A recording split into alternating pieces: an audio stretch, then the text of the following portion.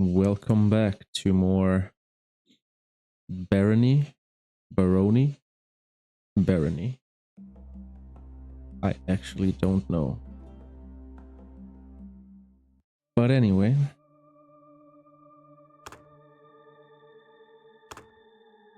Continue, I believe. Oh no, I can't even do that. So. I guess I'll continue here. Do I remember this? I think I remember this.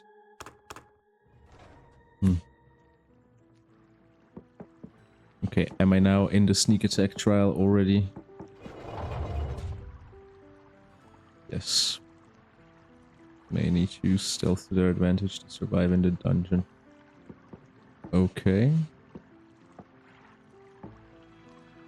Knowing how to fight is good, but approaching a fight with an advantage can guarantee victory. So, in order to sneak, I hold down space while having nothing in my offhand. When an enemy is busy with another foe, you may increase damage with flanking strikes. Don't get too close or they will turn their attention to you.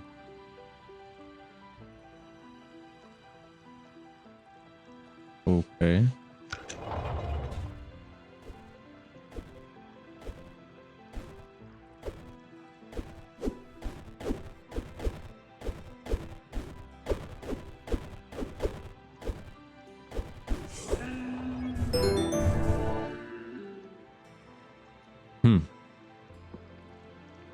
Trolls are nearly blind. More perceptive enemies may detect you from further away. Okay.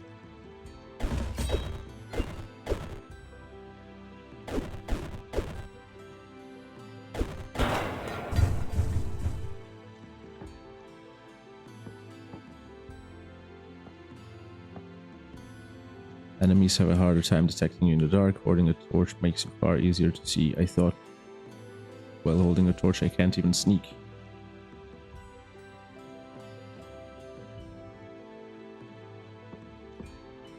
Right? Yeah, I can block. But am I sneaking? No, I don't think I am. Now I am. Because you see the icon above my health bar in the lower left. Yeah. With no item in your offhand, hold space to sneak.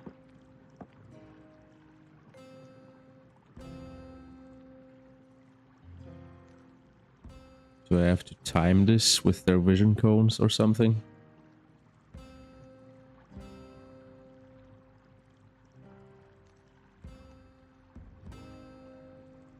How do I know if I'm the... Shh. I guess that's how. I wanted to ask, how do I know if I'm detected?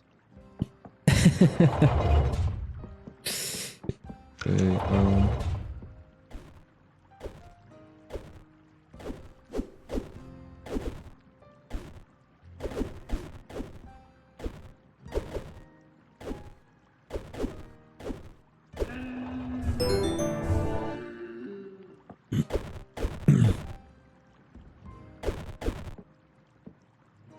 this one's always... that one will always be facing me by default.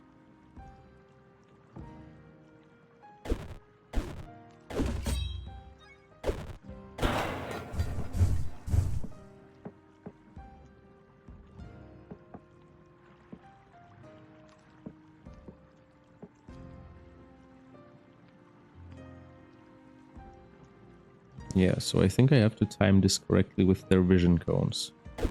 Can I smash this?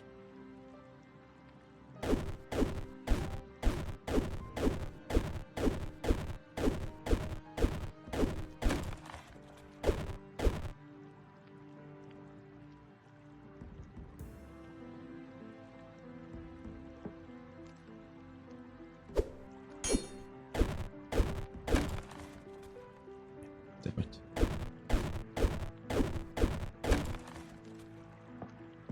Sacrificing some weapon durability not to get spotted. Like defending, sneaking makes you move more slowly. It also makes you harder to detect and allows you to see better in the dark. Really?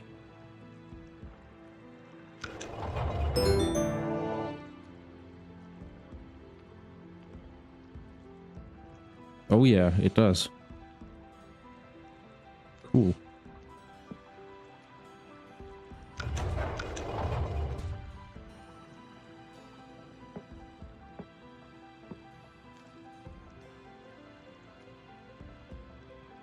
Enemies who aren't aware of you take backstep bonus damage when attacked from behind. Yep.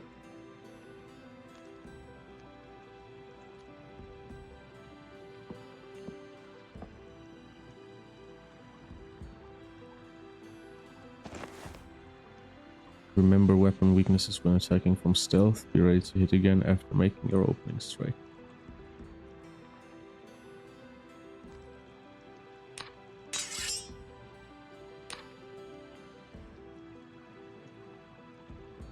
Yep. I already did that. Which direction enemies are facing and time your attack to guarantee a backstab. You don't need to sneak when your foe's back is turned. Ah. Okay.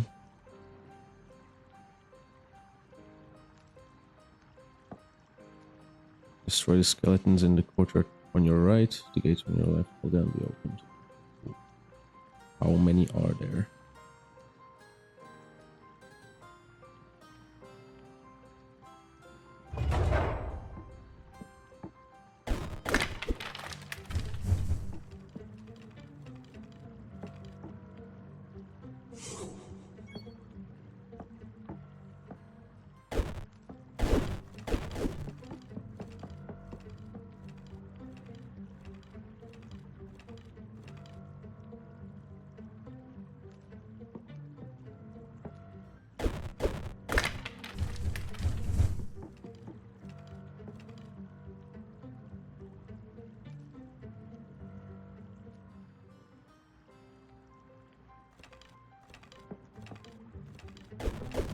Ow.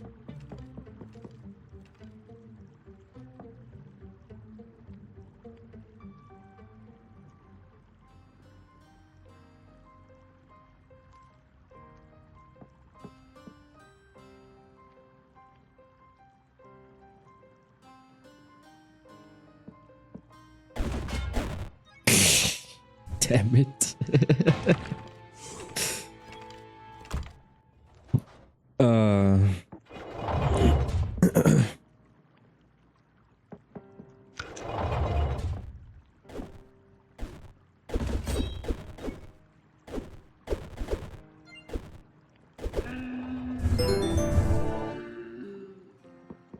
I'm gonna speed run a little bit, I guess.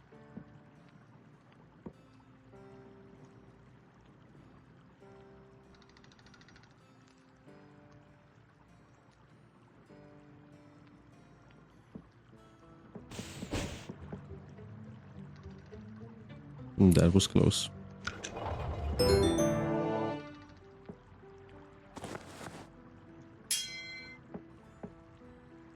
Okay, the skeleton's on the right. Got it.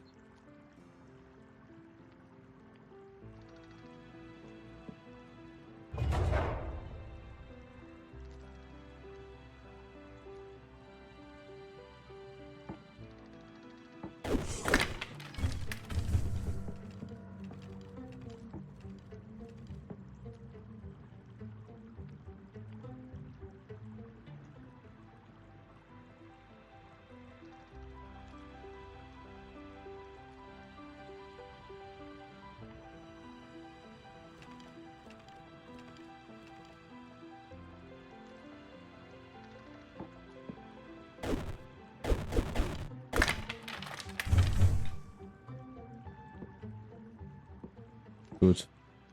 Most problematic one is dead.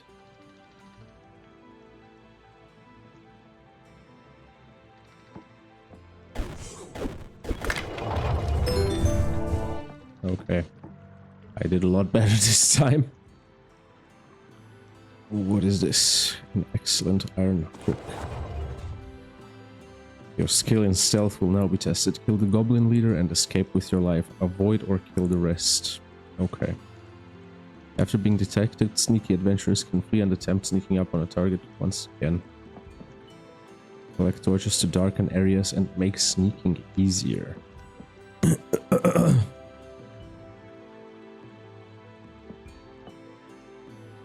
Okay, good to know that it's not equipped immediately.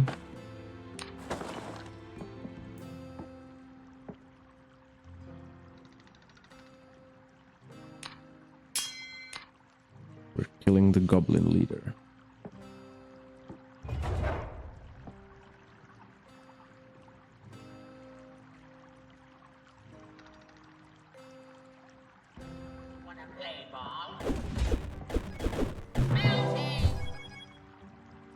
Jeez.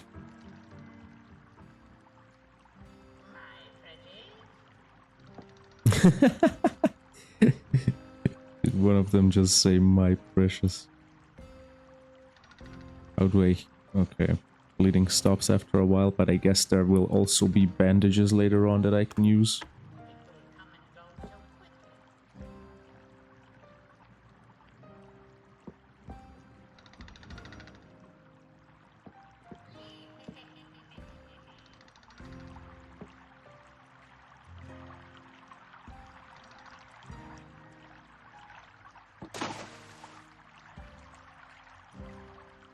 That one looks scary.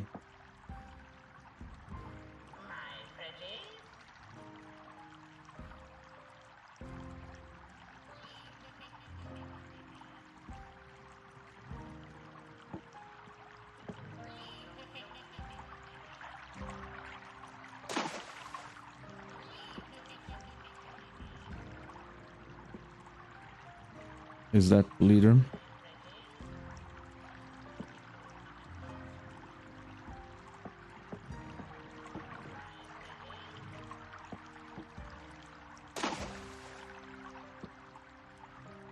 Yep.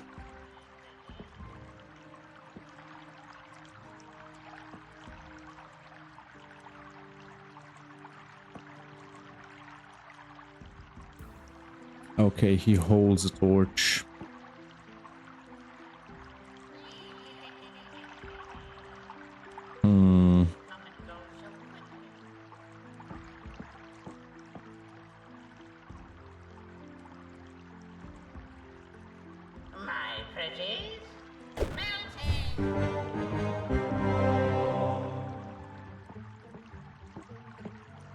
Cool.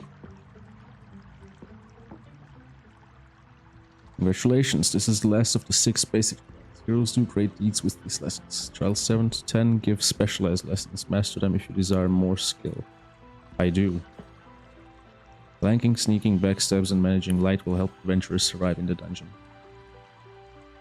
Am I supposed to be a polymath here? Like spells, warrior stuff, and sneaking at the same time? Or can I choose? There are classes, as you can see, influenced by class.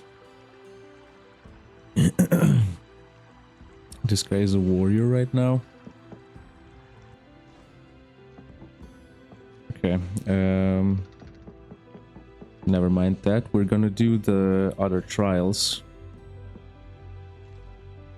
Follower recruiting and commands. Okay. Just a sec. Okay.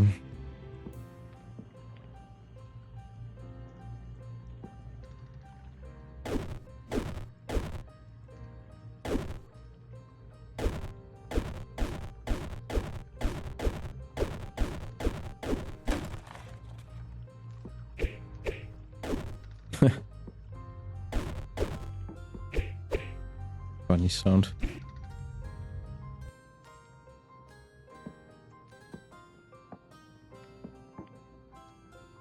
You can rely on the help of followers for assistance. Press right mouse to recruit the human on the other side of the gap. I shall gladly follow the player. Alrighty. You can command your follower at any range by pressing C. Command friendly Alex to interact.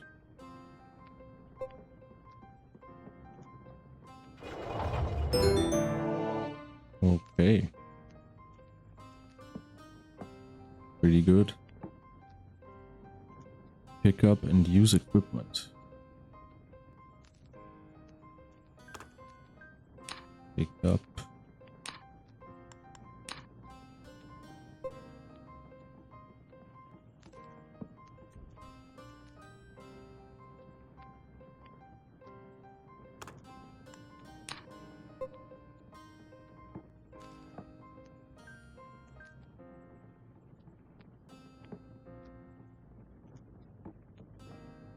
Oh wait.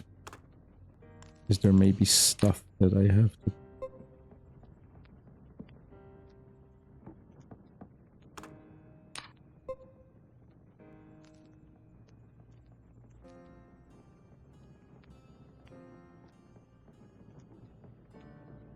No.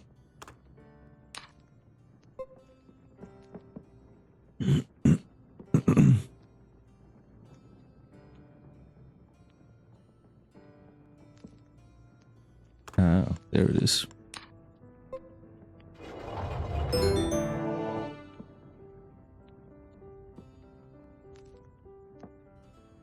Take care in how you command your allies. They are not the hero you are, but look after them and they shall serve you well.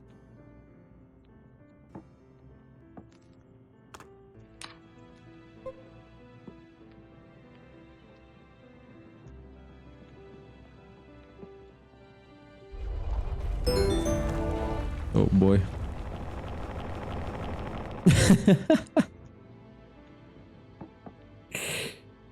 Well.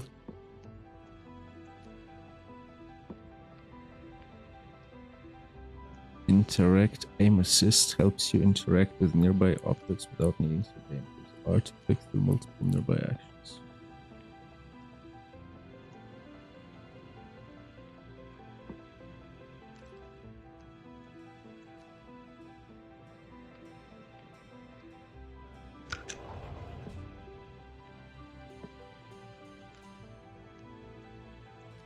Ah.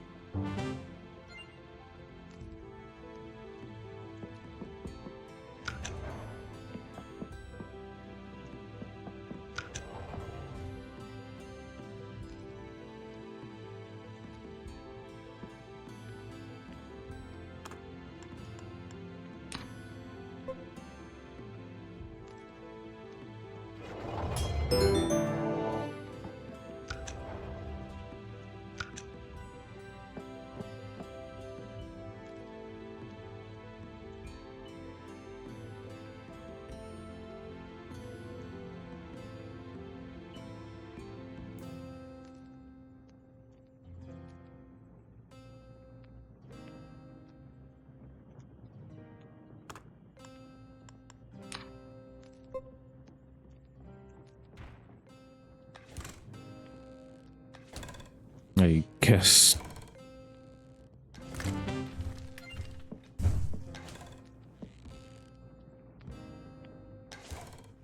Yeah, just let Kelly shoot them.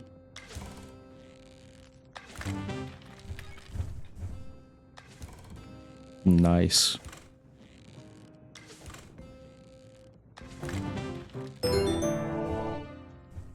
Very, very good.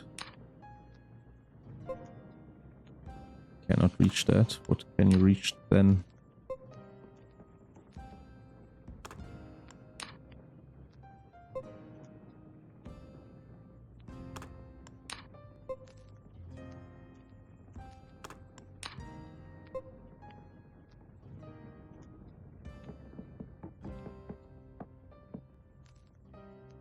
Q to issue the same command repeatedly. I see.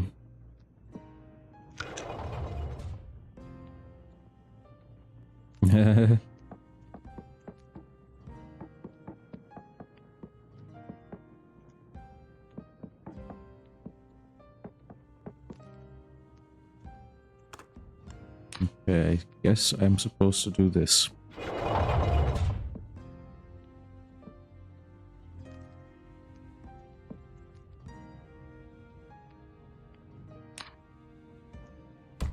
Not like that. Like this. Yeah.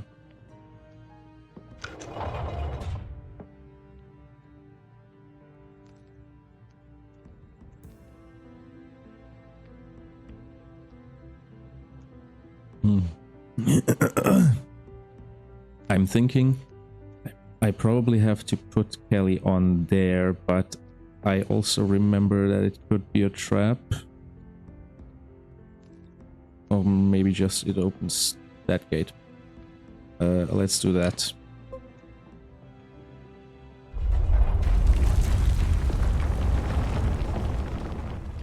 Jeez. Both the things happened.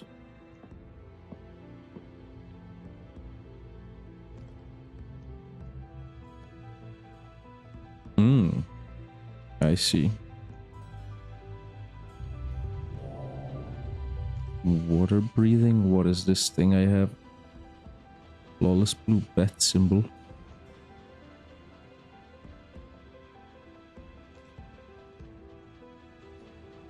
Why is everything cursed?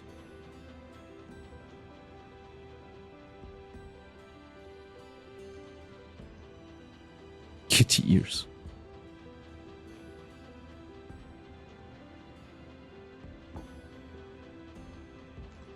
You have been made unable to fight for yourself. The humans are ready to aid you. Ready them for battle.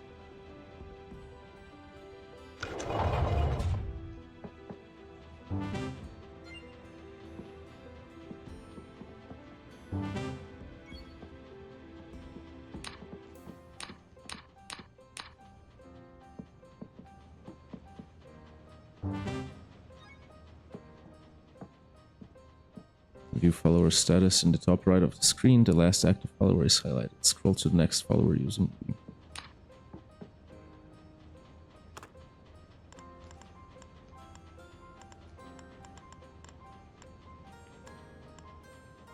Ah, okay, you get new things here.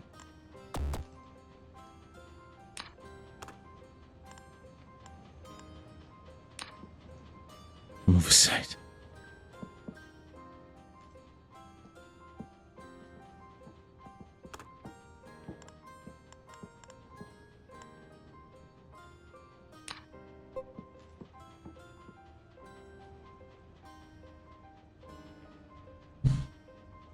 Issue commands to each one using C and Q.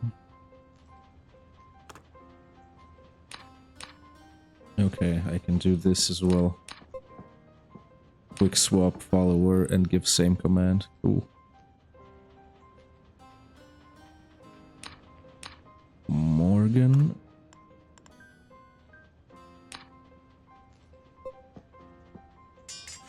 Yeah. Such fine equipment is a shame you cannot use it yourself. A good leader must use their resources wisely. Indeed. Peyton.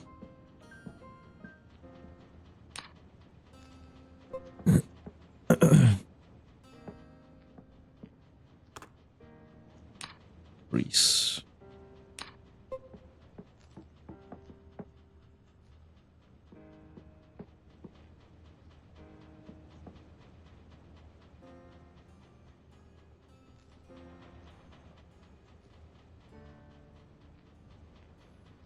Mm-hmm.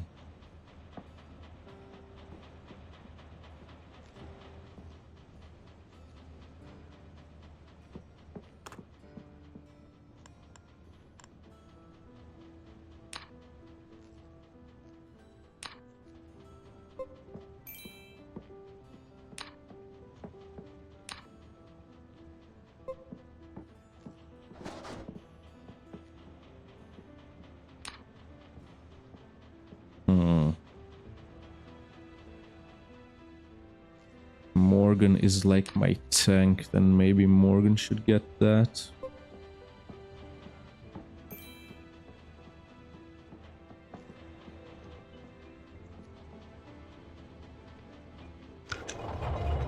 Okay, let's try to command followers effectively.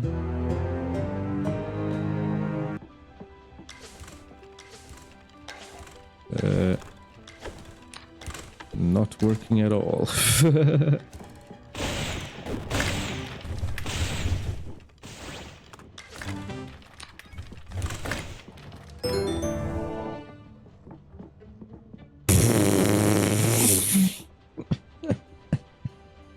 That was not effective commanding. That was somewhat effective kiting. Oh my god, that was terrible. Oh shit, there's more.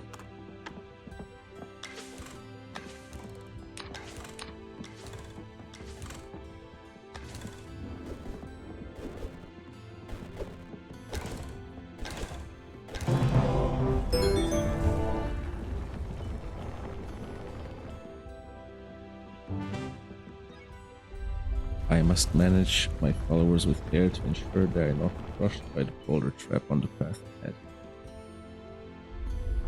That is probably going to suck. Hold on.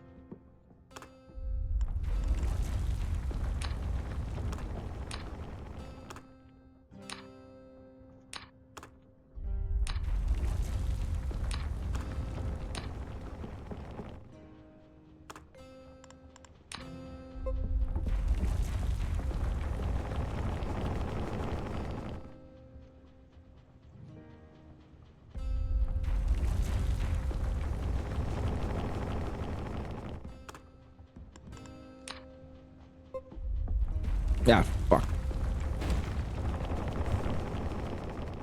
Damn it. Shit. Okay. Let's try that one more time.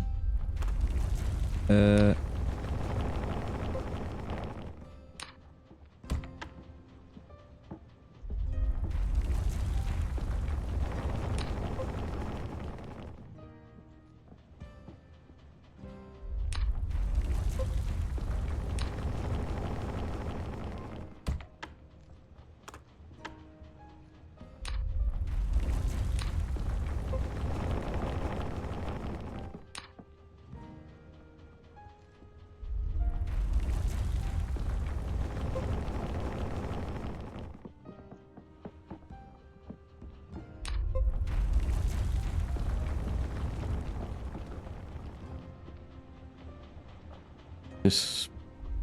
I think this is deadly. I don't really want to try.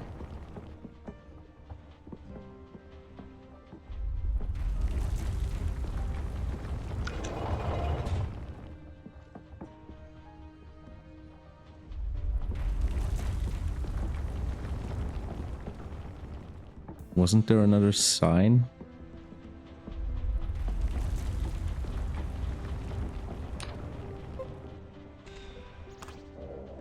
Oh boy.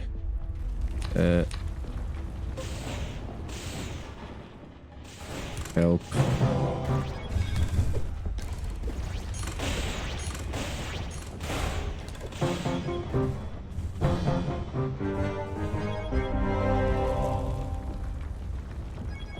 Okay, great.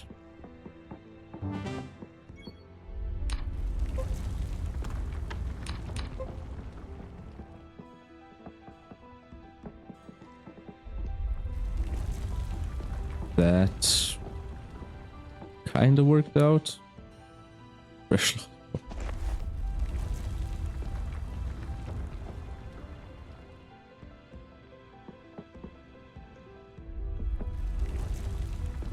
Command followers to rest once per floor, which recuperates HP. They can also recover by being commanded to interact with food. Wow. What's their status here? Oh, Morgan needs HP, so Morgan... no, Morgan... interact with food. Nice.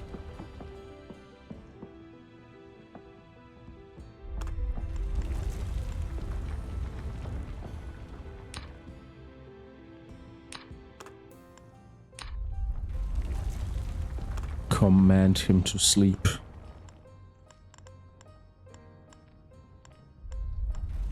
Crazy.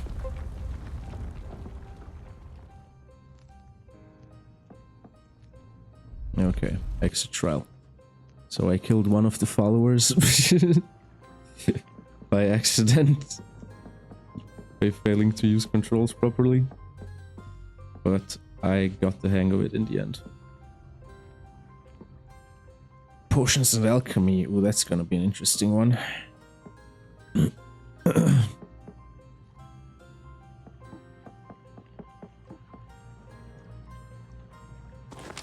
empty pot. One lembic. 3 root senie. That sounds almost like the Russian word for like manual.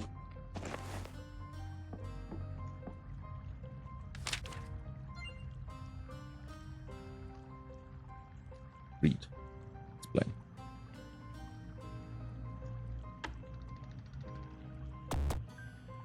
Ah.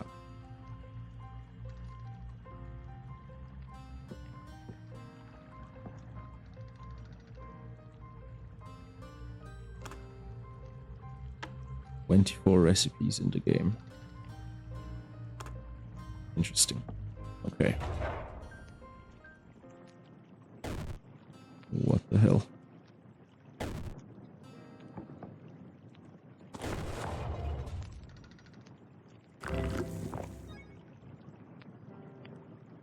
Drink this from your inventory. Okay. I didn't even manage to read that first thing.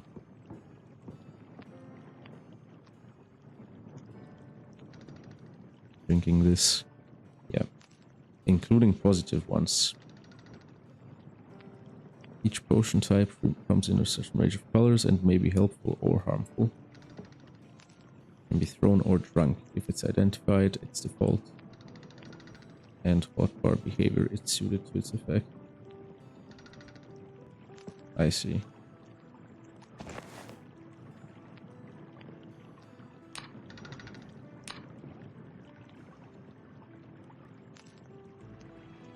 With left mouse button, I throw it.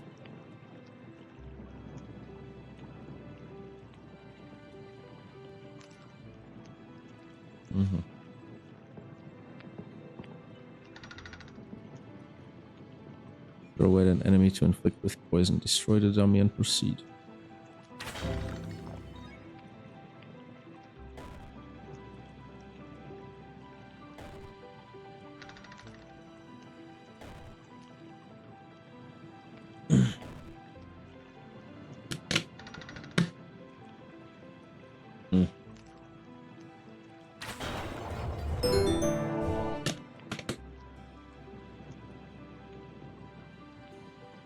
Okay.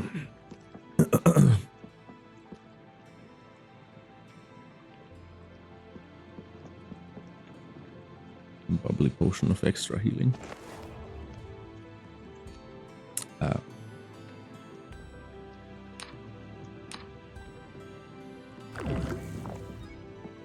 Nice.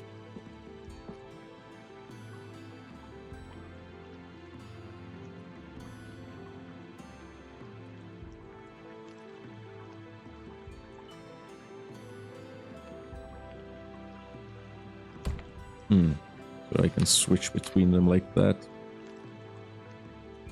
Okay. Throwing a beneficial potion is the best way to help allies. So if I press 1 now, I will drink it, but if I press it with Alt, then I will equip. I have to remember that. Let me also take this.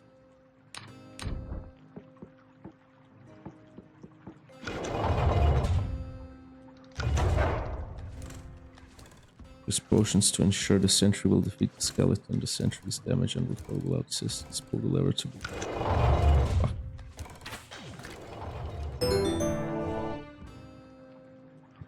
Okay. Beware the deadly foe beyond this door. It would be wise to keep this gate closed.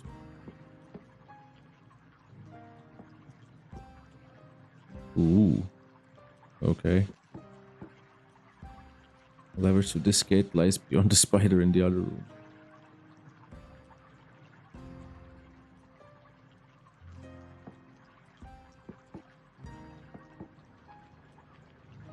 Paralysis.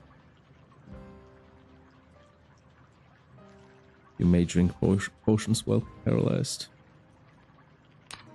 Maybe I will also need that thing.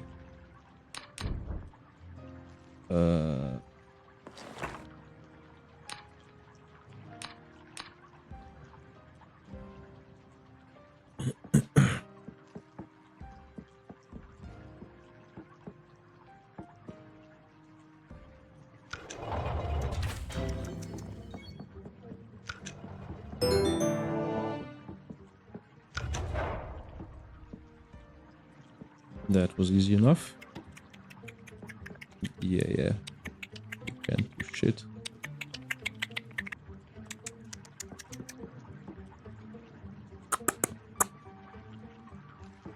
What are these? Fruit juice.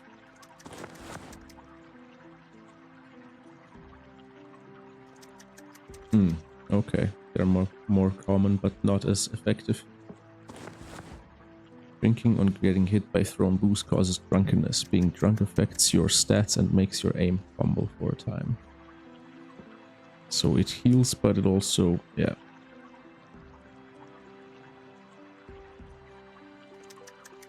$60 seconds, or 42 60 seconds of fumbling. Interesting as a throwable.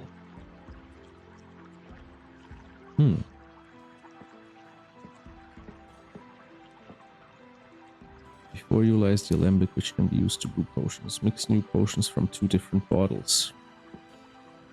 To mix potions, use the alembic with right, and then select 2 different potions with right. And select the result from the bottom slot with right to brew it.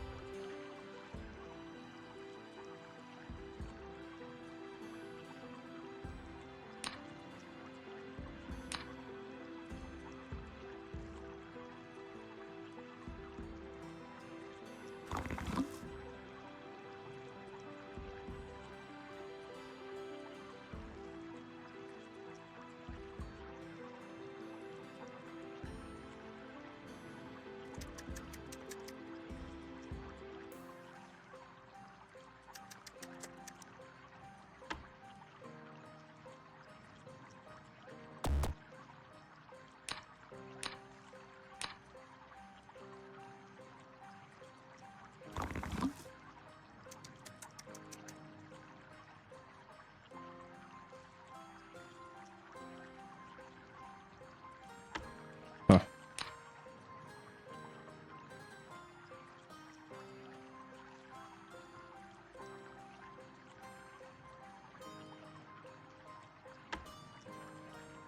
Oh yeah.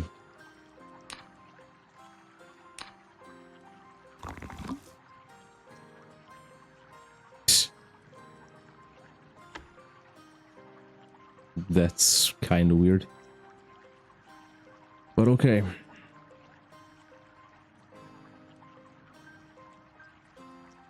So I lost a good healing potion now. Damn.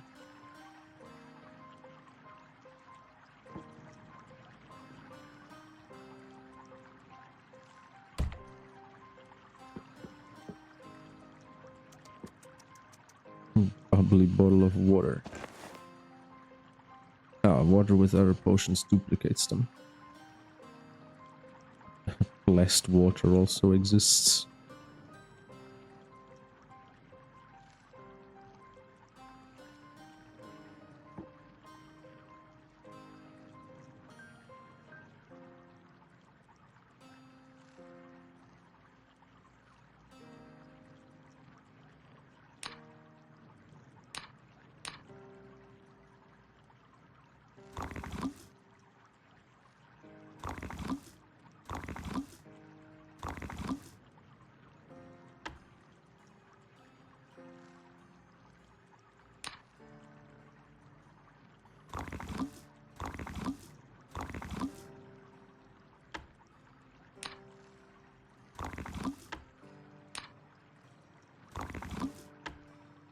Cool.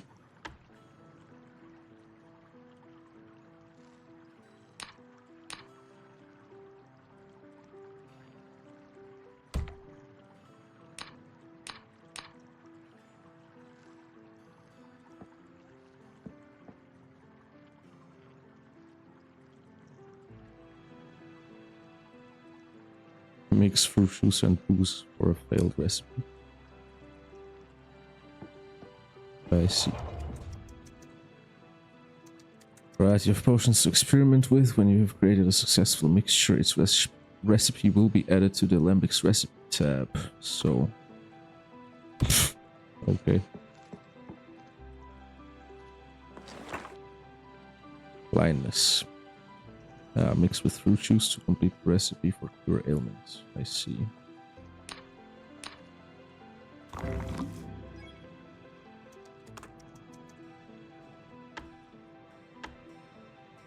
Cool.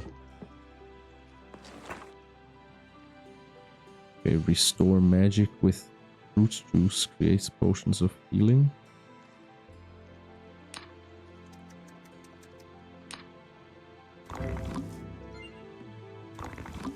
Nice.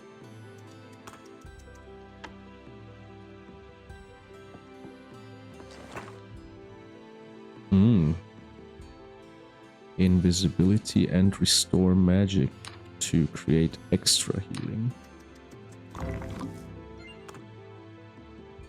Very nice.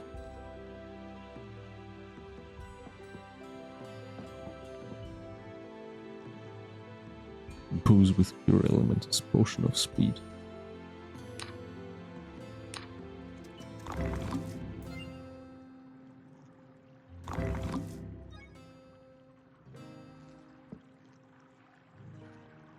Cure ailment and invisibility.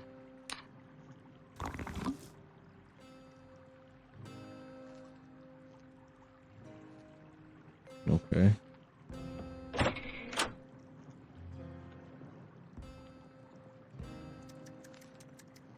An incorrect recipe using acid will result in a deadly explosion. If you seek to learn more powerful recipes using acid, regular cures and healing. I see.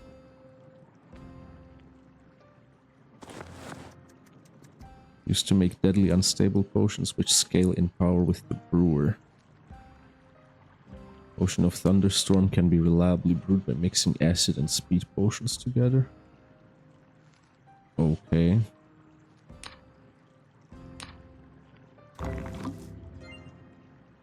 Potion of Thunderstorm.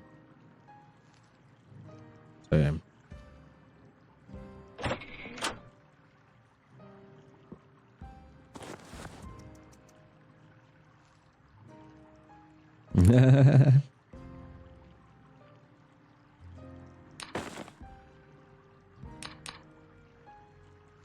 Shift and press. Okay, left.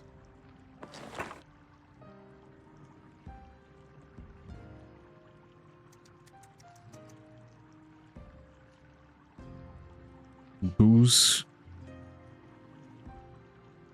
Booze with confusion gets acid. Confusion with fruit juice gets booze, and confusion with acid gets fruit juice. So I can... They're reverse compatible.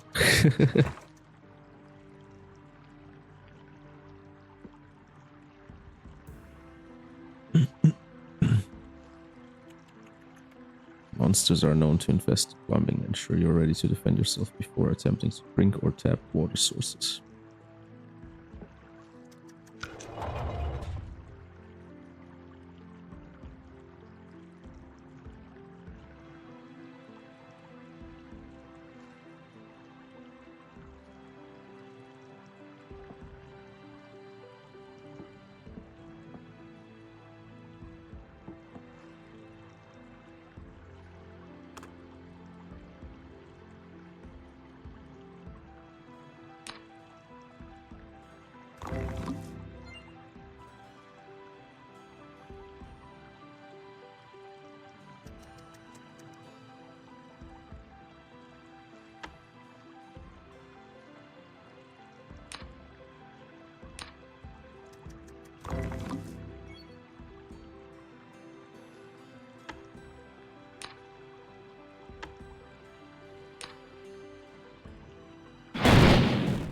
Oh boy.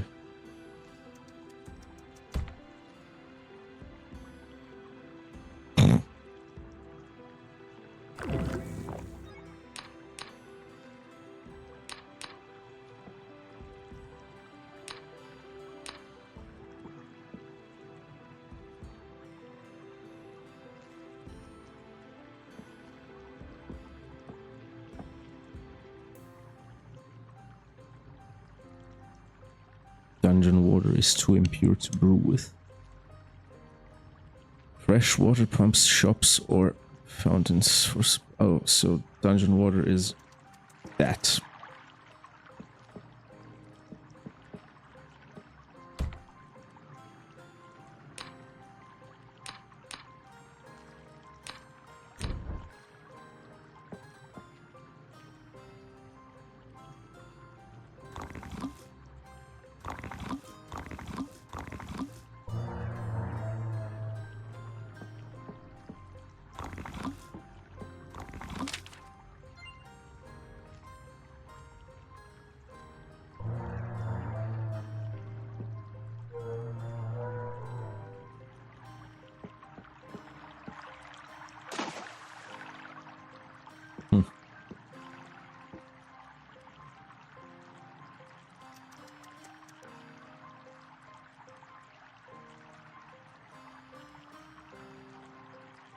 Ah,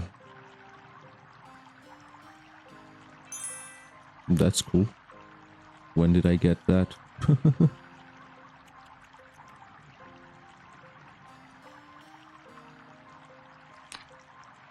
Sickness and sickness.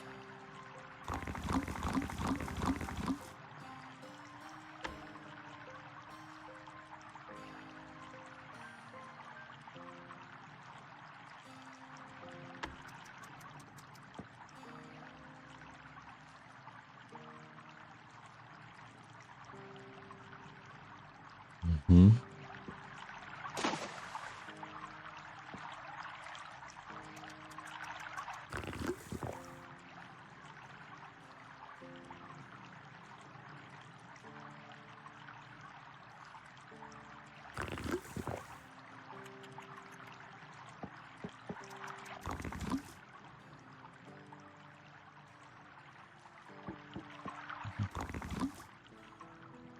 Okay.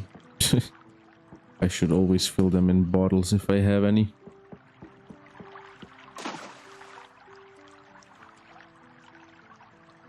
You must use what you've learned and your supply of potions to succeed. Ensure you are prepared. You will now be tested. Purge the area of the undead.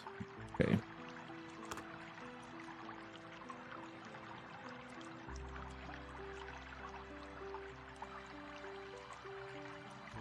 Okay.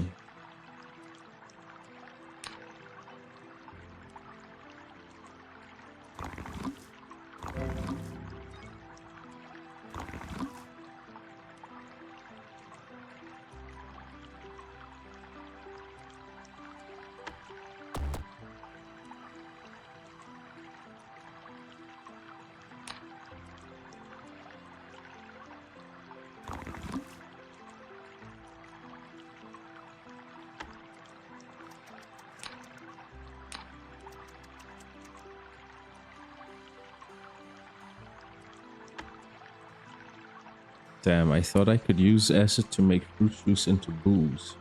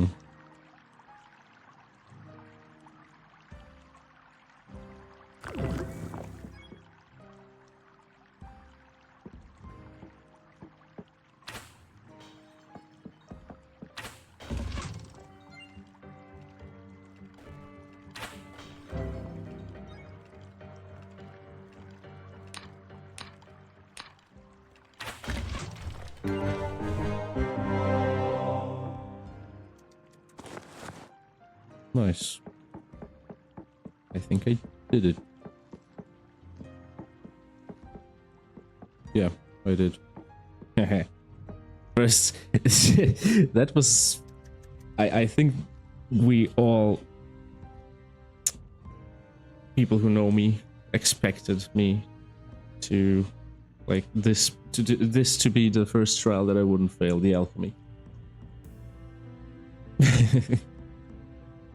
Potions can be valuable aids to adventurers and powerful weapons against enemies. Those who master their use can conquer the dungeon. Yeah, it's always alchemy, man. And I think I probably need to turn my light on in the room. Hold on.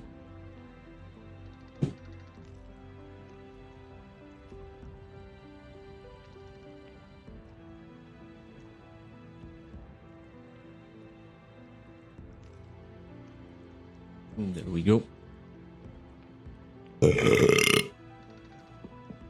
First successful trial, alchemy, of course. The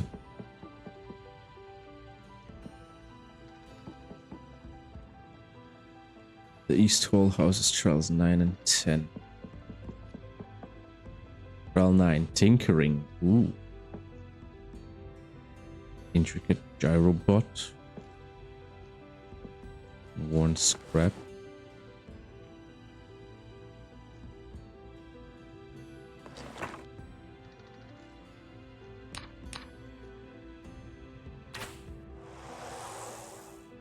Ooh. Pretty cool. Noisemaker.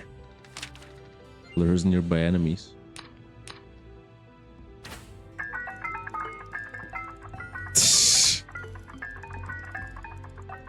Engineering, I see. Okay. Lockpick. This door is locked. Locked doors and chests can be broken open, but picking them is usually faster if you excel in tinkering.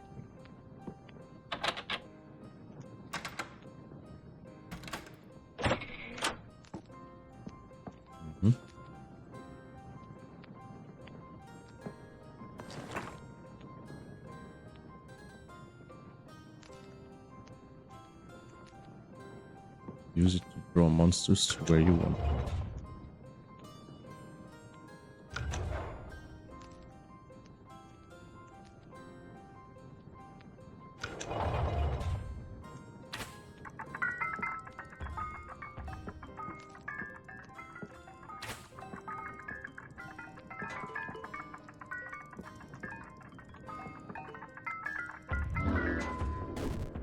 Ow, what the fuck? Okay then.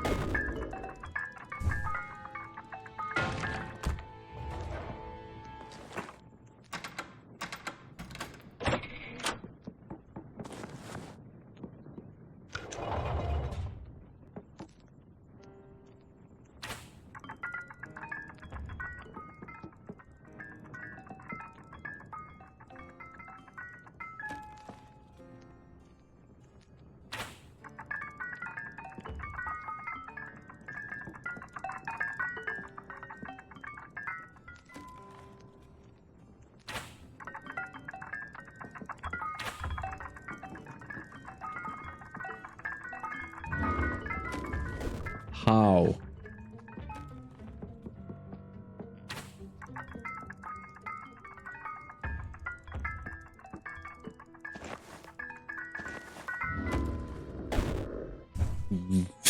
I don't get it.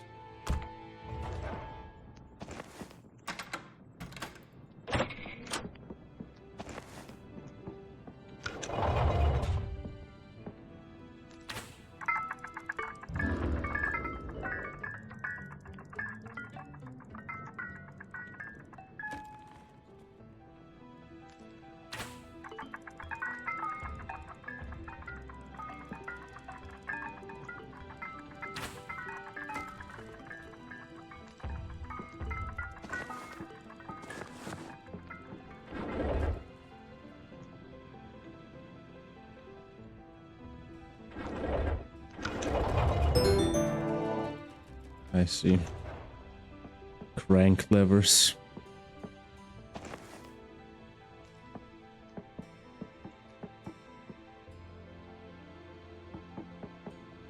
Okay, so here no explanation, just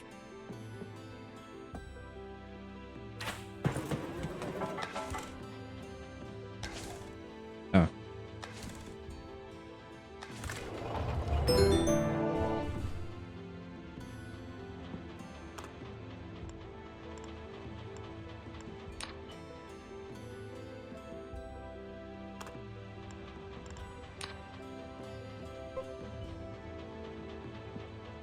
Can I not command it to shoot the lever as well? Ah.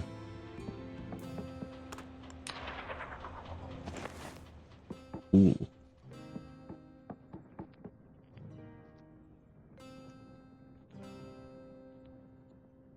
Mm-hmm.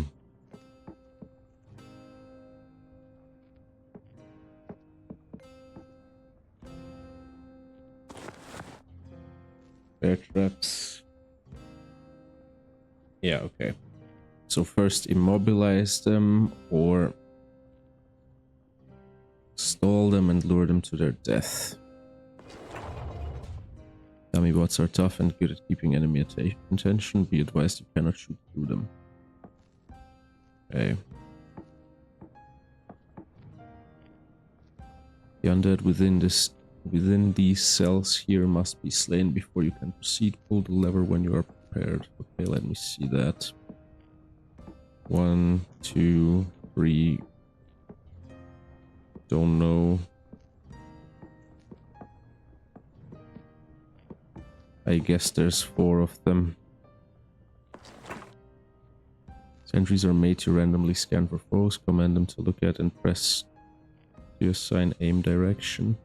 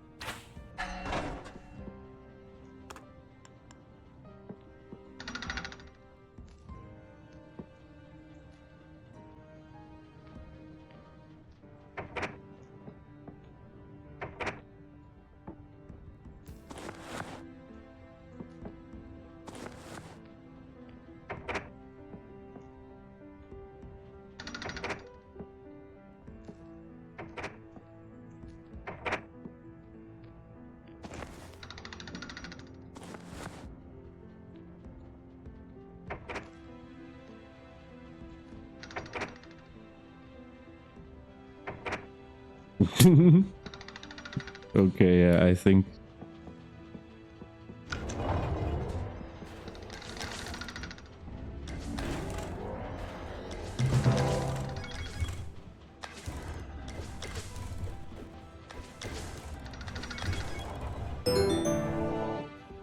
Yep.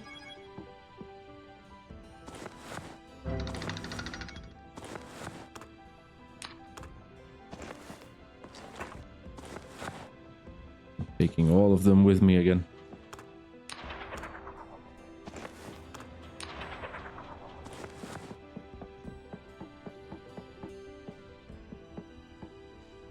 Fingered machines and traps can take a beating from combat. If not broken, they may be repaired and reused, but even broken junk may have value to a tinkerer.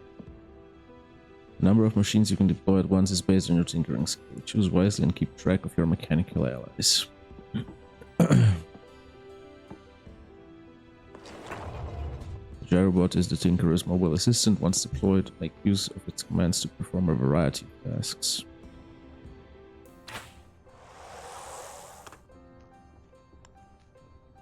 Oh.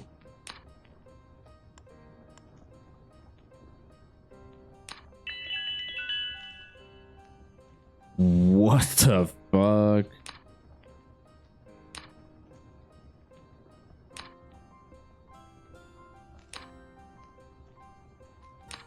That's pretty crazy.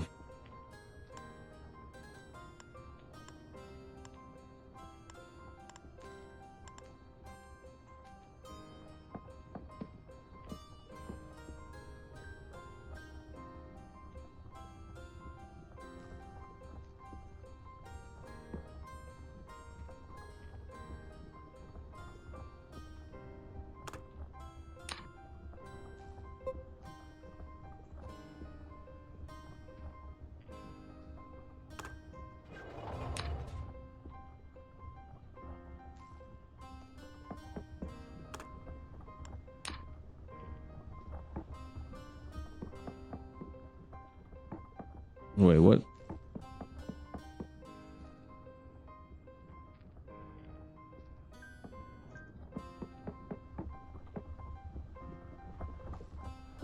Did he drop it here somewhere? Hold on. No.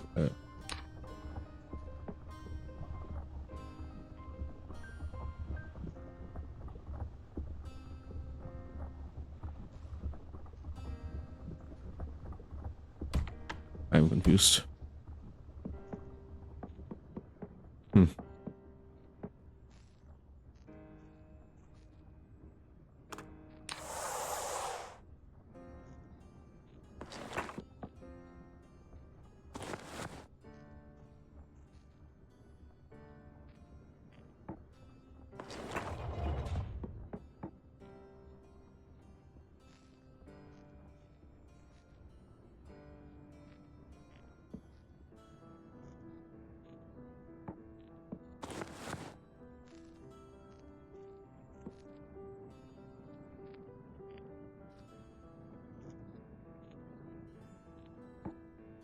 Okay, I might have fucked this up. But I'm gonna read it still. Maybe I can complete it without tinkering.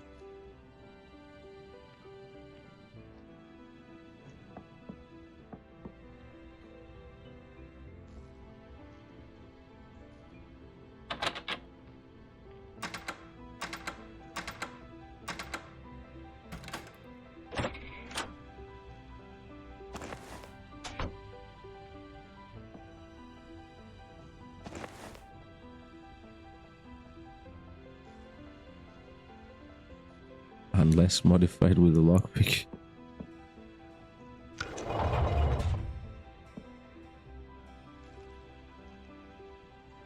Ah, shit.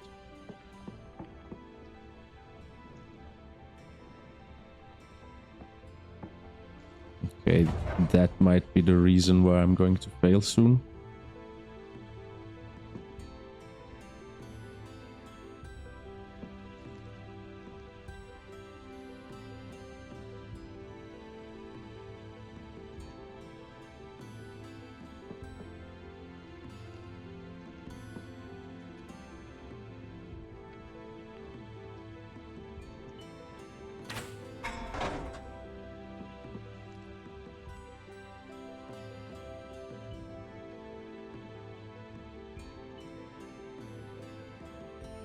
Shit.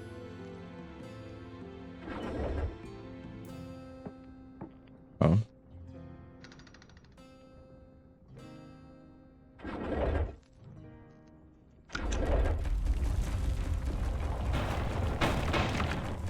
Okay, yeah. I need to get that tinkering kit then. Damn.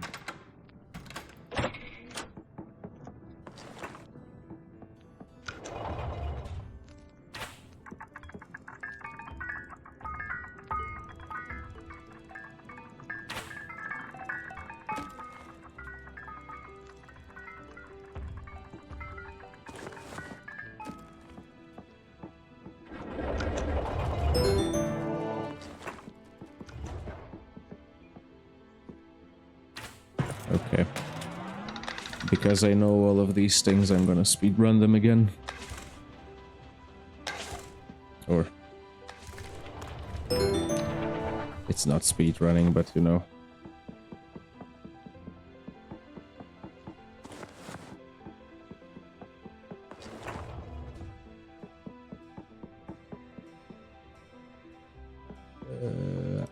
I'm missing a second sentry, aren't I? Ah, there. So, sentry 1, sentry 2. Look at there. Look at there. Dummy bot. Trap. Trap.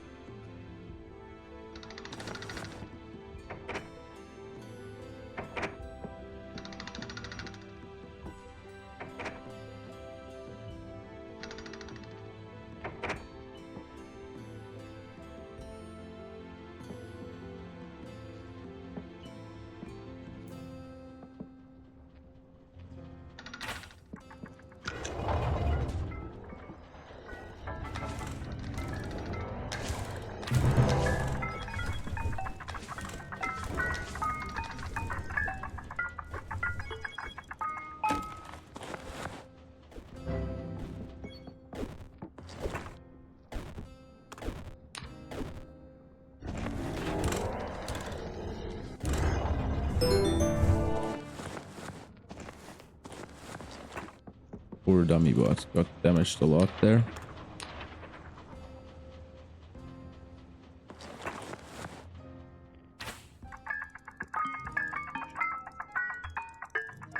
Didn't mean to do that.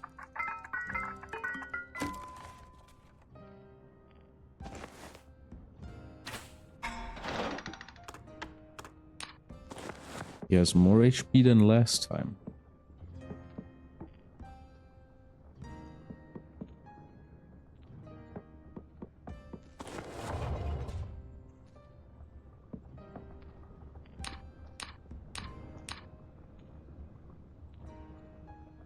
Ah,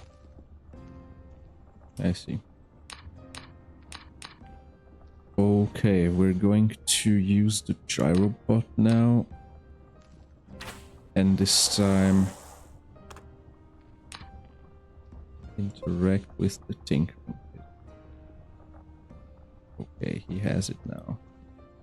Now move to here. Drop item. There we go.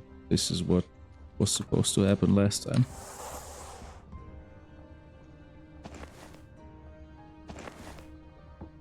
Okay, now I'm gonna do these.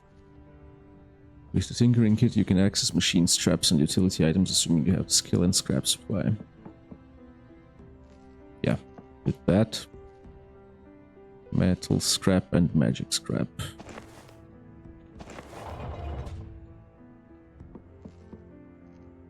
With the tinkering kit equipped, hold space to enable auto scrap. Items you then pick up will, with right RMB, god damn it, will be salvaged into useful scrap. Okay. So, we have it equipped. We have auto salvage, okay.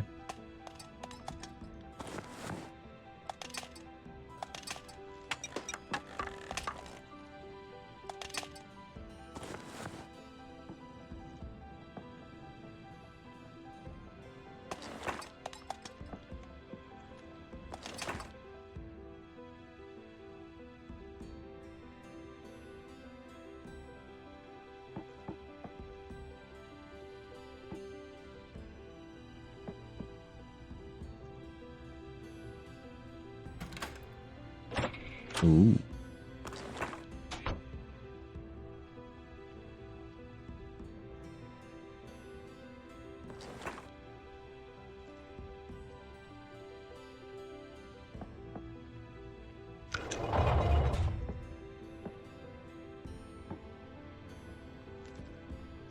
Okay, so now I have to repair my dummy bot.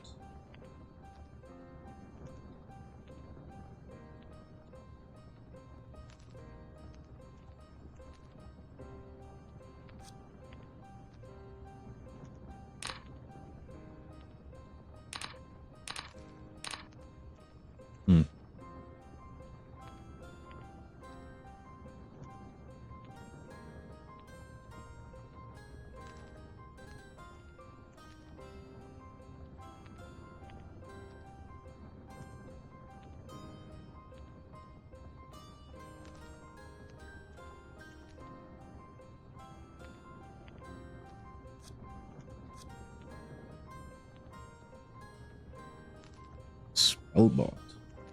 Teleportation trap.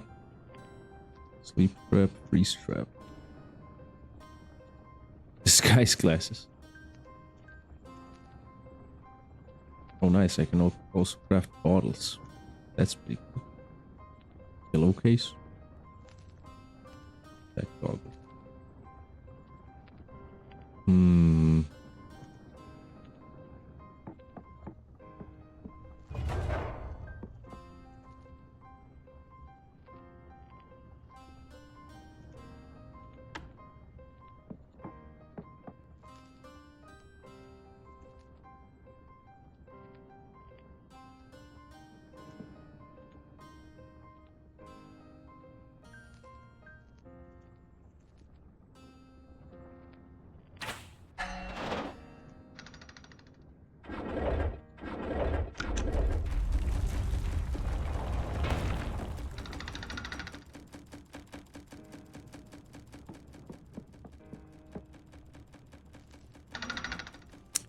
Ah, come on.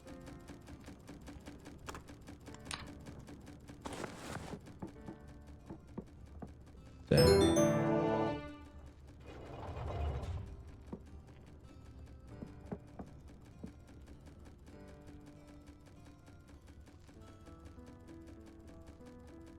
I am so bad at fast reactions, man.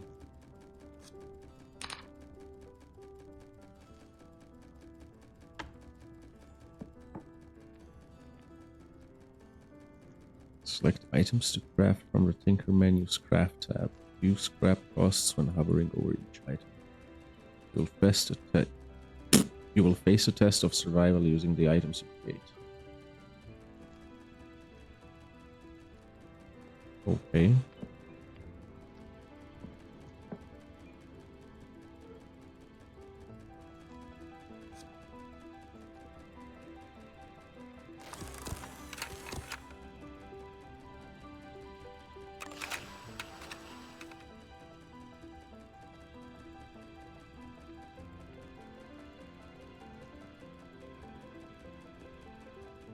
I think this is good enough.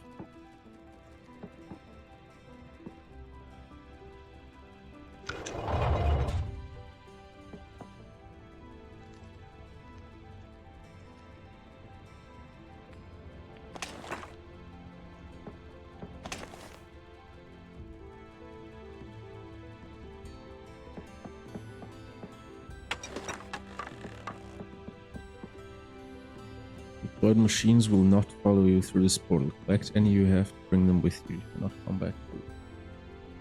Strategy and resourcefulness of tinkering will now be tested. Ensure you are prepared. Okay.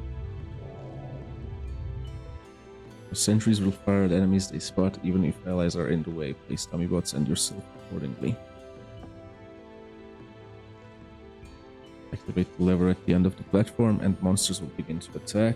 Use tinkering knowledge to survive the onslaught and the gate will open. The gate will open.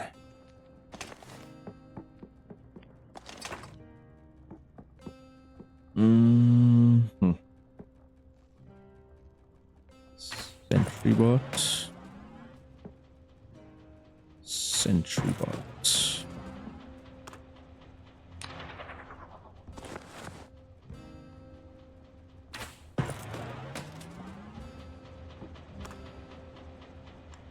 Look at... These are the spawners, right? Necrotron stage 3.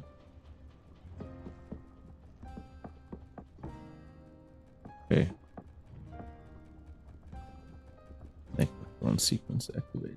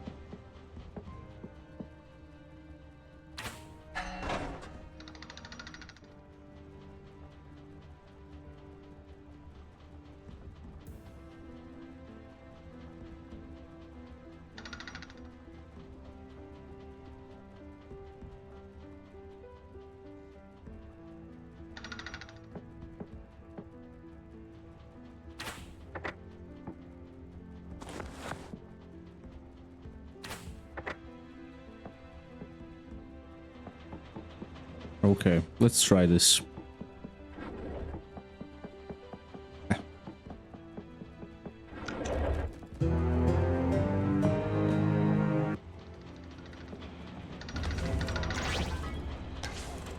Okay. The spellbot is a sentry.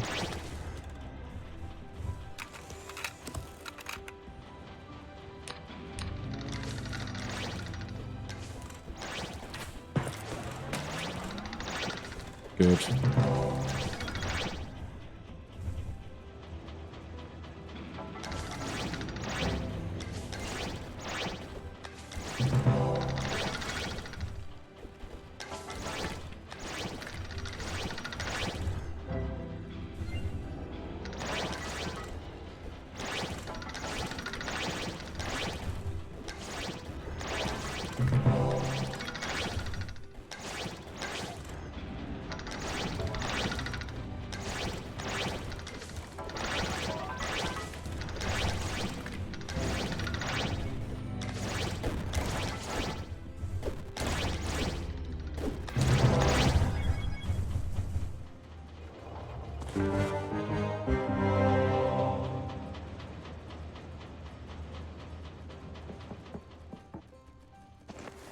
Candy bars.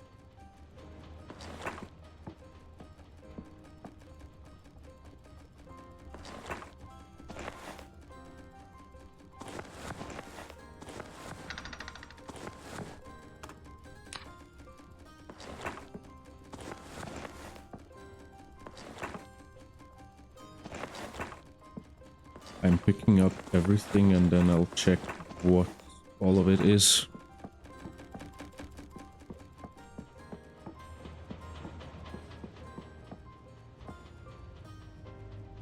Ah, okay.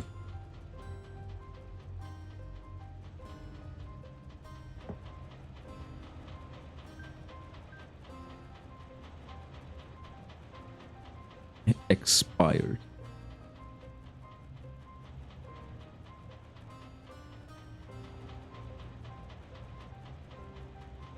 Nothing useful can be salvaged. 30.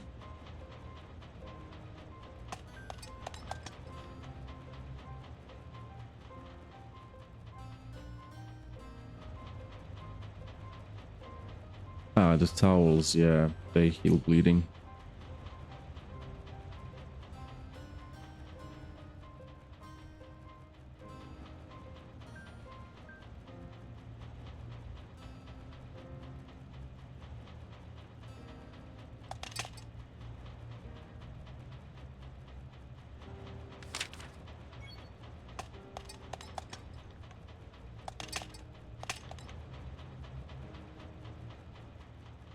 Okay, if I appraise them, will I then gain more, or will I just...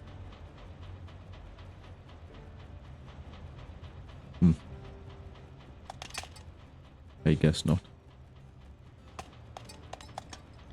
I will just know how much I gain. Fair enough. Okay. That was the tinkering trial, which was very cool.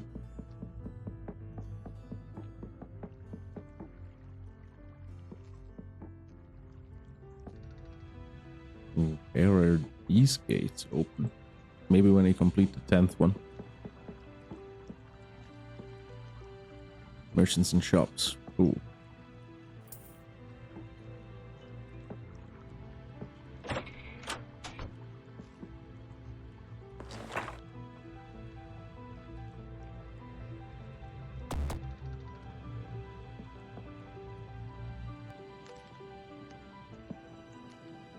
Ah. Log, right? I have a log, don't I? Yeah. The air here feels like it's swirling gently around you. The craftsmanship of the walls here is immaculate. That was what the thing said. And I also...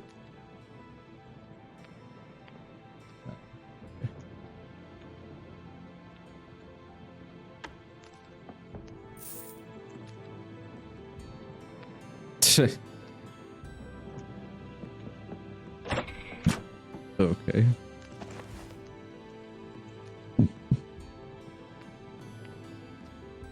Throw them like rocks, but also trade them. I see. Every item has a gold relic displayed when you hover on it. Value may change when it is appraised. Okay, that's what it does.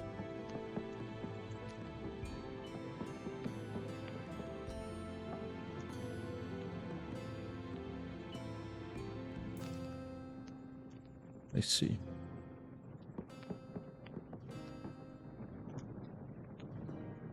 Ah, that's the sign. Start trading by approaching shopkeepers. Yeah.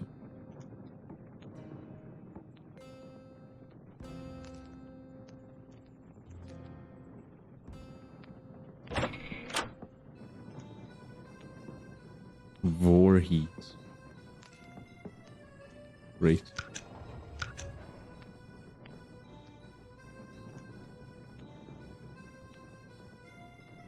Ah, he won't buy your gem.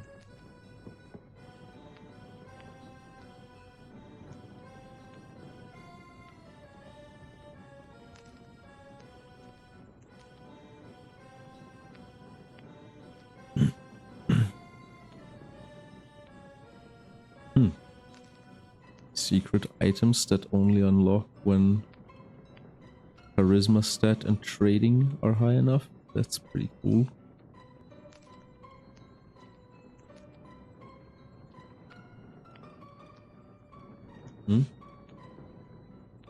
But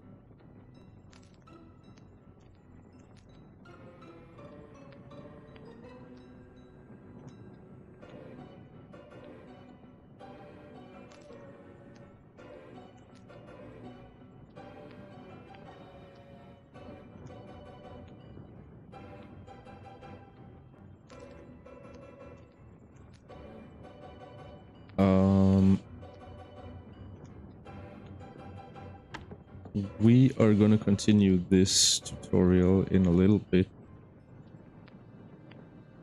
because I'm hungry and so is my girlfriend and we're gonna eat now. So we shall return later. This was a fun short little stream. What was it? 90 minutes already. We'll be back later and then we'll finish the tutorial and then we'll do a proper adventure. All right, see you then.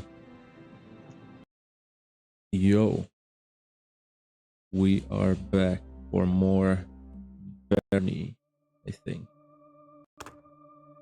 I hope that is how the game's name is pronounced. Tutorials. Tutorial number 10. Last one. Let me do it. Okay. Gold cannot slay monsters, nor will it feed you. That is big truth. However, it does allow you to trade with shopkeepers.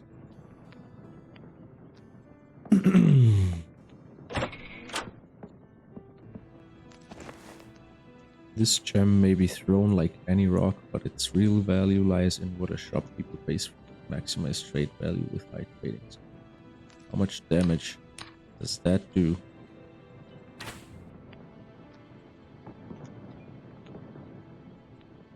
Did I fucking break it?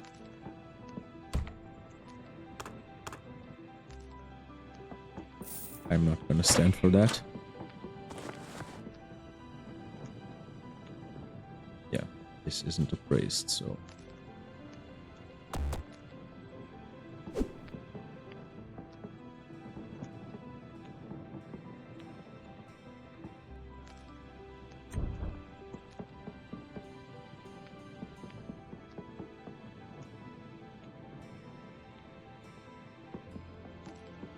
Okay, this means it's selling hats, I see. Oh wow, it's not even selling the same stuff as before. I can even buy something this time. But I'm not gonna buy that. Also, why do I look like that?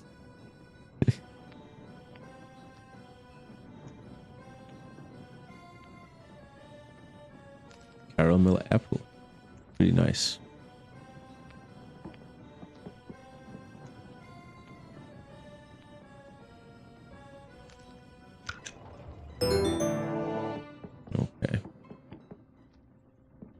that sign said the guy isn't selling, or that guy isn't buying the gem, so go further. Shopkeepers have great self-defense training and will attempt to annihilate all assailants with extreme prejudice. So if I punch him...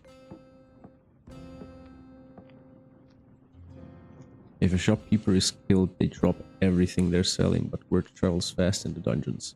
Enemies of the merchants killed are attacked on sight.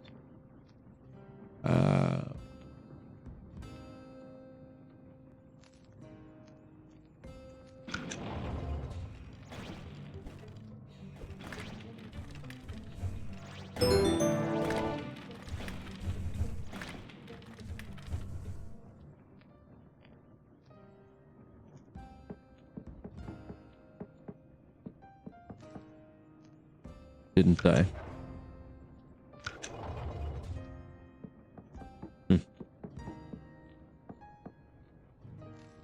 You're hoarding many things to sell in general stores, a very lucky find.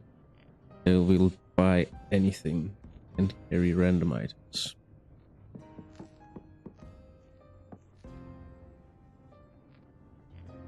Shopkeepers won't pay well for an unreplaced gem, as it would be worthless glass. Scroll of identify when your replacement skill isn't high enough.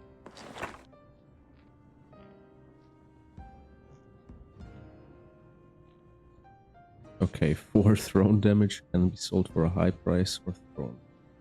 Nice.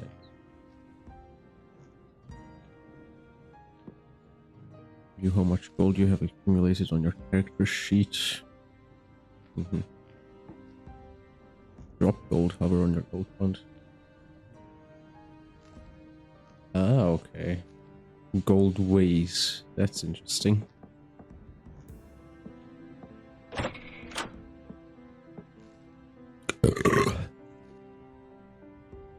In a dungeon, you may not be lucky enough to find a buyer for your goods. You'll have to decide if it's wise to number some items for their trade value.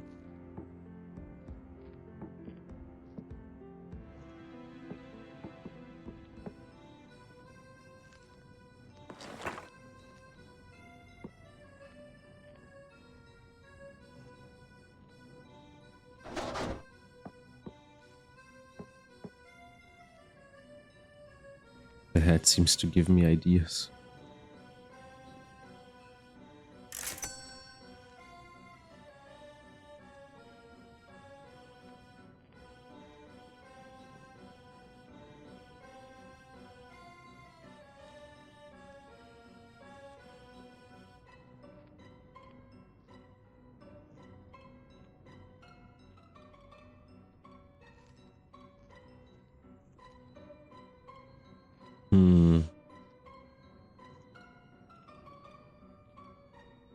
I'm wondering whether I should buy any of that.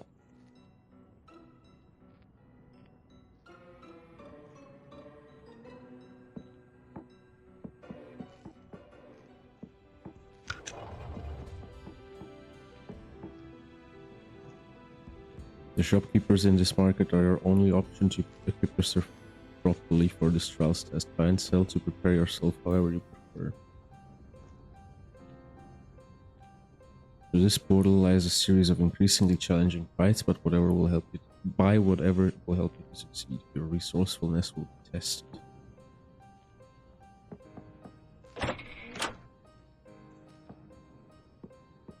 Ah, okay.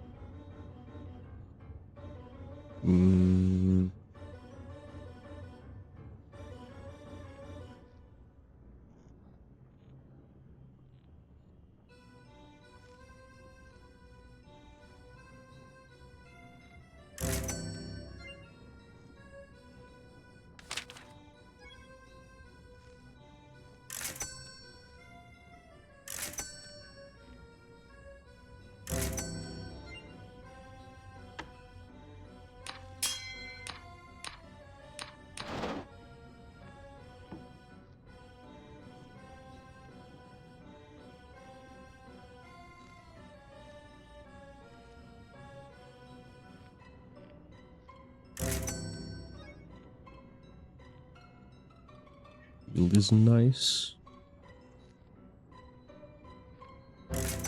Hammer is also nice.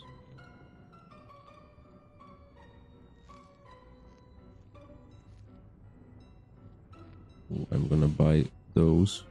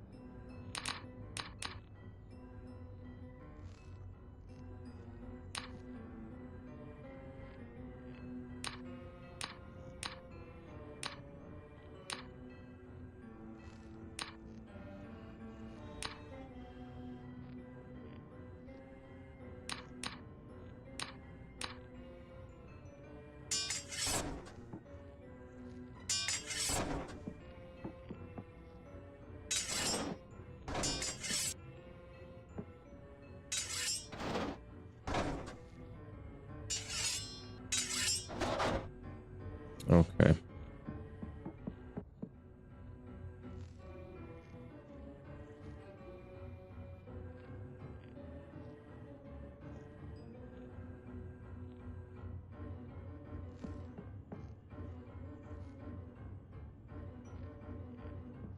Hmm.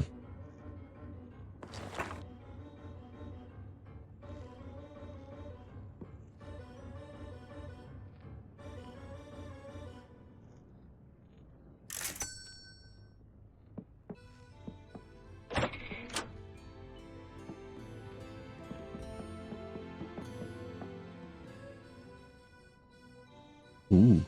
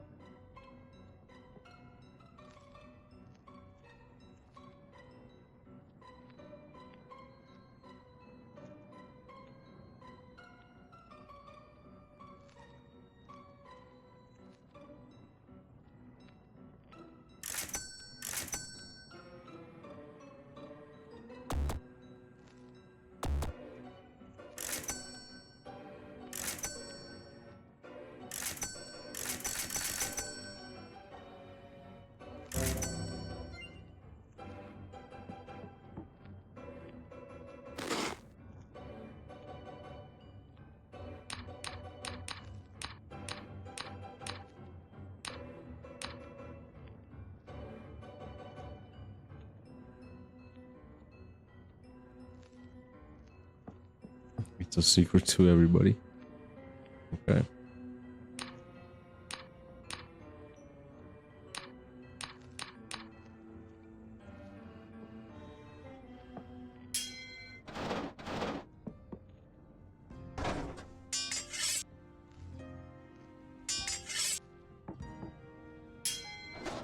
Okay, I think I can make this work.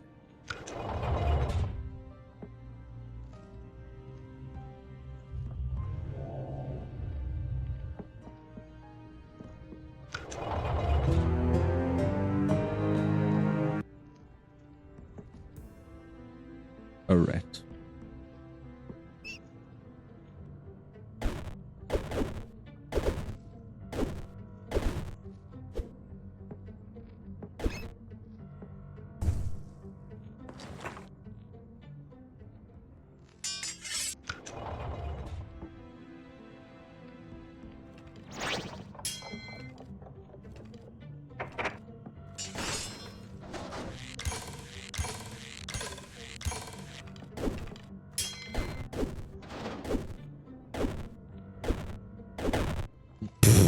Okay.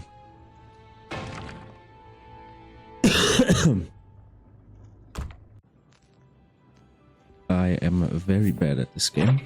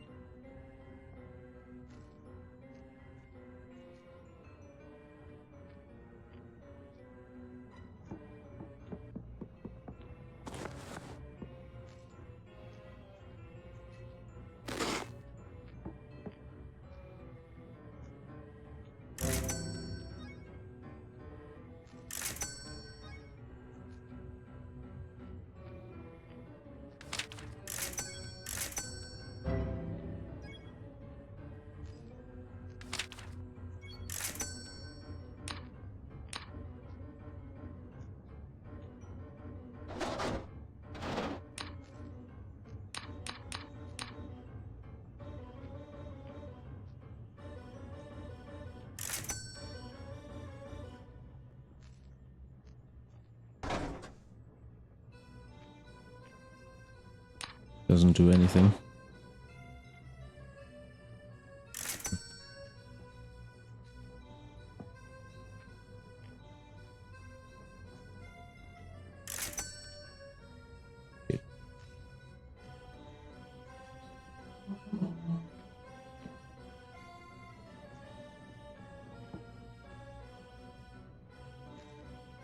Oh well.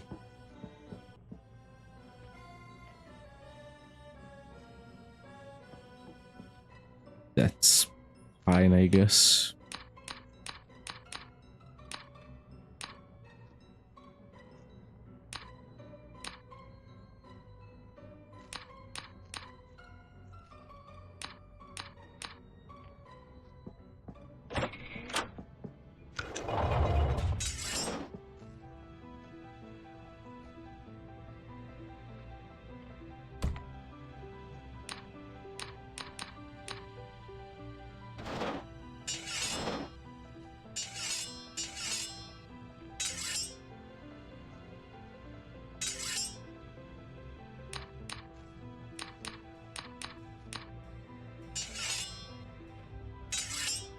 This is better.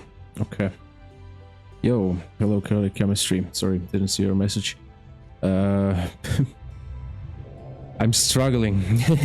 I'm struggling with this game.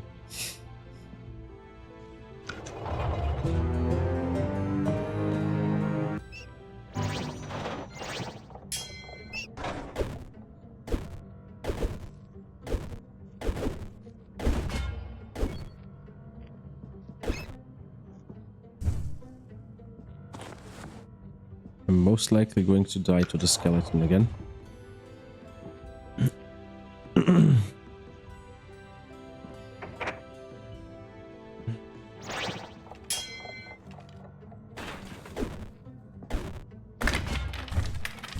Okay.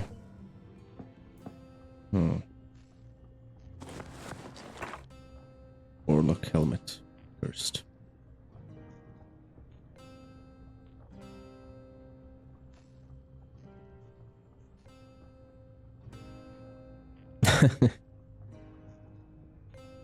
No, not every game with pixel graphics is Minecraft. Taking the items you find back to the market may increase your chances of success. Can I do that? Facing two enemies at one time can greatly complicate the fight. All adventurers must be ready to face both ranged and melee attackers. Well, that I am not. I could paralyze the melee guy and then do that. Oh, look. +4 armor class. Oh, same.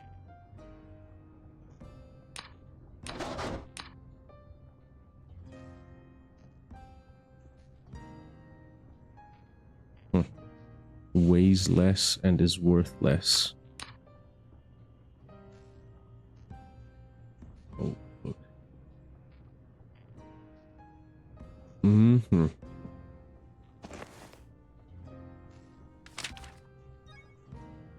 +5 axe damage, okay, but that won't help me against skellies. So, if I take this gem back to the... Oh, I can just do that whenever I want to. Oh, that's cool. He won't buy it.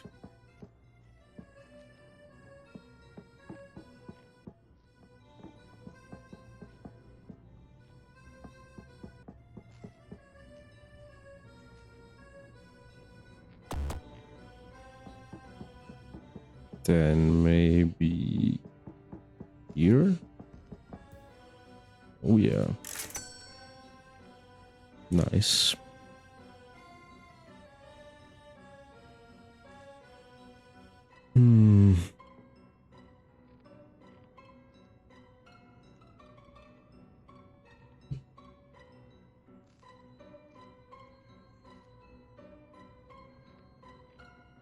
Try my luck with any of the other amulets. Magic reflection. That guy was not a mage, I think.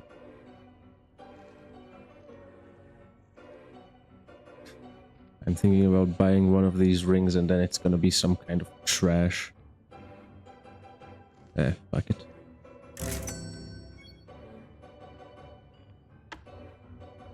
Oh, I can't even identify it.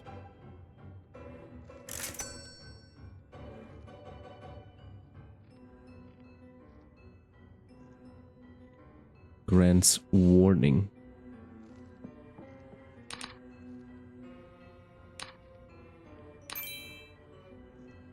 You feel your awareness expanding around you. Revealing location of monsters on the map. Okay. Well. That's not that great.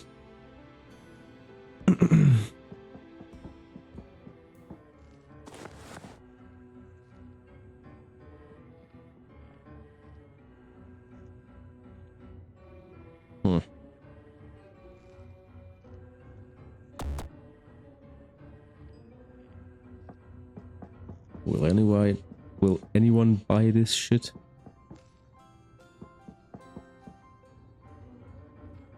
He won't. Nope.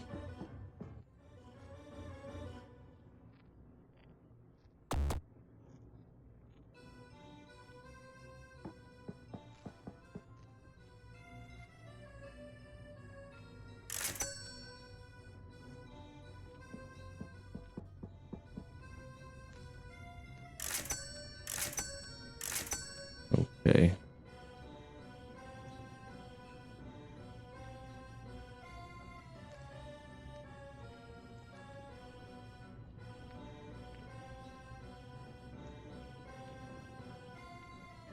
Guess I'm gonna buy the bow now.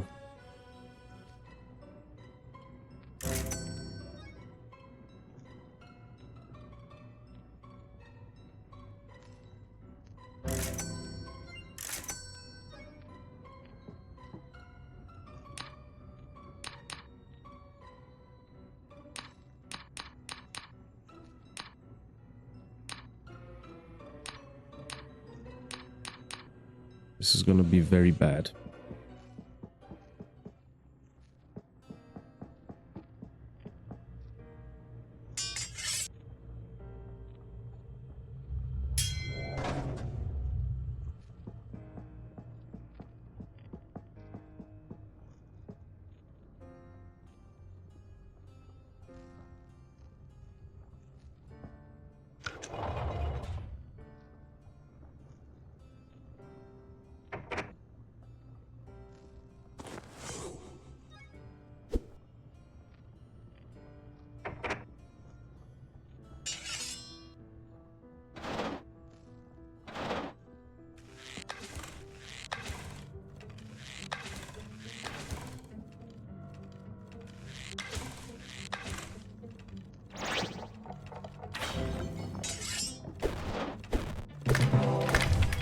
Yo.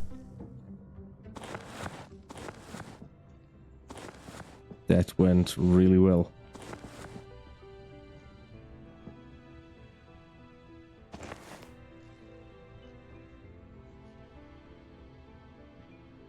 Blessed.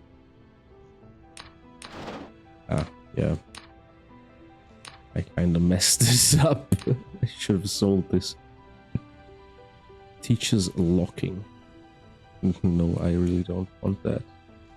Spring shot ammo. Ooh, that applies knockback on a hit. That's pretty cool.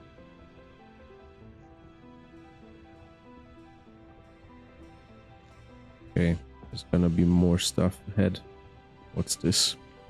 Enemy in the next room is capable of poisoning you with its attacks. Some adventurers keep yours on hand, others simply tough it out or avoid taking hits.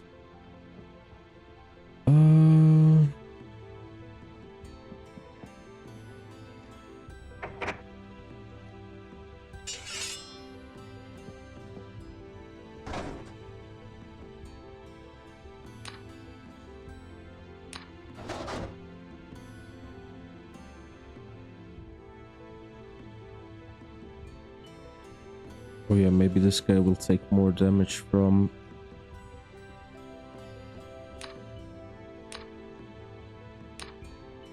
that.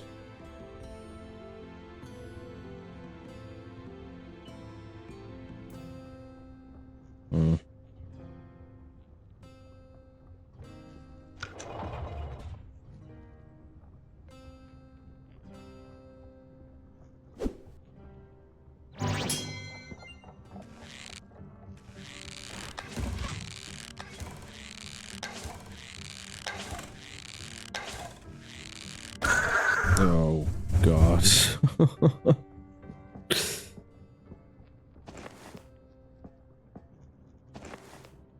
An excellent bat. Nice. That's better than my hammer.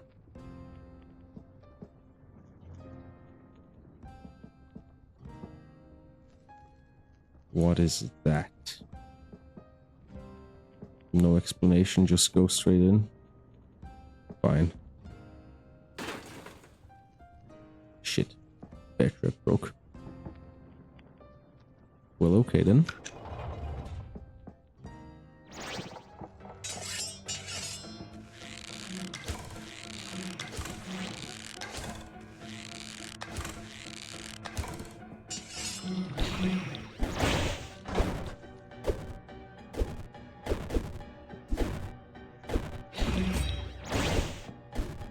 Oh god.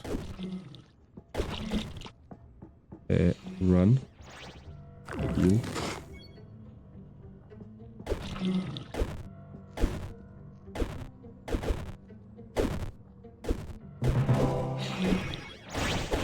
Shit.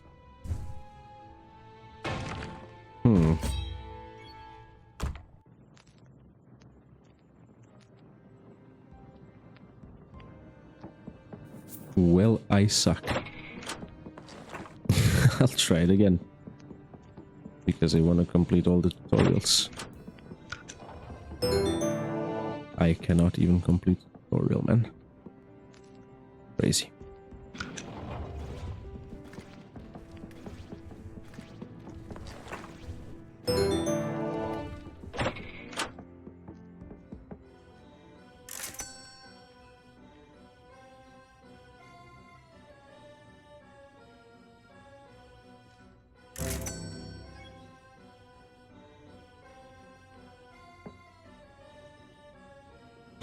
Water breathing.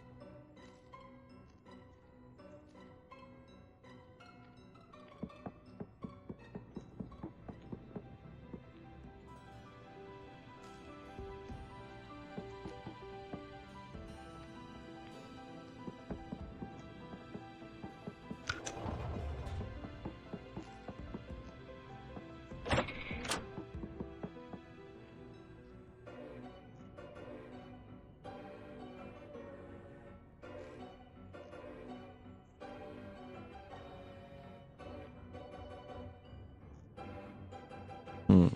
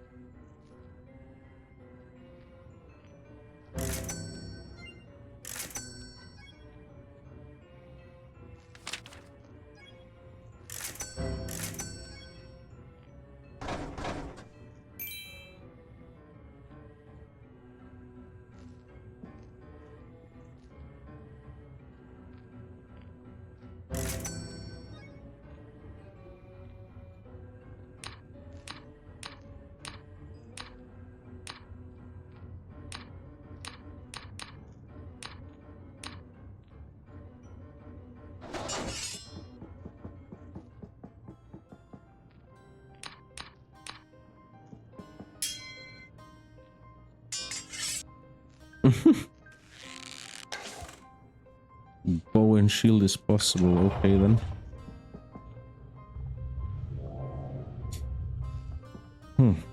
Let's try this again.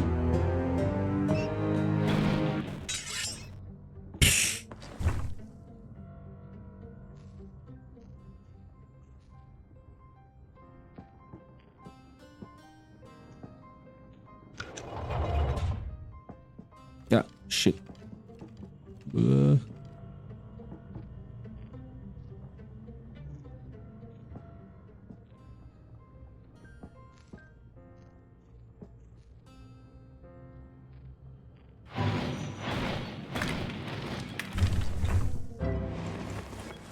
Nice.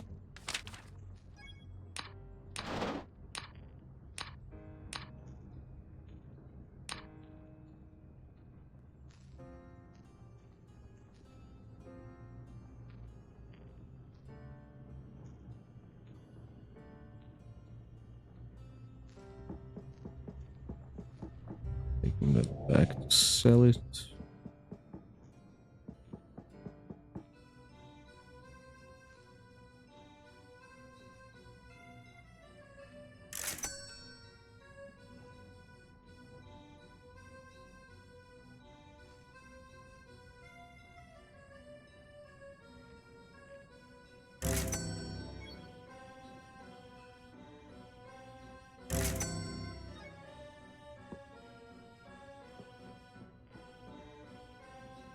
Strangulation.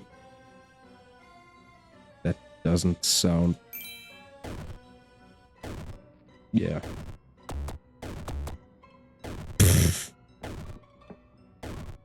Great.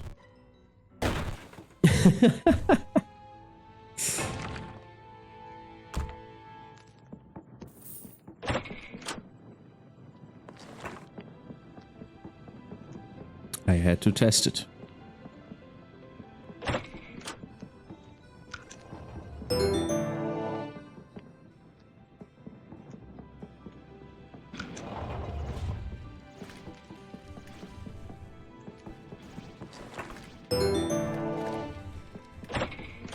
And that's why it's a tutorial, right?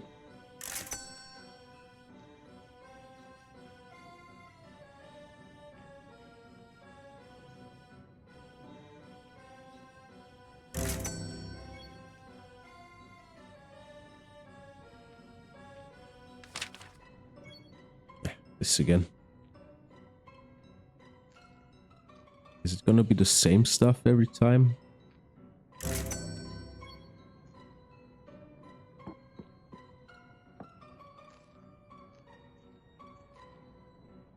Fuck. Oh well. Now I can't buy anything else.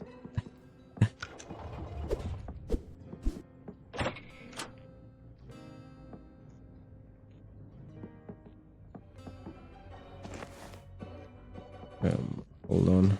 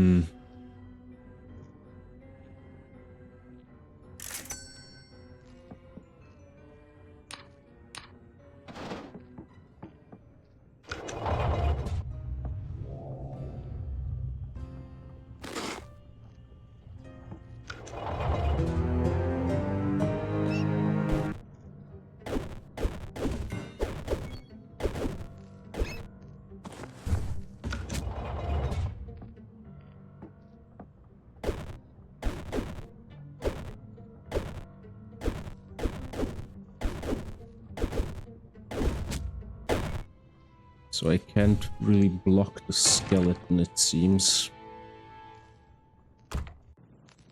Will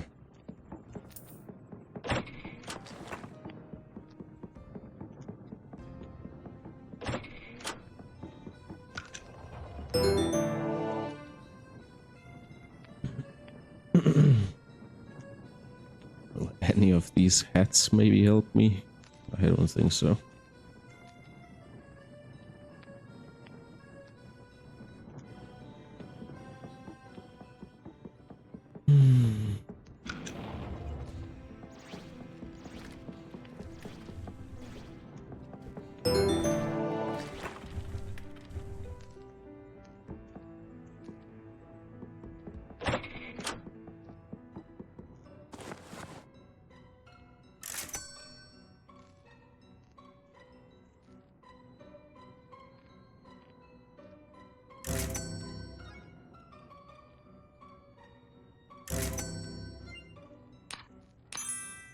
Sure.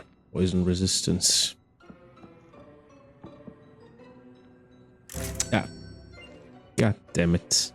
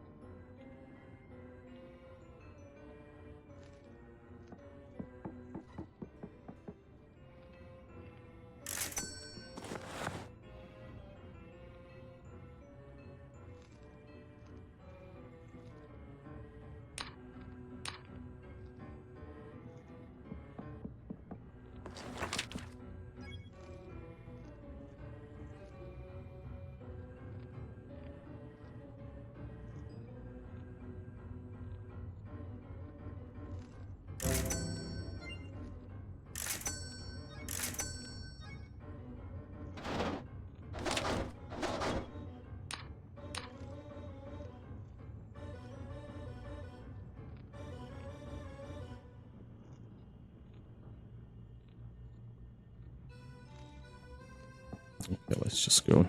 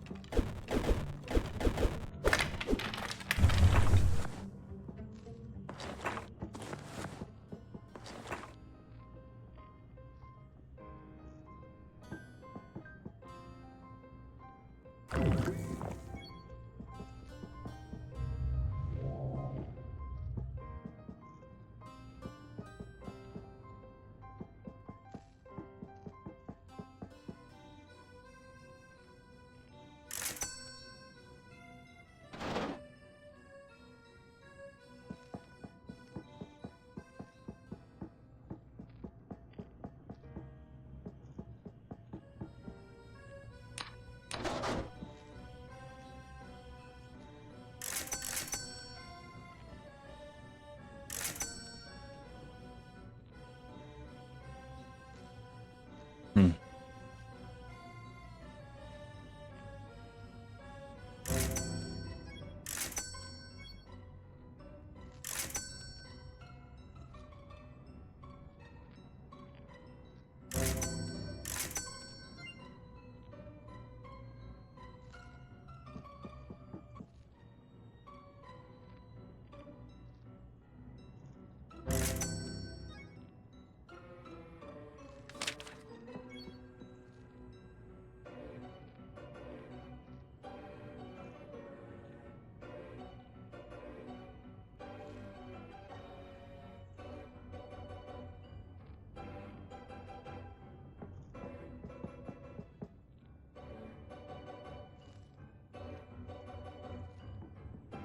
Maybe a tinkering bit, actually.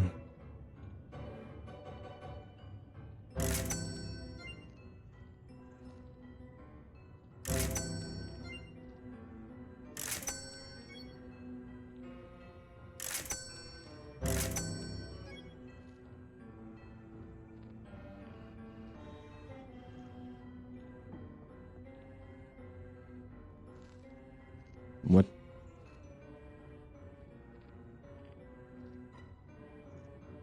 Why is this not metal scrap? Anyway.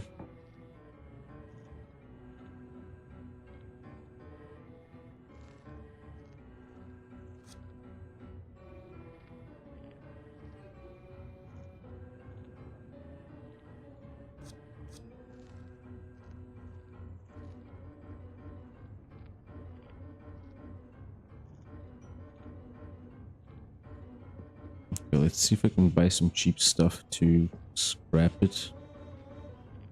Like this.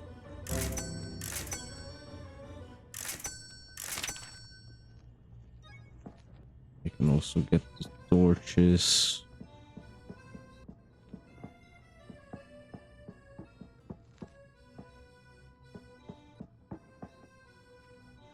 This time I'm gonna prepare myself.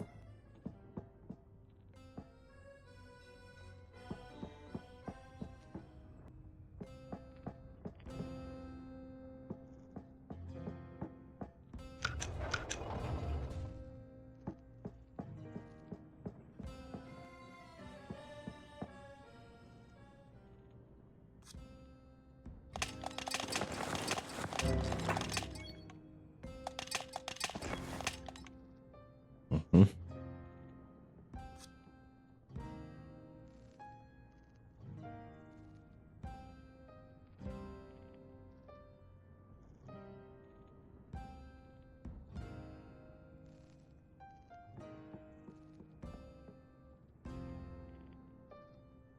Jeez.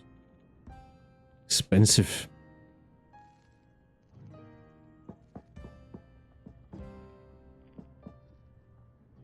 I guess I could buy some more magic scrap.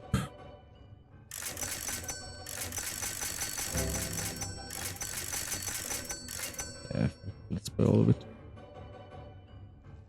I don't know what the mirror does, so I'll buy it.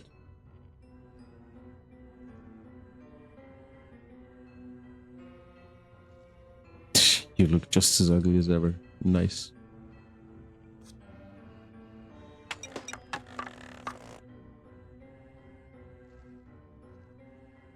Okay, I need a dummy bot.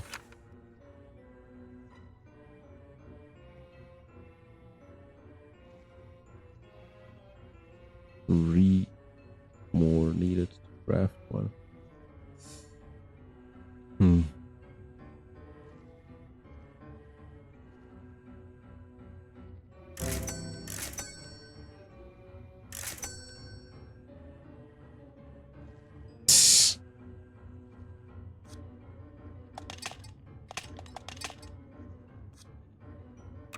Send to bot.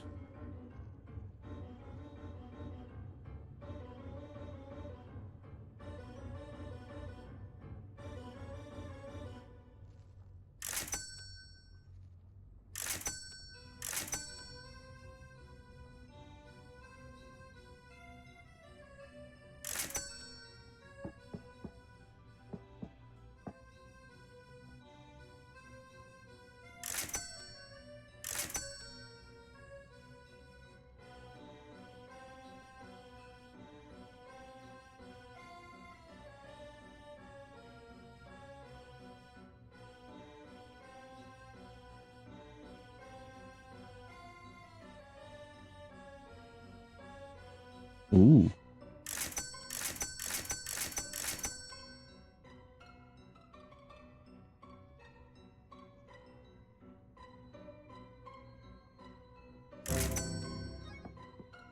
Okay.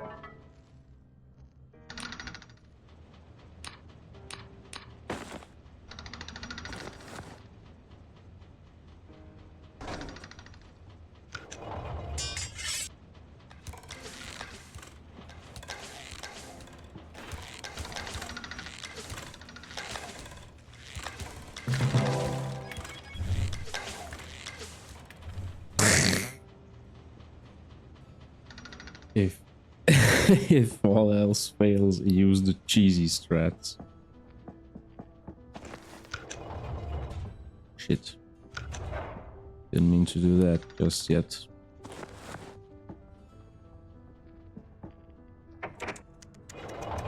Hey, what the fuck?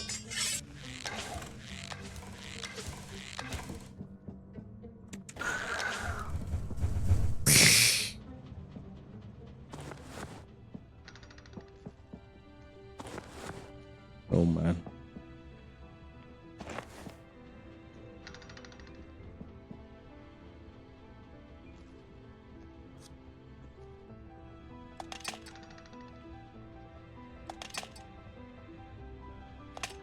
Yeah, fuck it, salvage that.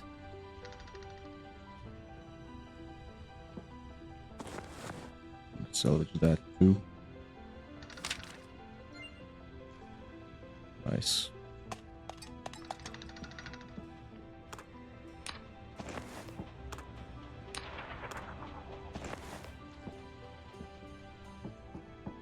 Taking all of my robots with me.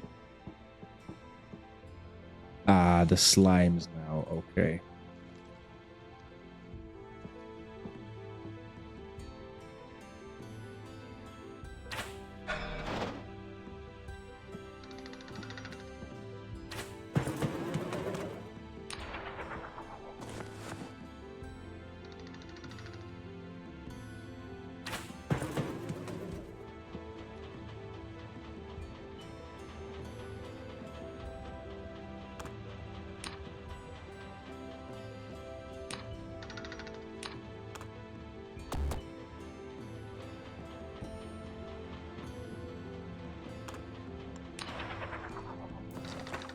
Why can I not command them to hold the aim on, or like to look at that like I could in the other tutorial?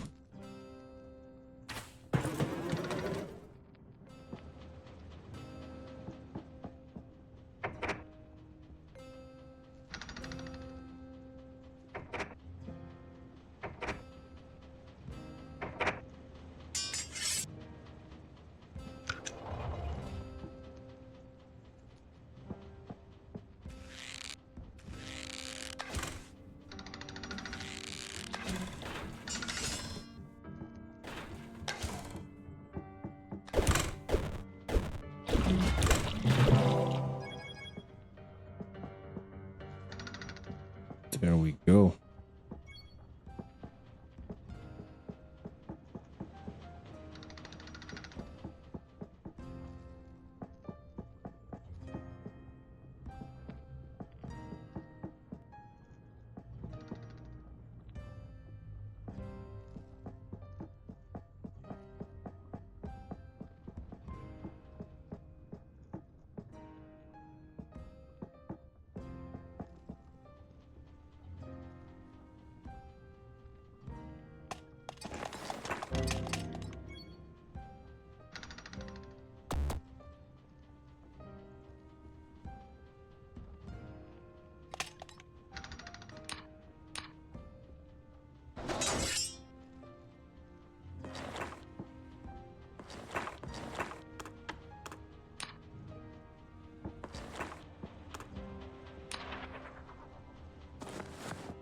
I guess the Tinkerer stuff is the best strat that exists.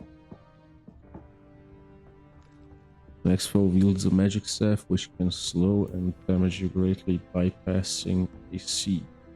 Items can reduce magic effects, make use of ambush tactics to avoid magic projectiles. Shame I don't have that magic reflection amulet now.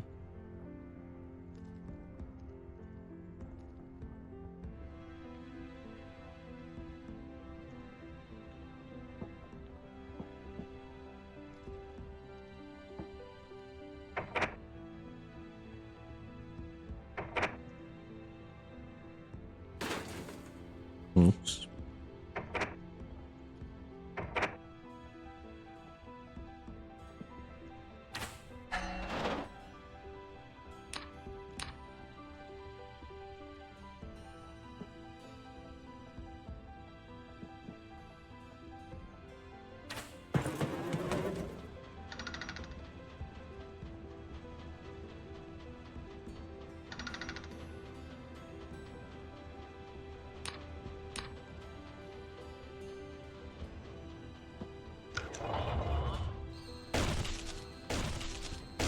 Holy shit.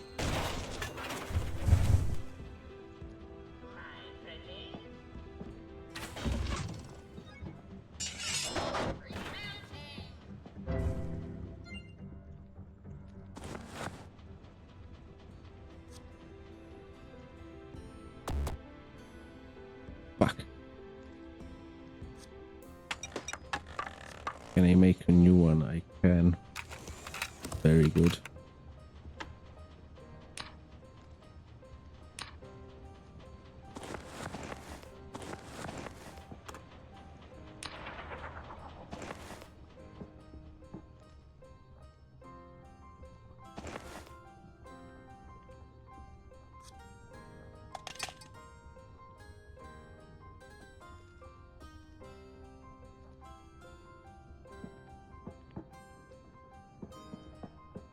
What's next? No explanations, just go in again. Fair enough.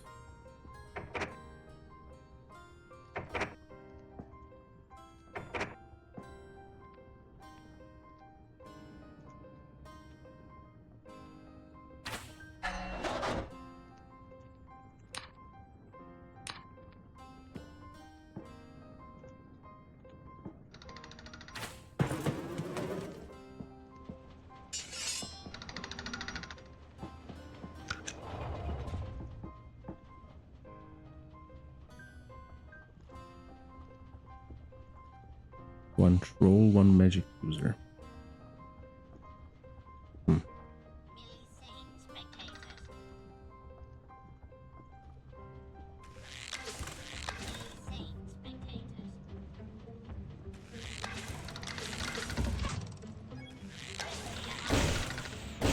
Oh no.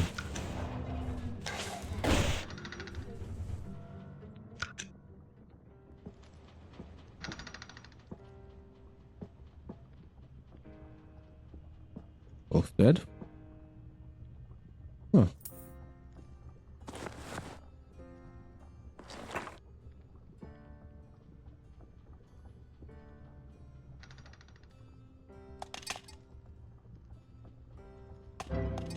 Nice. This is one of slow, right? Yep. Can be useful. Oh, that's the exit, right?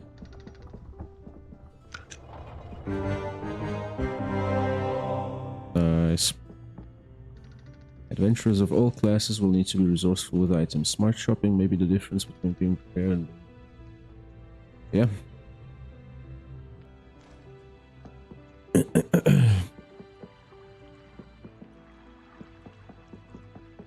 Alrighty.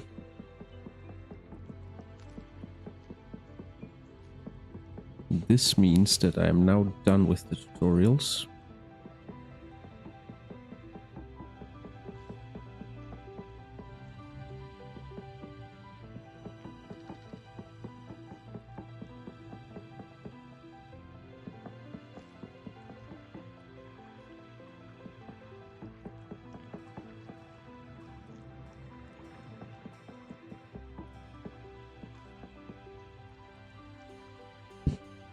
I don't know where that gate is opened.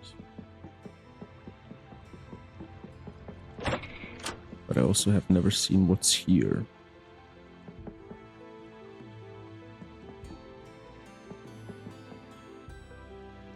Last courtyard. Seek the wisdom of the heroes within. Cool. When in the dungeons, adventurers gain experience points for their deeds. After earning 100 XP, heroes improving level, awarding higher stats, hit points, and magic points.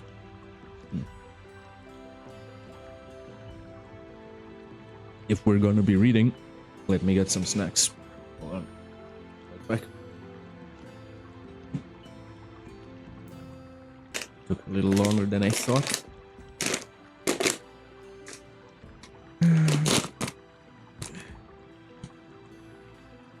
Because I was saying goodnight to my girlfriend. Alrighty.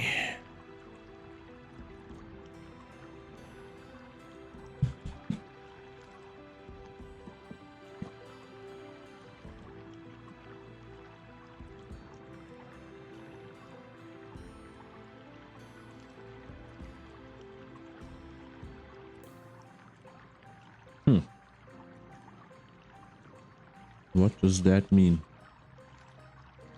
+1 increase to 3 different stats. Another +1 increase is awarded to a 4th stat if the adventurer has focused their skill training.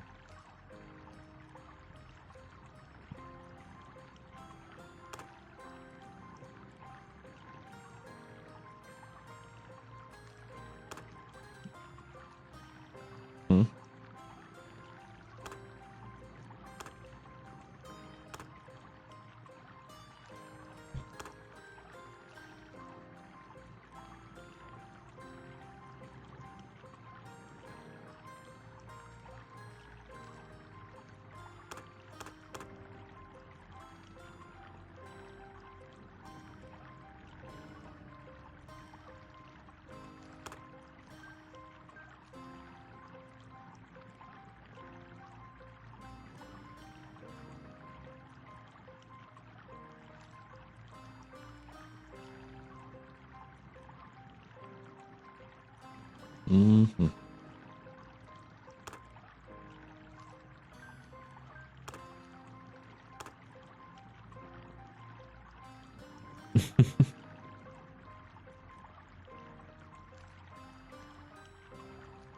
I wonder if you'll ever need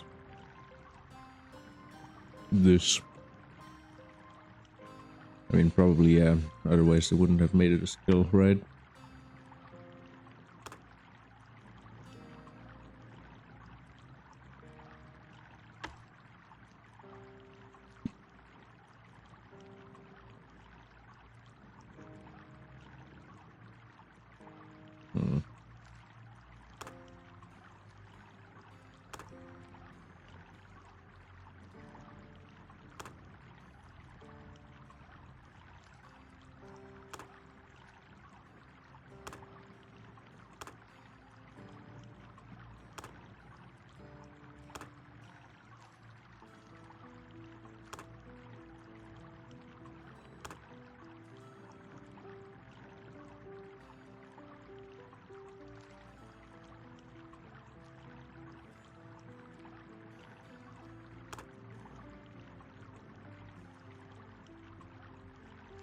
Magic and casting are separate skills.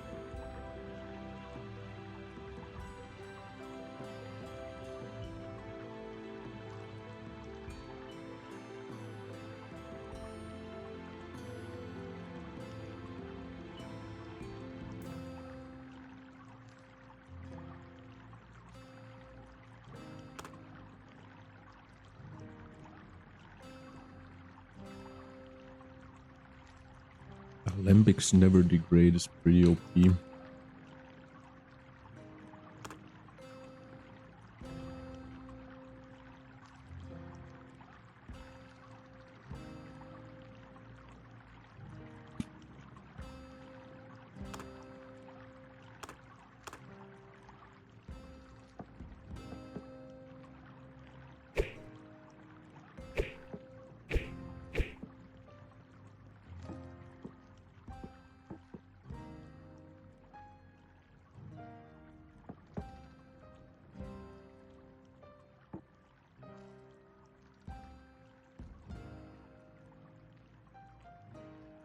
All classes may benefit from the trials teachings.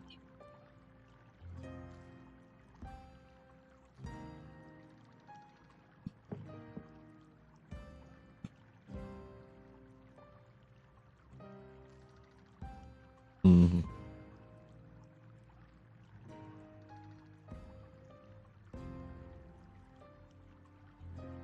Mm-hmm.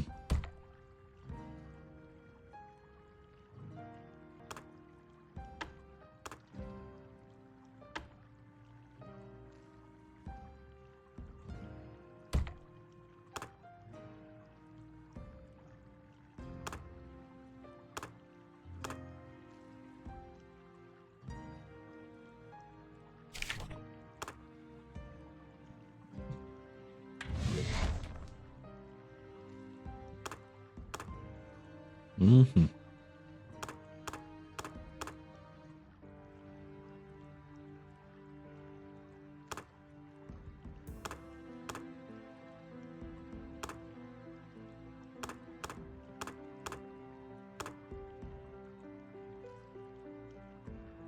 Mm.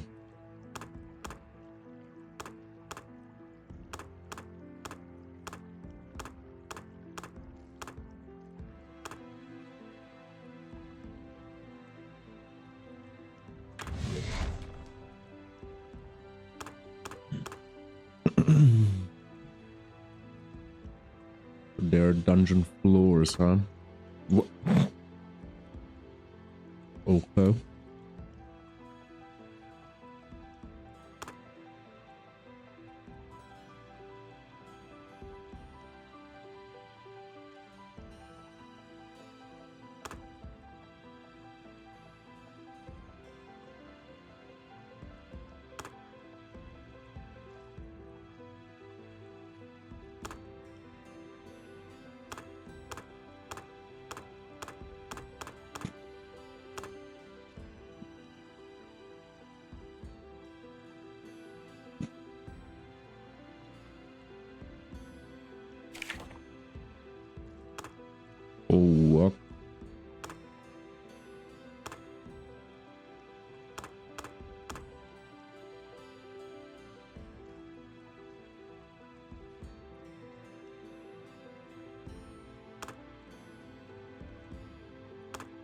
Okay, these are interesting things.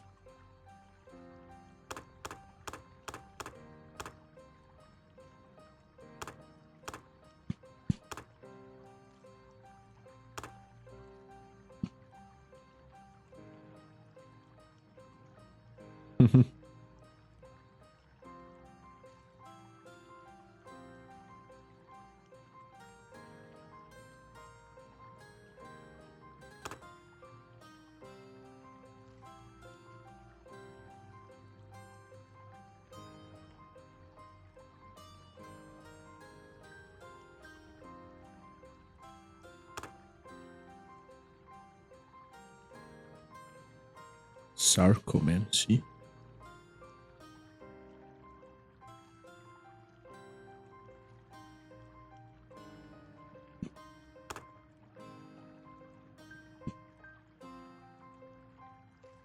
Hmm.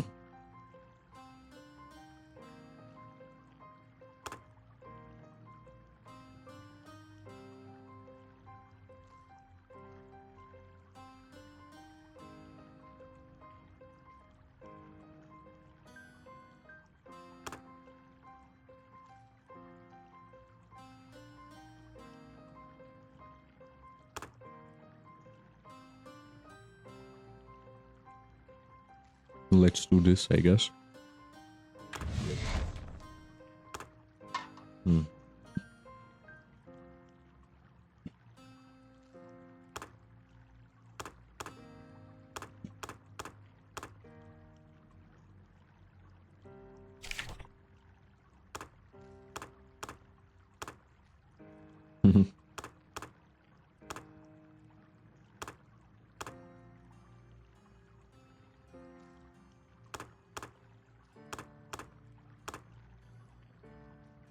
Oh.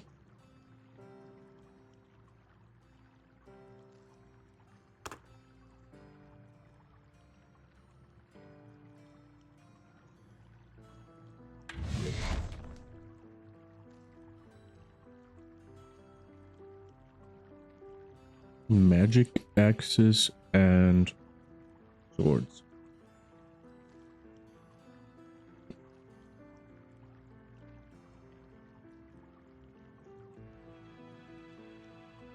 Okay, they have different abilities.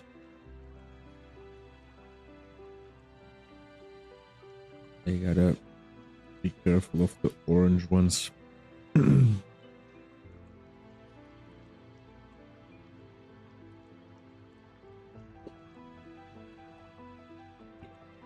I wonder if spray water or spray tar or sludge will do damage to me. Sludge might.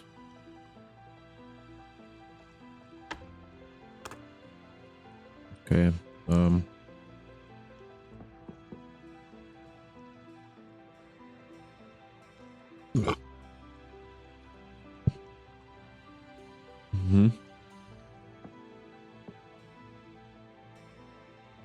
Co-op multiplayer, is it? Or is it just recruit companions?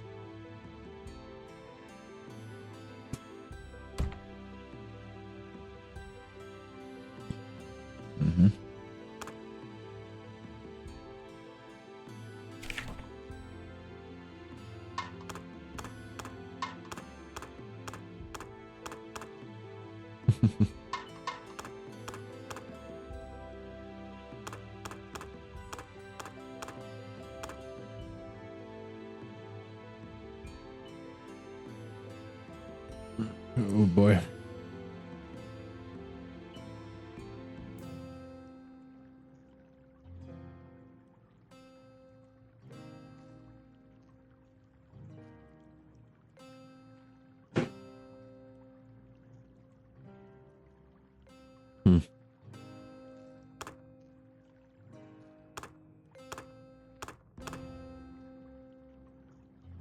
Leather armor, and then this thing looks like a broken arrow. Okay then.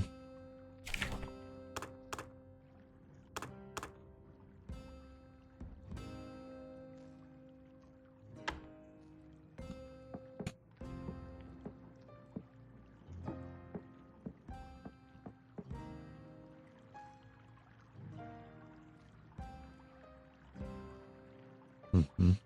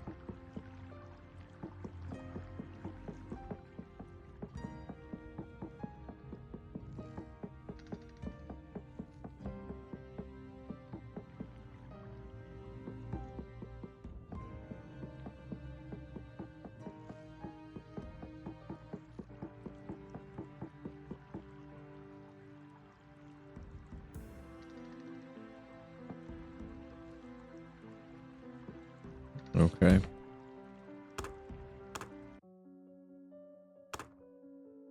New. Local adventure. Lobby browser.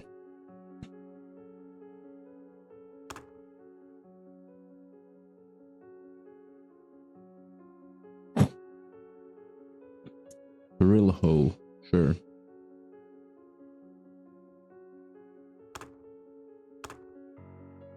Joker.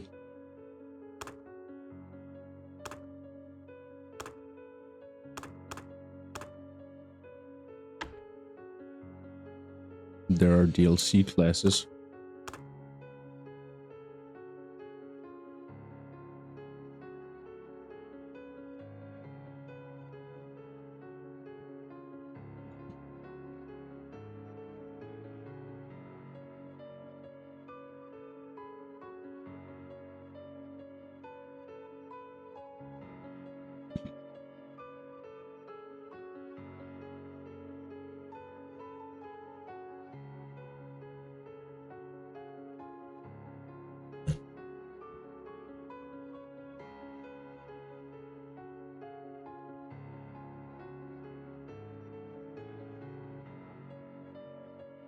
Myths and Outcasts is one DLC, and then another one is Legends and Pariahs. But it doesn't say... Does it?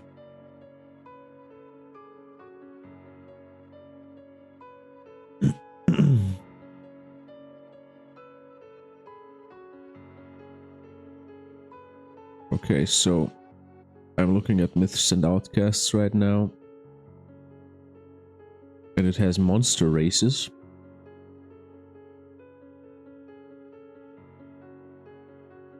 The skeleton, the conjurer, the succubus,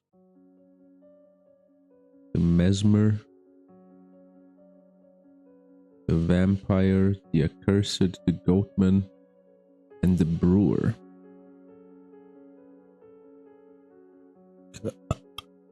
Okay. And then what's the other one? Legends and Pariahs.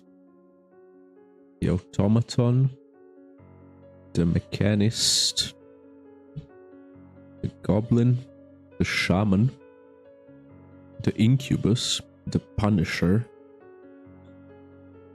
insectoid, the hunter.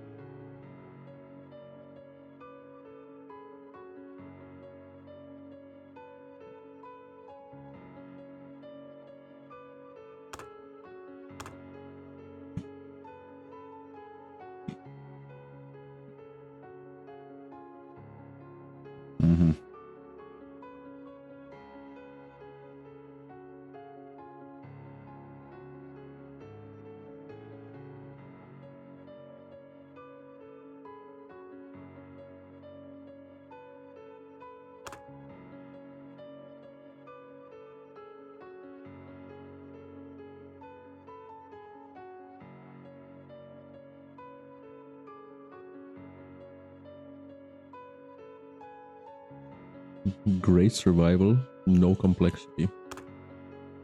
Healer.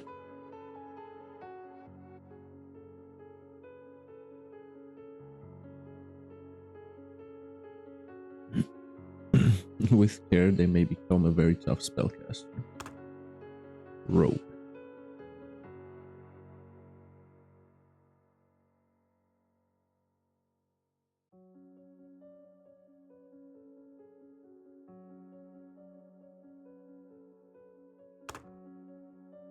Wanderer.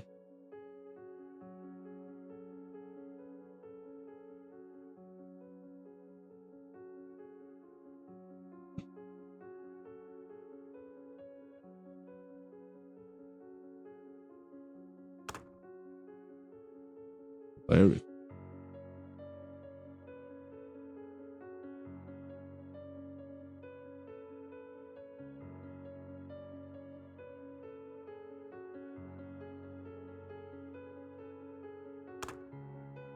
Merchant.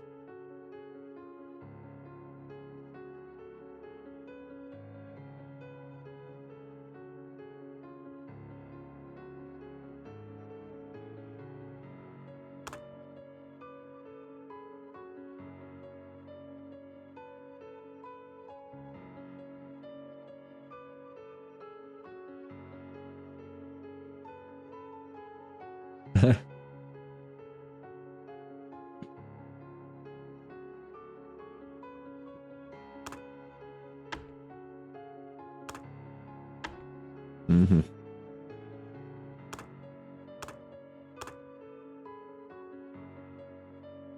Arcanist.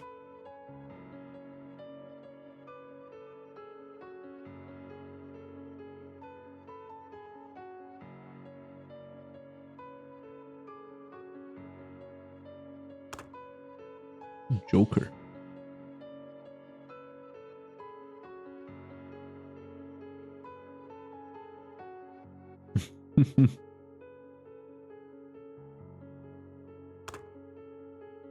Sexton. Complexity. Sextons who panic fail to use the tools at their disposal. Okay, so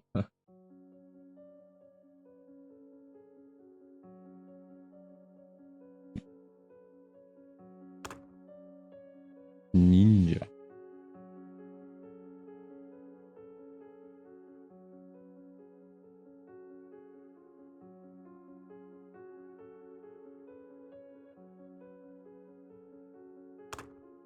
Monk.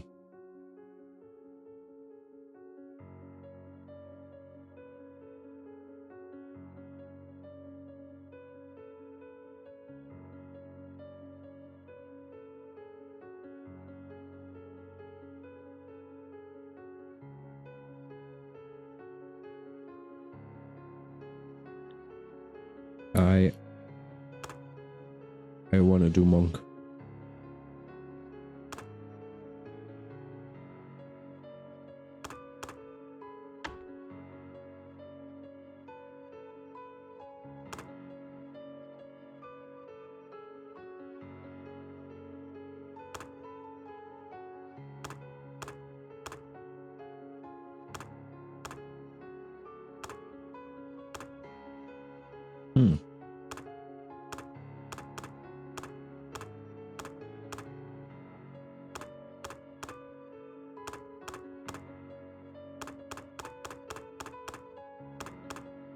I like this. Okay.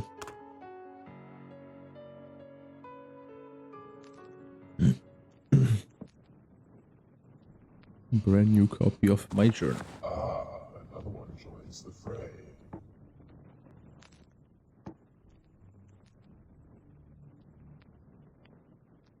Which is light.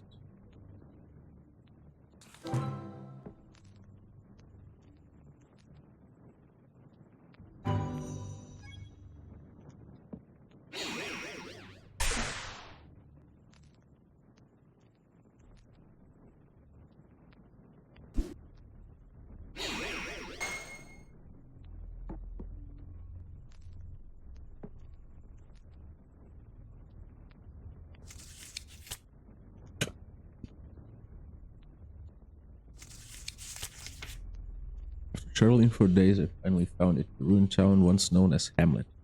What a ghastly place. Little grandeur remains in the architecture I read about from my travel guide. Most of the abandoned streets are littered with debris, but a clear path winds from the gates of Hamlet to the abandoned mine.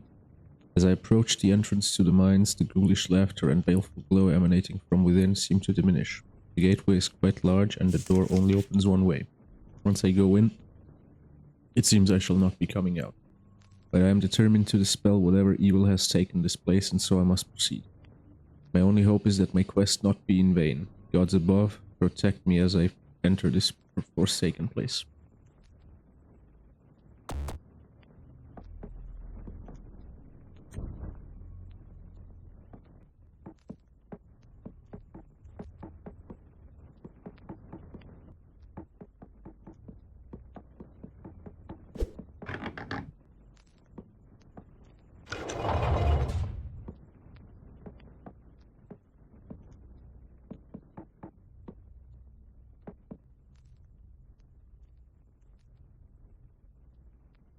What?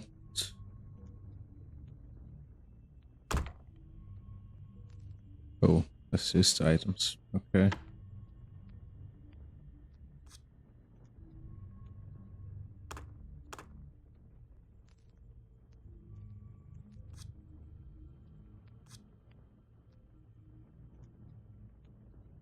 Hmm.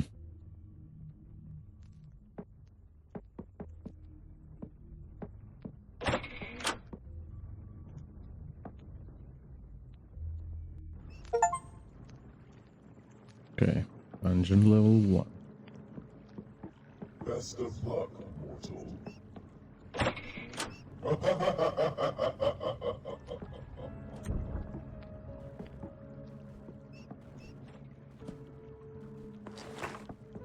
Rough gem.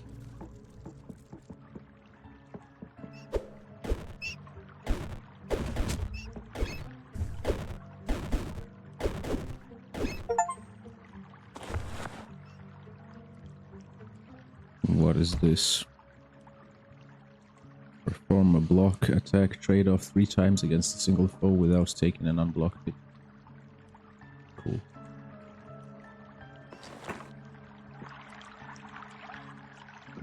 I should not drink that. I should bottle it up.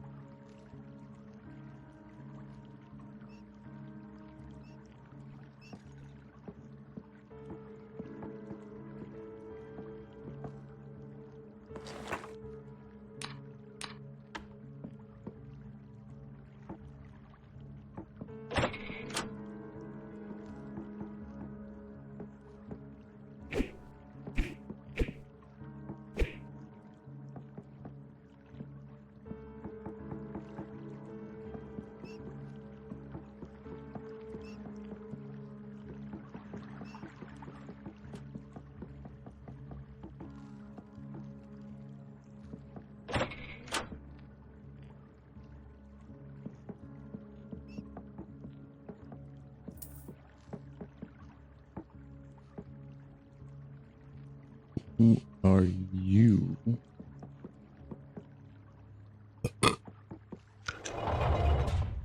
Oh, friendly. Nice. You look like a fallen angel type thing.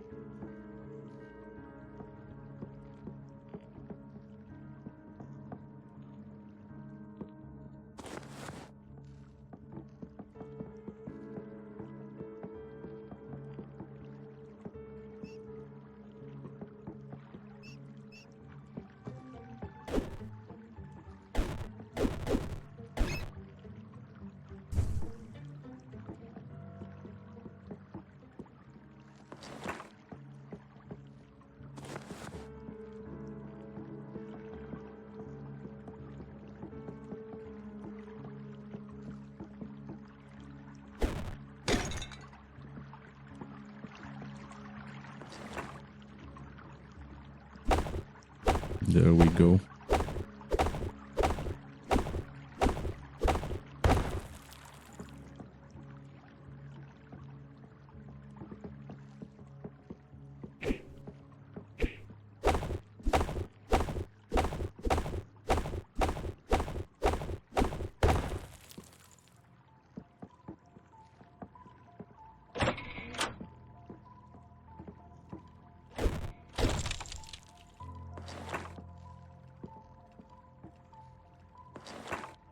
How to be strong.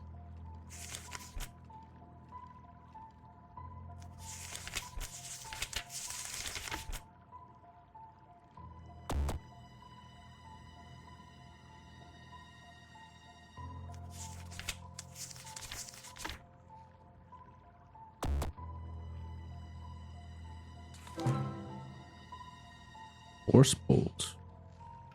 Damn.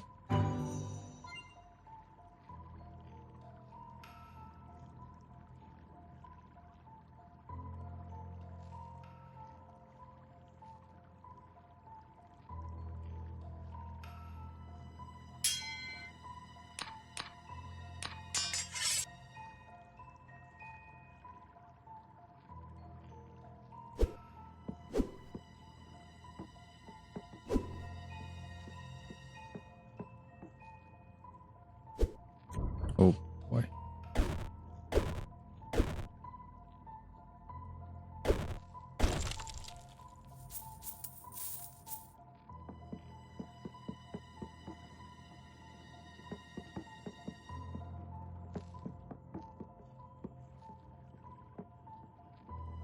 Shit.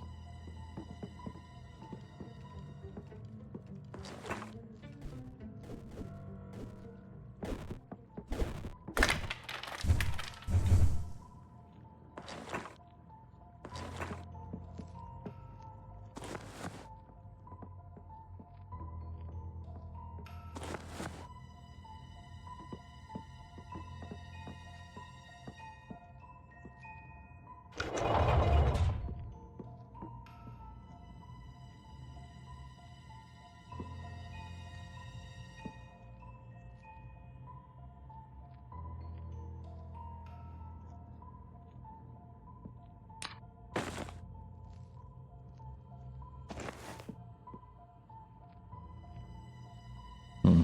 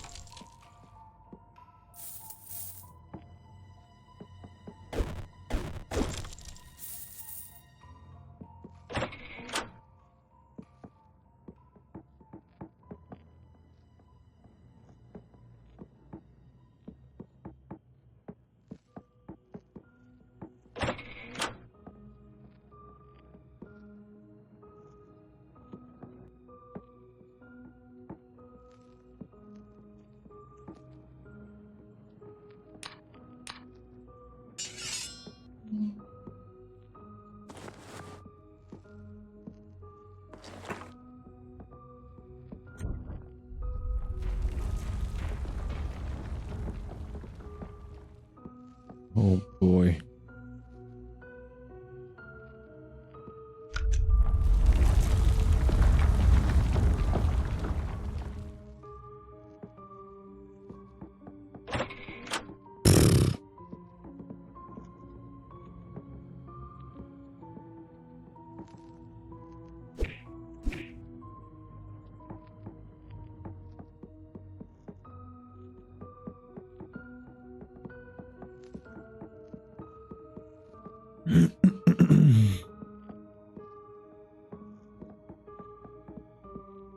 Where have I not been?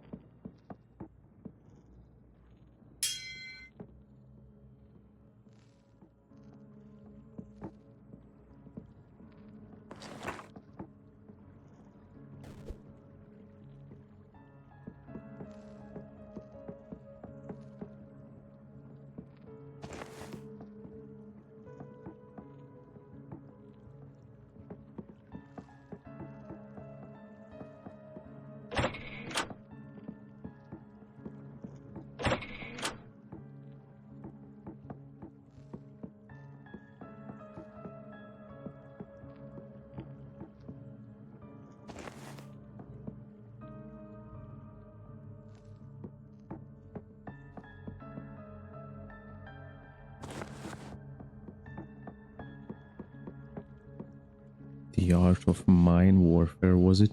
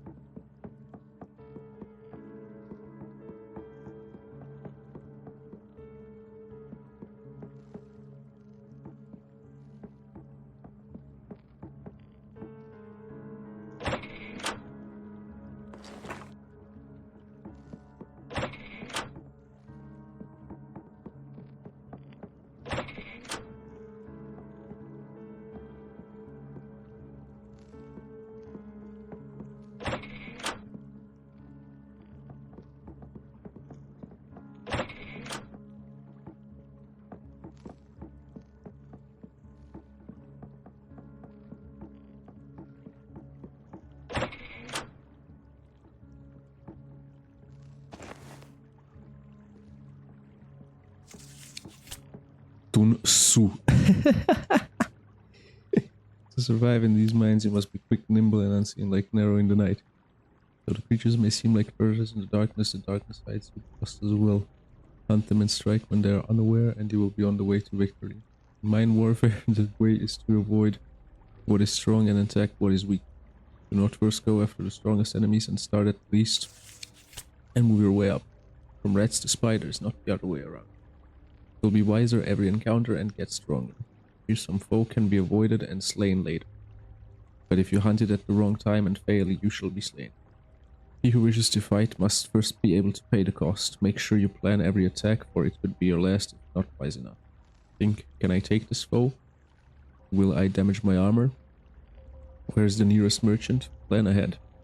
Force your enemy to reveal themselves and you shall fight with ease. Outlast him, outsmart him, outwit him. When you have the first strike, you may land several blows before your target can retaliate even once. The supreme art of mine warfare is to subdue the enemy without fighting, after all. All warfare is based on deception. Carry around a dagger and nothing else and keep your best weapon concealed. But when you are spotted, the enemy will think you weak and you will have already won. Lay a trap and leave them helpless against your blows when they seek you and instead stumble into it. They were dead the moment they decided to chase you. My last word of wisdom for you is even in the midst of chaos there is opportunity. Do not forget what you came to the mines for, my friend. You can take a break from warfare. Read a book, exploring is a fine hobby, but you must try to live an excellent life again, as that is the greatest victory. Good luck out there.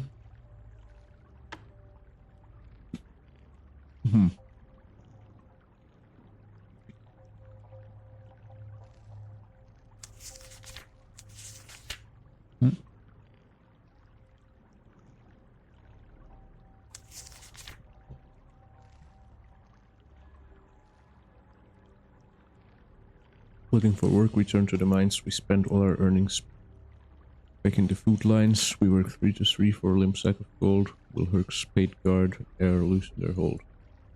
The vile Baron Herc, that most wicked man, relentlessly works Hamlet towards his wicked plan. With swords at our backs by day and by night, we toil for our keep in fear and with fright. With imported food, there's nowhere to turn. Under this Baron's rule, Hamlet will surely burn. Give us courage, lords above, for freedom we yearn. Looking for work, we turn to the mines. We spend all our earnings back in the food lines. Under the Baron's rule, Hamlet will surely burn. Give us courage, lords above, for freedom we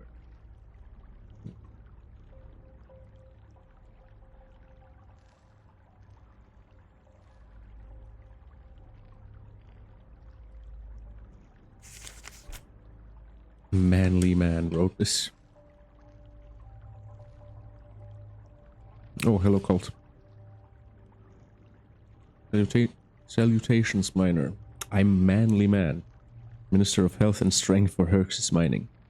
If you're reading this, you're probably wondering, why do my tiny, fragile baby muscles ache when I hit the stones? Well, probably because you're being a sissy. Wanna not be all dumb and wimpy? Good, that's why I'm here. First off, stay repleted. That's right, a full tummy keeps you energized, which can be used to get stronger. A diet of rare meat, cheese, and booze will do the trick. Even a simple gulp of fresh water is better than an empty belly. Always be working, never sleep. You know what sleeps? The creepy things at the bottom of the mine. And you don't want to be those because they're weak. Also, Herx will raise your taxes if he finds you sleeping on the job. Dallying around will cause you to be hungry. You know what hunger can do to you, don't you? Of course you do. We just went over how important a full stomach is. Always be working part 2. Waiting around for our next job. Colleagues taking a break. Family asking for you. Forget it. Work out. Yes, that's right. Go confront some challenges, challenges, chum. Get big, work those biceps, triceps, abdomens, glimpse, whatever you want to call them. Work it. Not only will your lady be impressed, you'll also be able to provide more efficient work for Baron Hertz. Mine bigger. You read that right. If the last pile of rocks was too easy for you, chances are your time would be better spent looking for the biggest job and doing that instead. A mighty body is too strong for regular work. You need to go out and find the hardest task you can find if you're really going to get as strong as I expect you to be. Work smarter and harder. Ever rummage up some new tools and have no idea how they work? A strong worker never lets an opportunity pass them by. Mess around with new junk until you have it figured out. You'll work different muscles, and that just means that more types of your muscles will be strong. Why, every last one of my muscles is maximized to the fullest, even my brain muscle. Well, there you have it. A quick guide to being efficient, strong, and a good and loyal worker. Remember, don't slack off. The Baron awards only his strongest workers with an audience. One day, he may even offer you a promotion, so keep working and get strong.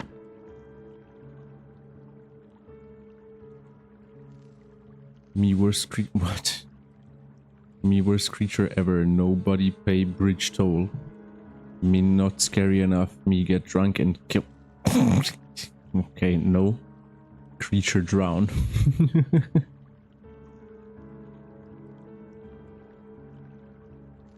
This is the same thing.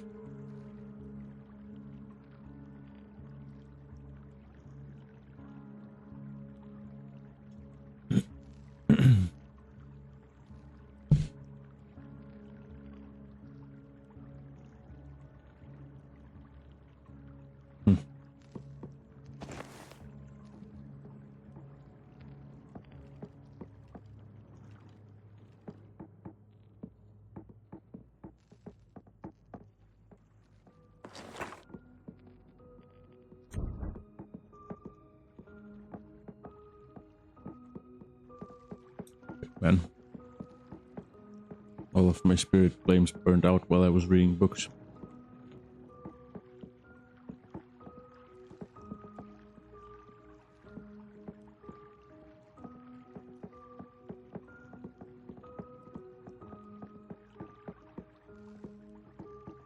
Okay, let's go to the next floor then.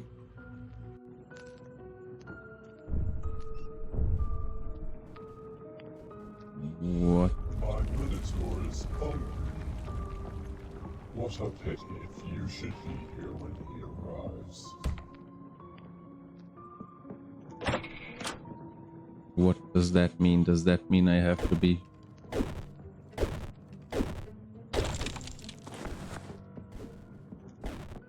Does it mean there's a time limit on me doing this floor? No room left in my pack. It's just locking.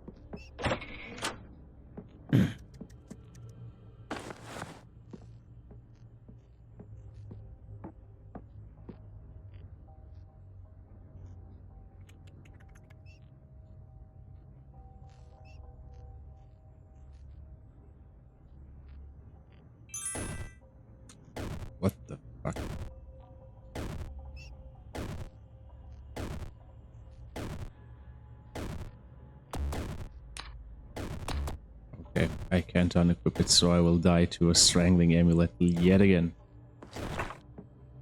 Great.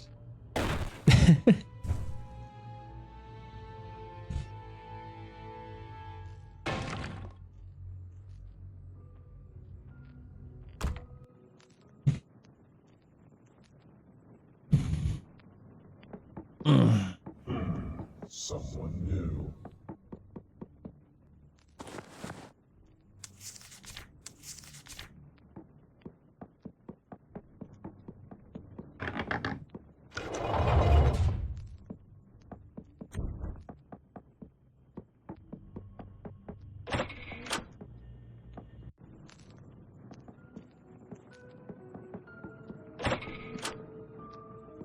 All the best.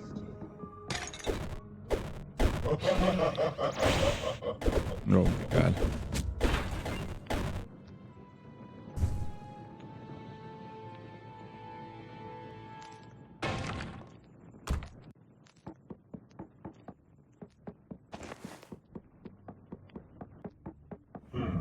Someone new.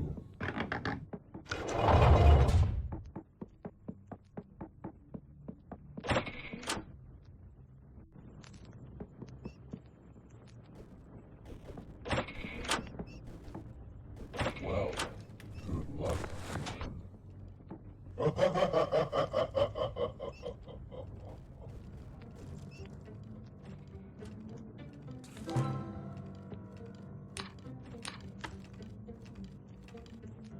Oh, hello.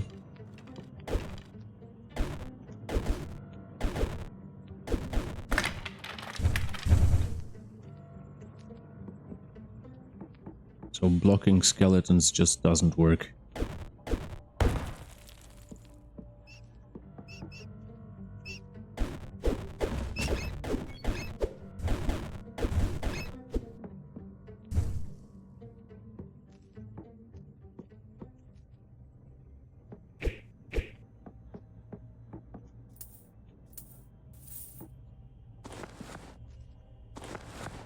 What is this? Of all the words of mice and men, the saddest are it might have been. Crazy.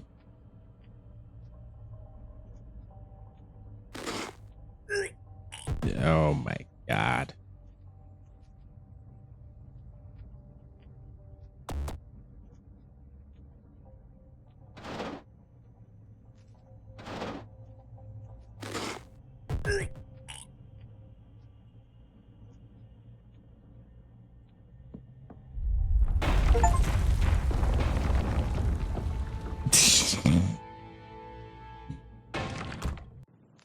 Great. Oh man. Another one joins the fray. It's gonna take a while until I get somewhat good at this game. I can tell you that. Well, good luck, human.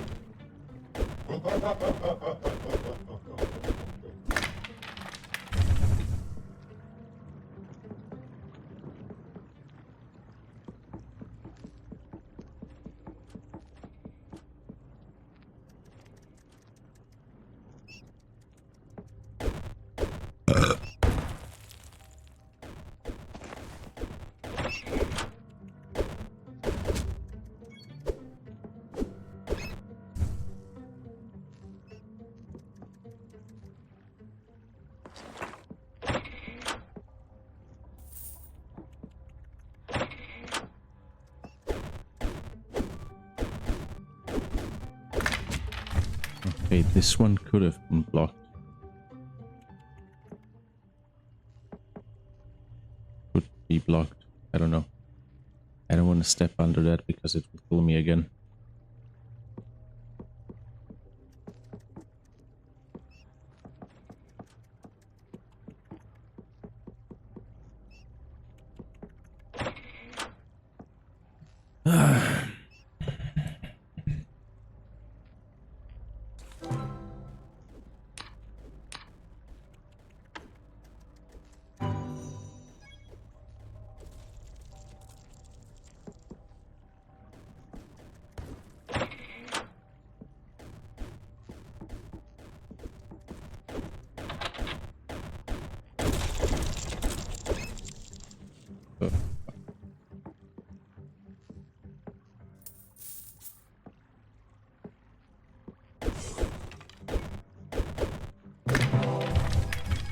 Nice.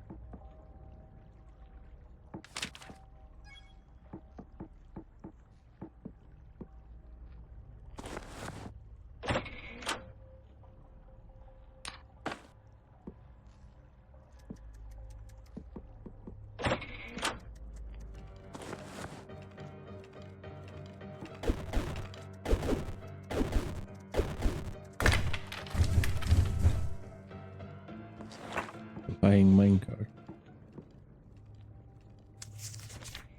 Long ago there were a number of lonely miners. Hold on. Yeah.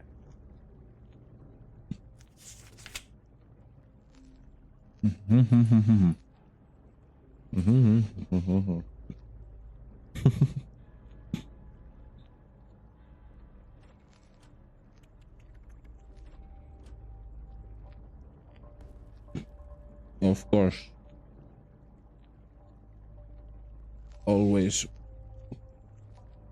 You can always ask me philosophical questions.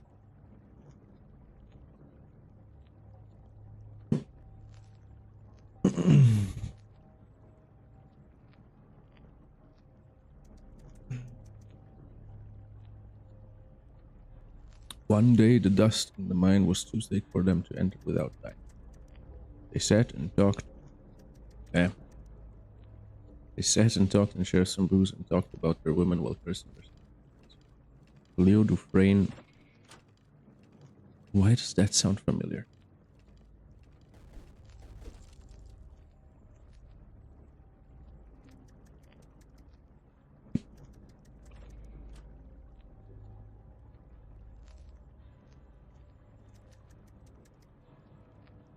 Do you think ethics is objective or subjective? Like, do you think right and wrong really exists no matter the culture, or do you think it's all relative?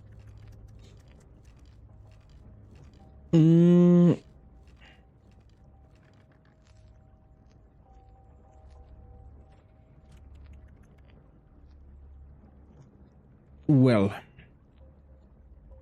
there are two ways to answer that question. Because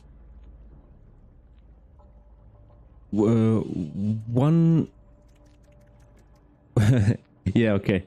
One of the ways I would answer it is subjective and another one is objective. I think that objectively they don't exist.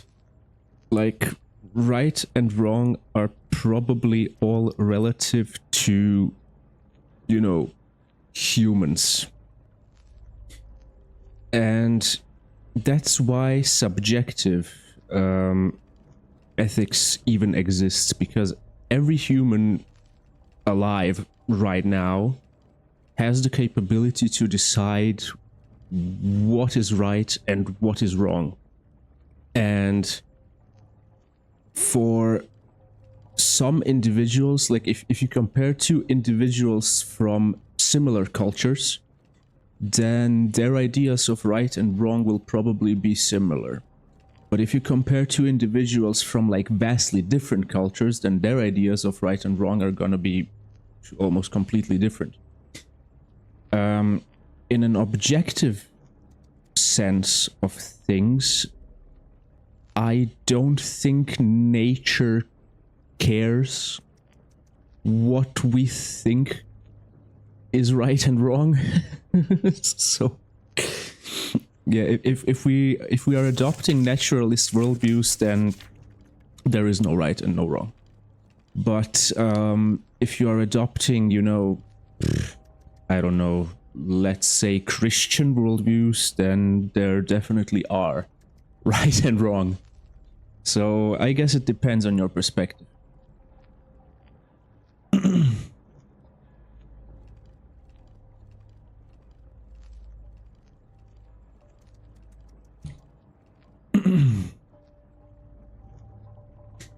Why does Leo Dufresne sound so familiar to me?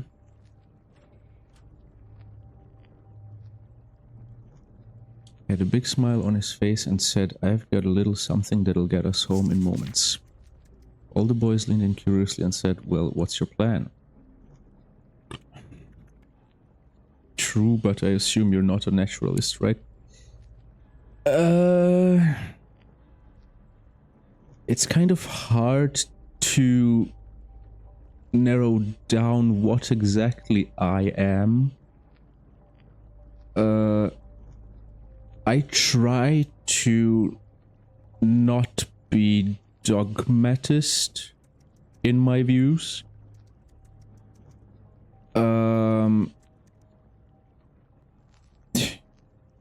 I guess maybe you could call me an omnist or a polymath or a syncretist or anything else that would signify somebody who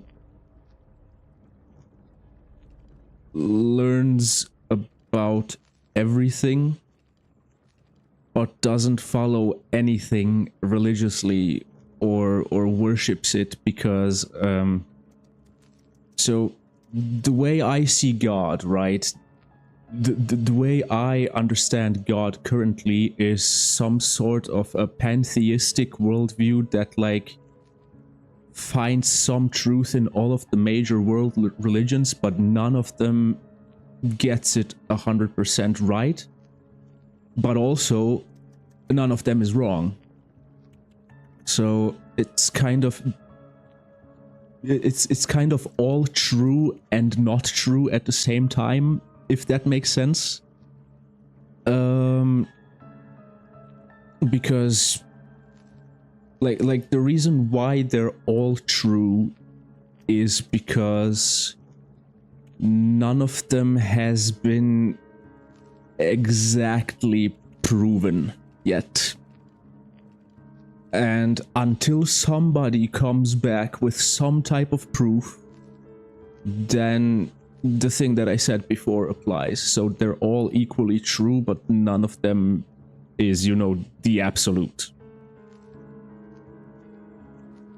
Spinoza, yeah, I know of Baruch Spinoza. It's basic. I think that's kind of the same thing that I believe, because, you know, if you take what Spinoza says and you break it down, then God is everywhere at all times in everything. So even me having this conversation with you right now is just one expression of God, but, you know, so is everything else that's going on in the world right now.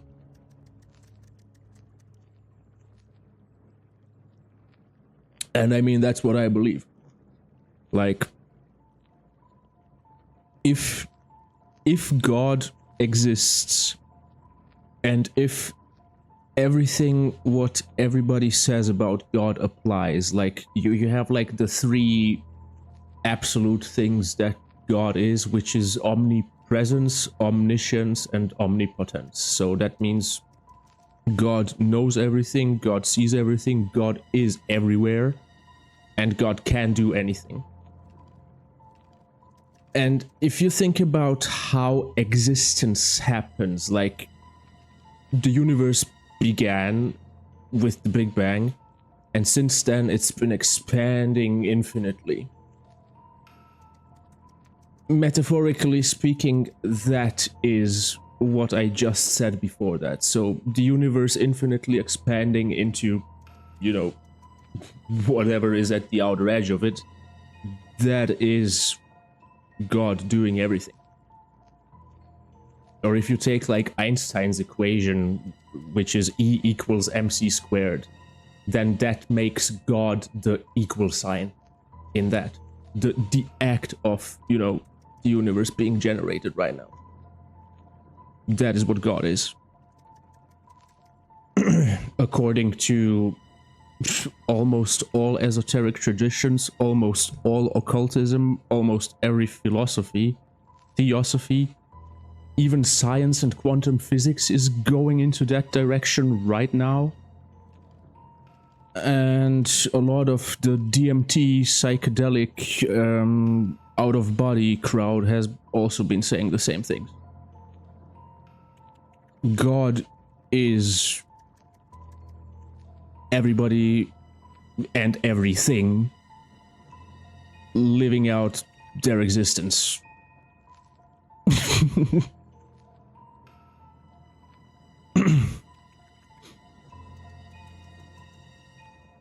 What was I reading here? All the boys leaned in curiously and said, "Well, what's your plan?" Leo pointed to a shiny minecart and exclaimed, "I made a deal with the Lord. If I don't swear or say his name in vain and pray once a day, then he'll bless my minecart so that it takes me right back home to see my missus." Some of the boys were hesitant to get on as they feared they couldn't be holy. Oh shit. Ah, I'm gonna die.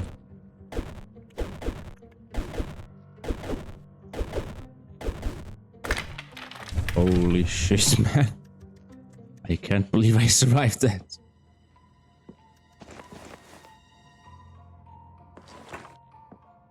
I was so not ready for that. Holy shit. Where did the guy even come from? Panpsychism, which is the idea that everything has some level of consciousness or proto-experience. If that's the case, God, we could say God is the bigger mind and everything is part of the mind of God. Yeah, that sounds very similar to some of the stuff that I've been reading, like Hermeticism, for example, which states, you know, that like one of their biggest things is mind over matter, and I've even heard people say things like mind is matter. And everything having a consciousness can be related to stuff that quantum physicists have been saying, and also just regular physicists, like whoever did that double slit experiment, I think that was Niels Bohr, somehow proved that, you know, every if I'm getting this right, then every particle of light, which, you know, everything in the observable universe is made of, is light. Every particle of light has its own consciousness and exists as a spectrum or as a wavelength until it is observed. The act of observation is what collapses the particle into like a current state, an observable state, and then that is what you see. The one question that I have for people who say this, because the one thing that I have never understood is, what does quantum physics consider an act of observation? Now, logic would, you know, suggest that me looking at things is how that works. But, you know, how does the rest of the universe know when it is being watched? There is intuition. And if intuition can be explained by that, then GG.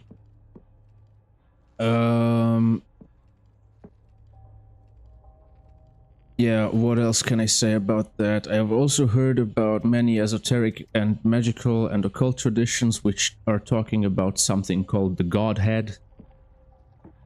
And that is also, you know, the mind of God. Then what else do we have? We have Carl Jung's collective unconscious.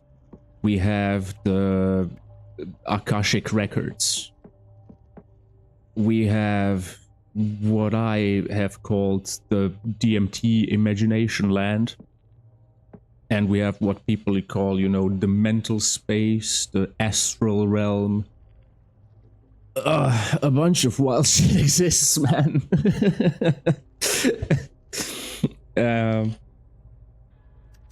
If a tree falls and nobody's around to hear it, doesn't make sound, yeah.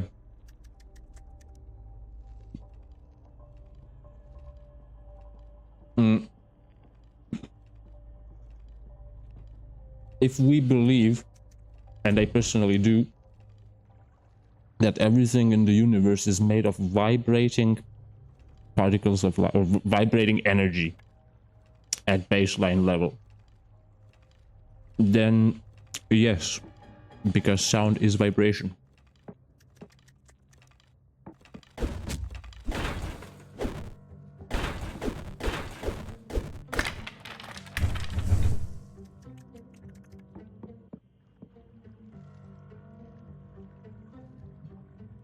I've tried doing many thought experiments.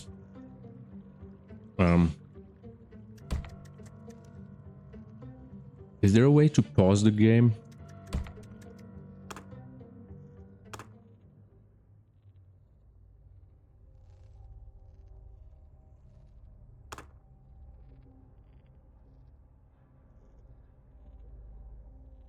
No, I don't think there is. Damn it.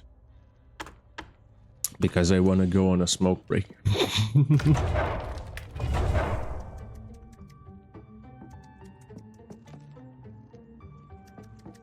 What did that do? Did that even do anything? There's skellies in there, but I can't reach them.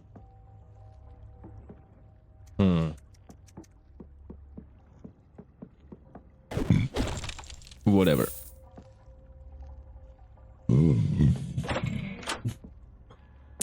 What was I saying? I was saying that I've tried to do many thought experiments, such as where do thoughts even come from, and are we actually in control over what we think, or are we only passively observing, or are we only, you know,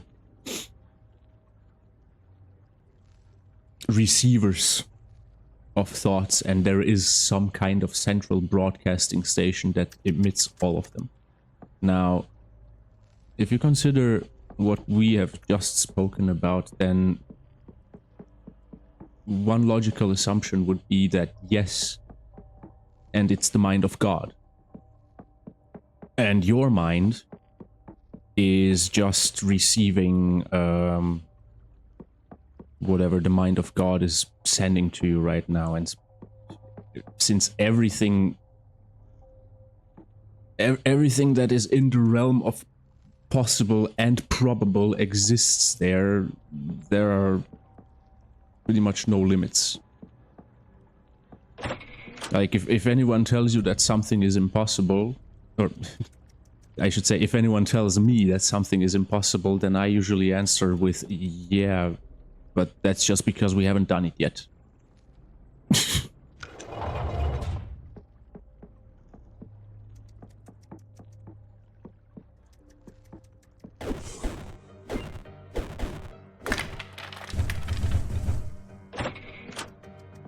I'm getting better at this.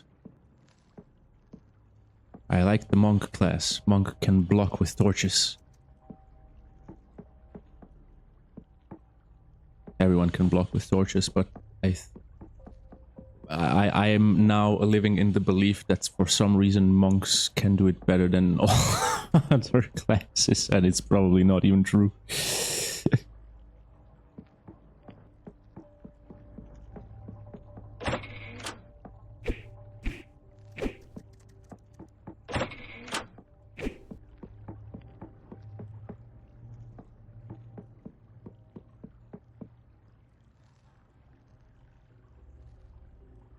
There is something more that is going on than science and logic can't explain alone. I feel that there is something or someone who I don't know about that truly loves me and cares about me. That has brought me a lot of peace.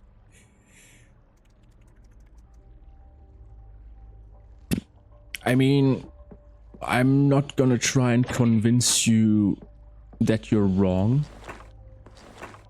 I'm not gonna try and confirm you that you're right either. I have felt what you mean.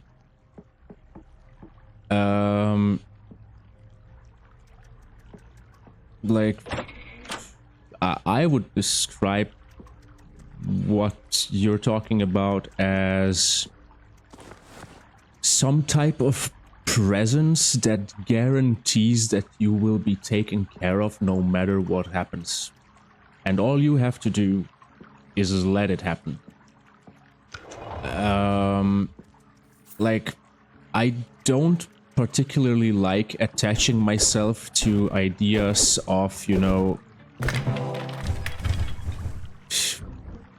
I'm just gonna say it's with simple words. Like, I don't want to believe that there is some kind of, you know, all-powerful entity that's gonna wait for me once my body dies and then judge me based on the life that the body has lived. Like, I don't expect that there's gonna be some kind of divine reward for me living a good life. But that's because I also don't expect that there's going to be any type of, you know, karmic punishment for me living a bad life. However, because I know how humans operate, I know that ideas that promote unification and collaboration are much, much more worth it than ideas that promote, you know, hatred and warfare. I know what dying feels like, because I almost have a couple times. I know what pain feels like, I know what suffering feels like, because I have done a lot of that in my life too. And I don't like that. And I can't imagine anyone likes that in extreme amounts, or let's say in extreme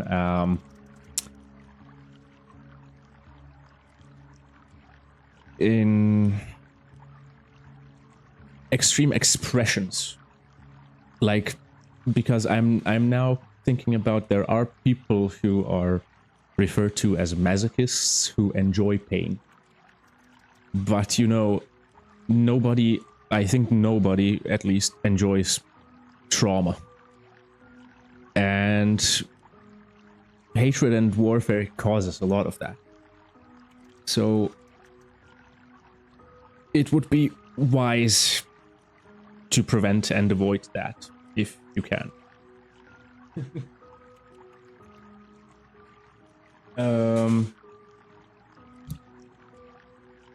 It's fun to, you know, yeah, super obvious statement. It's fun to do things that make you feel good. No shit, man. But, you know, I didn't really, I didn't exactly need some type of holy book or some, you know, anyone really explaining that to me, because I've hurt myself quite a few times, and I've been hurt by other people many times. I've also, you know, reacted to other people doing things in a way that ended up hurting me, and I guess that's just because, I don't know, I'm either because I'm an empath of some sorts, or because I am hypersensitive to emotional stuff that's going on, and, you know, people being evil to other people makes me all kinds of things. It makes me sad, it makes me angry, it makes me even ashamed to be human sometimes. But yeah, what can I do about that? I mean, either I can keep preaching all the stuff that I've been preaching so far, or I can, you know, shut up about it and try to ignore all the stuff that makes me mad. Not saying I'm not saying I expect an afterlife and a future based on how I behave, but I think that there must be something else that we don't fully comprehend. Yeah, I mean, that is valid. And the reason why I think that's valid is because I've personally had experiences which have more or less shown me that there will definitely be something happening once the physical body dies.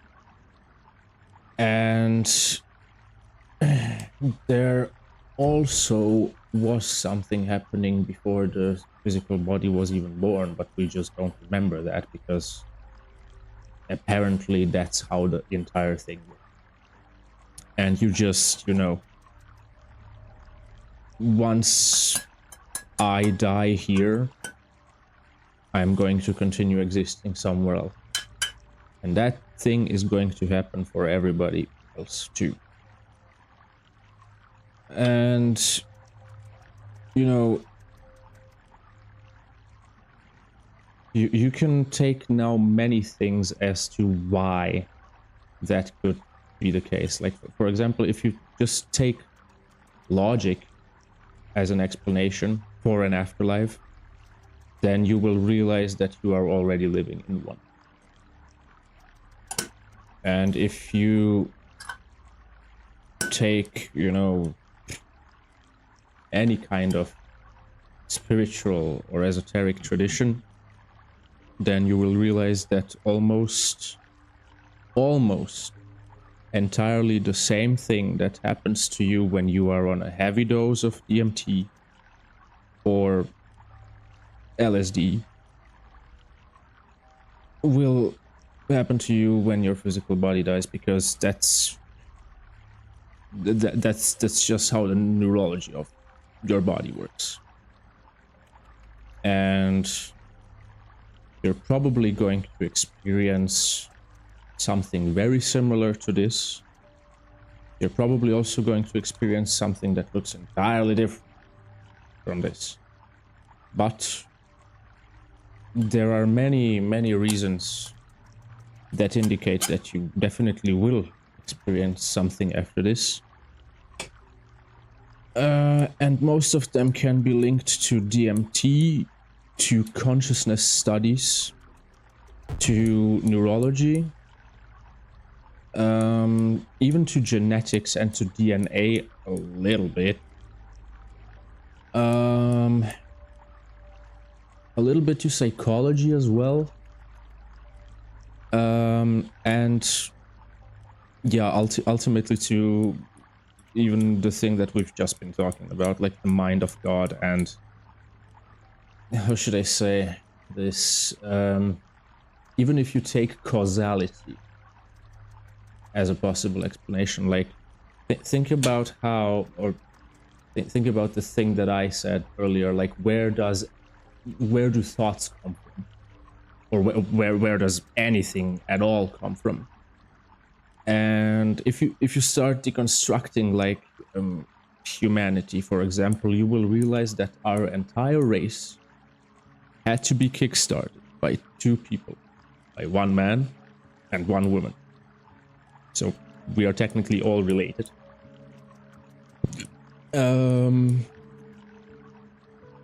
I think that is valid for every singular species in the entire universe. Like, they had to be started by one primal pair of male and female. Now, if evolution is a thing, then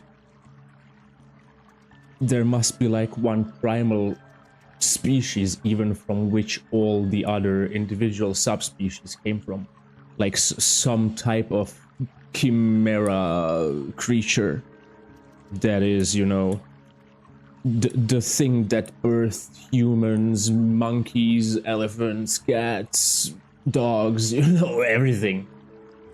And then what about inanimate objects? You know, what created the first stone? What created the first drop of water, the first, you know, flame of fire, the first darkness, the first light, the first sound even? Yeah. There's a lot of shit you can think about, and I think one answer that offers peace is you'll never know.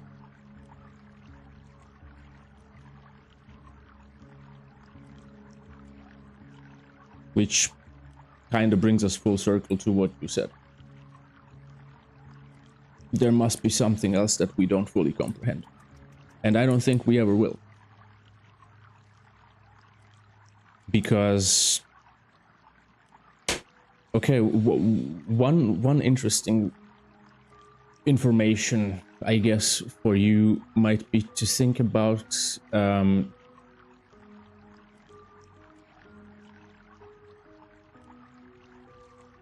comprehension. What is the baseline for all of our comprehension? And you will see that that must originate from the first humans as well. The thoughts that they had, or like the primal thoughts, must originate from the primal minds.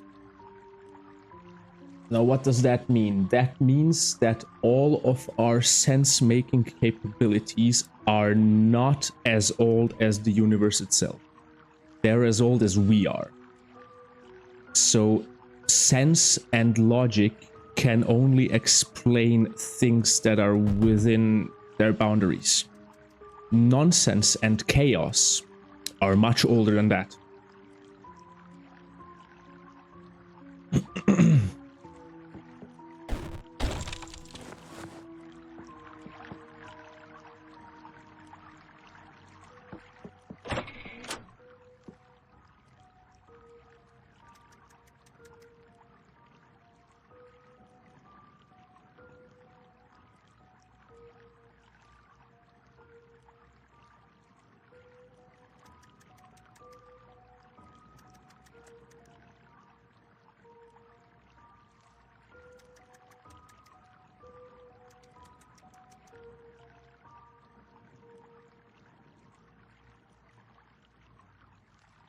Whether sound really exists, like sound as we experience it, may just be a human experience that doesn't exist on the universe. It's like color.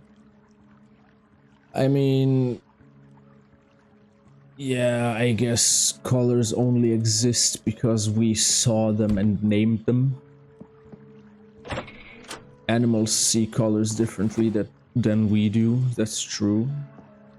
And they also probably hear, no, they definitely hear sounds differently than we do, because the pitch range that they hear is different than ours. So there are sounds in the universe that we just can't hear with our human ears. There are also lights in the universe that we cannot see.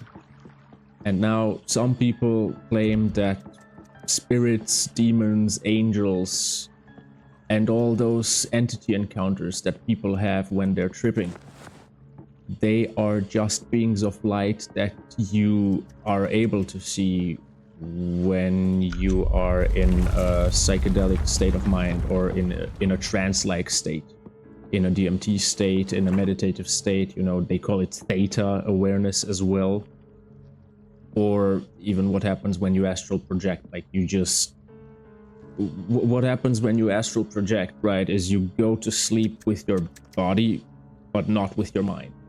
So you effectively emulate death, if that makes sense. But it's not the real deal, but you know, it's the closest we can get without actually dying. Oh my fucking god. That scared me. That is gonna kill me. Oh boy.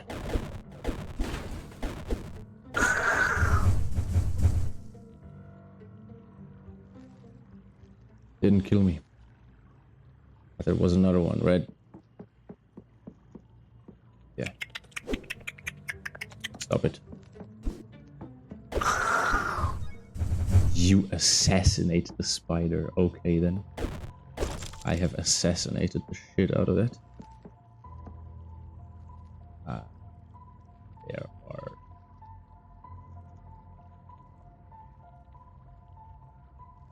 Was it not so that I could leave items on there and these would trigger?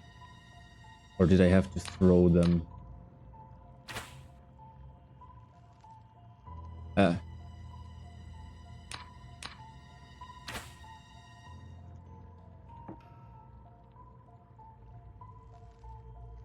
Oh.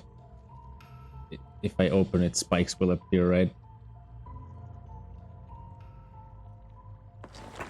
Wait.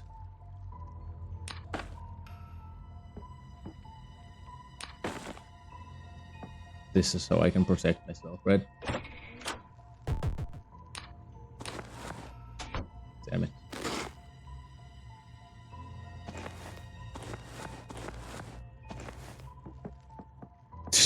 Oh man.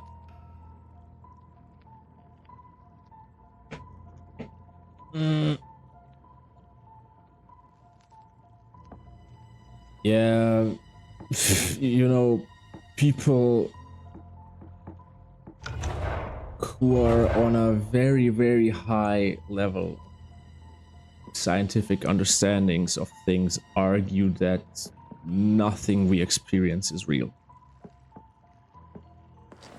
Like consciousness, matter, the physical state of being, everything is, you know, kind of like a dreamlike state where we all have the illusion of being individual characters, but all of us are expressions of like one primal thing, which is the mind of God.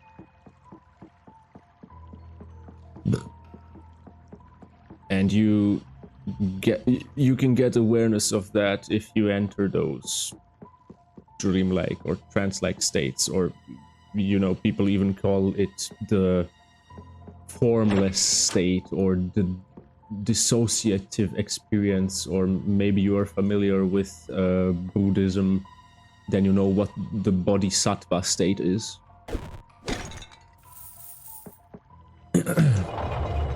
Where you go, like, where you essentially no longer associate with the body that you possess, that you control right now, but instead you become like a central point of awareness, and you can explore this realm without being attached to your body with your eyes.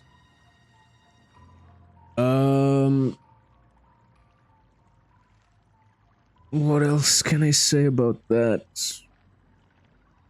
Like,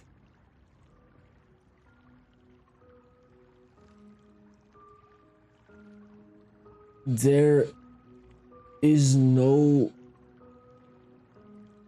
birth or death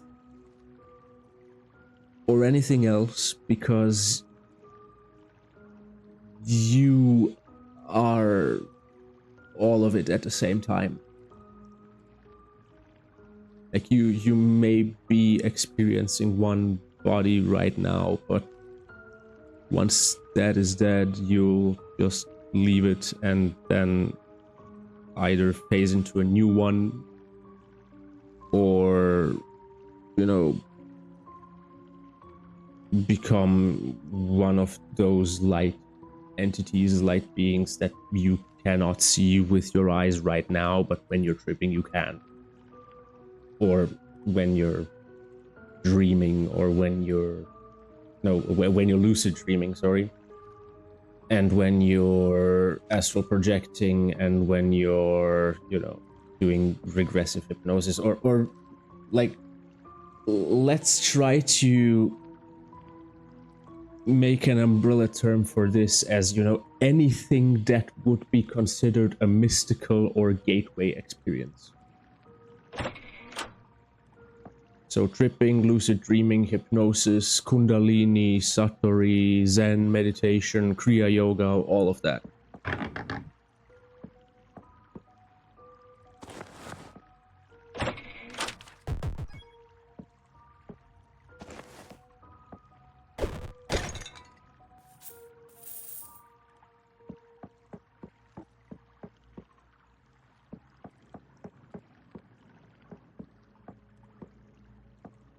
And then once you know all of those things, what do you do then?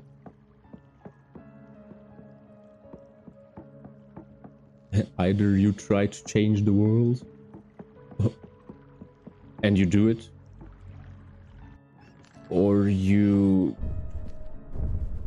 get killed in trying to do it by people who don't want to allow you to, or you do the third option and just ignore all of it and try to chill. That's what I'm doing. Like, fucking hell. If you take, you know, who I am as a mortal body, like I'm a 30-year-old dude who works as a nurse assistant from Croatia, which is, if we are realistic, not really a prosperous and wealthy country.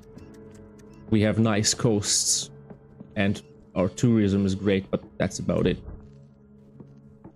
Anyway, that was beside the point. What was the point is, I am a 30-year-old, you know, nobody, and I know shit that isn't normal to know as a 30-year-old nobody. And I'm thinking, if I know all of that shit, what type of knowledge does somebody possess who's, you know, the leader of a Masonic cult, for example? Or, you know, the head of, like, let's say the Pope, right?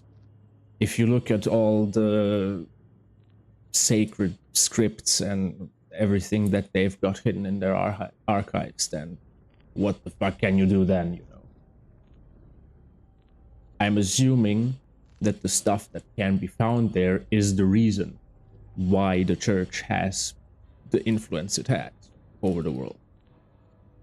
And then, you know, we have all the world governments, we have all the giga corporations that exist, people who control the media, people who control, you know, the entire health sector, people who control the internet.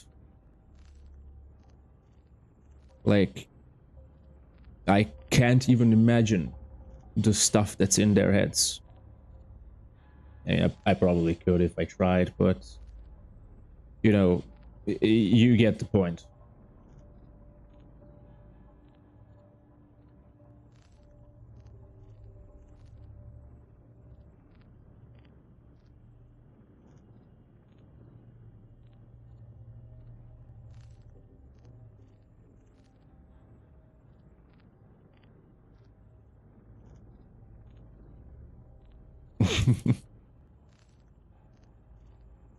But on the other side, like, it's also fascinating and kind of fun to me that people who are much younger than me, actually, like, I know a dude who's 19 years old and has an understanding of things that, you know, blows my mind. Like, I am somewhat jealous, because I wish I had known that when I was 19 years old.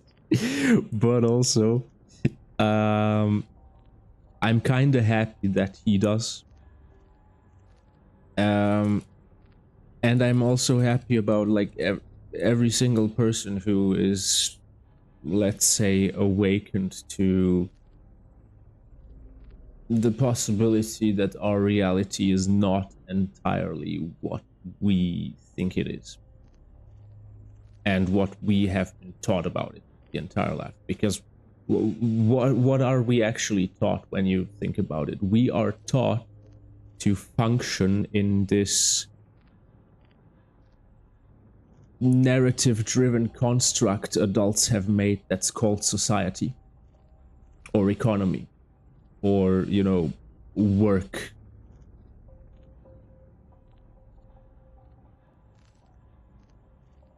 We are trained to work, basically.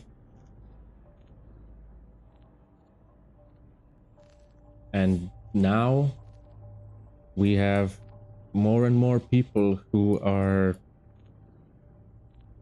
realizing that, you know, maybe the point of me being born and existing is not me willingly consenting to slavery for most of my life, and then doing things that are fun and distract me from the idea that I'm a slave in my spare time.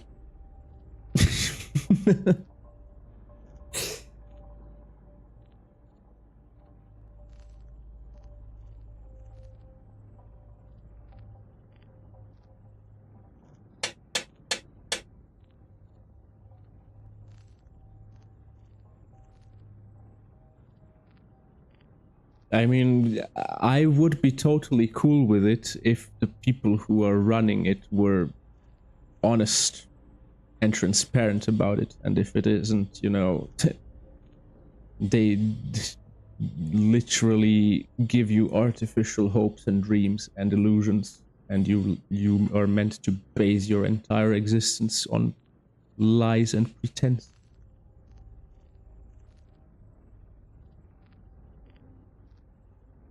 Because you fear that you're gonna die if you don't listen to what everybody tells.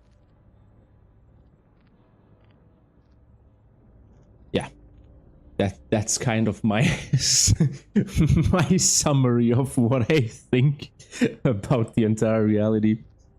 But yeah, ultimately, I think the top goal that anyone could have is to try to enjoy it and try to not make it a greater problem for everybody than it already is.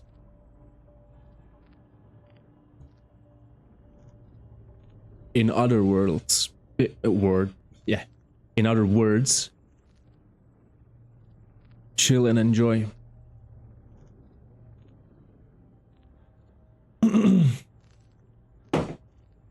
I'm gonna go for a smoke. So I'm gonna interrupt the recording here. But, well, I suppose it's blood well spent. Other food doesn't even taste good anymore. I'll keep documenting for future generations to read from a first-hand source, their godlike leader's journey. Oh wow.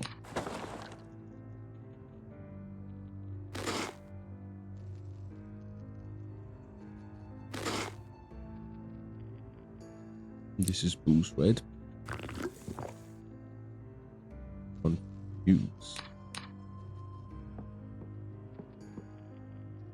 How does that stop? Oh my god, even the mouse controls are reversed. Jesus. That is bad. Woohoo. Hey, nice quarter stuff. I'm keeping that one.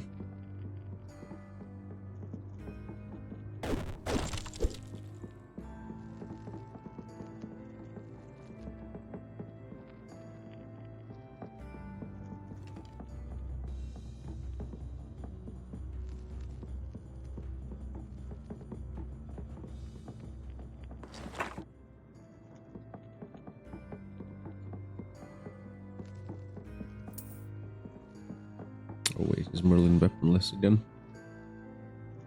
Oh, he also doesn't have a chest thing.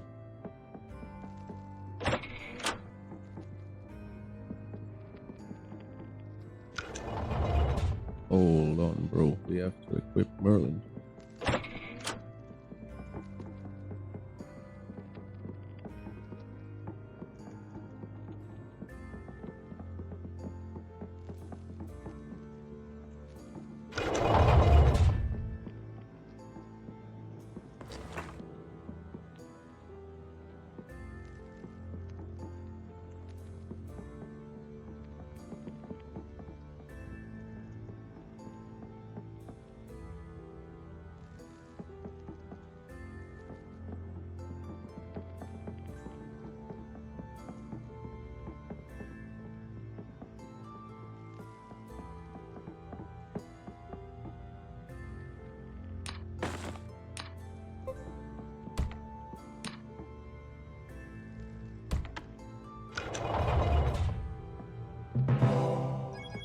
Nice.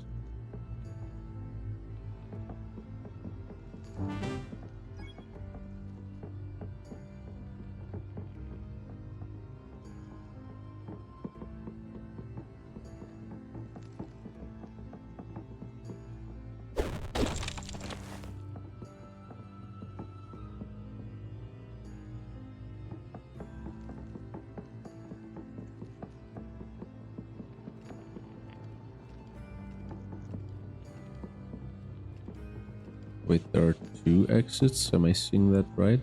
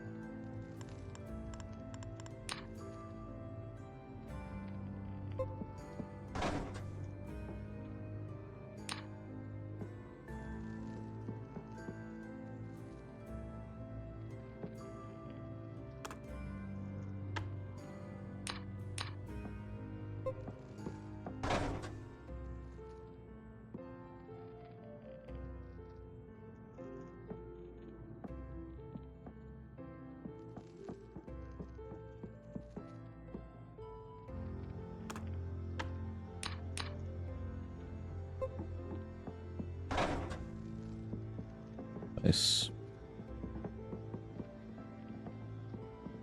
Okay, it's better than them having nothing.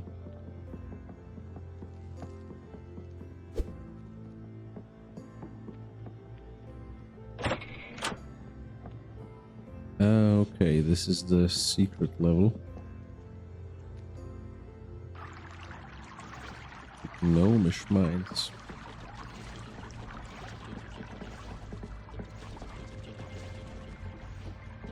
Not come to take gold, leave and maybe not die. Leave now here and let us dig without.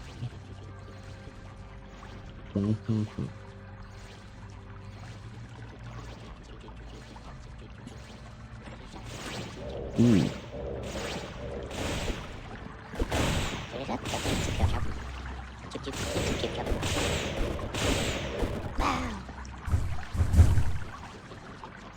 Jeez.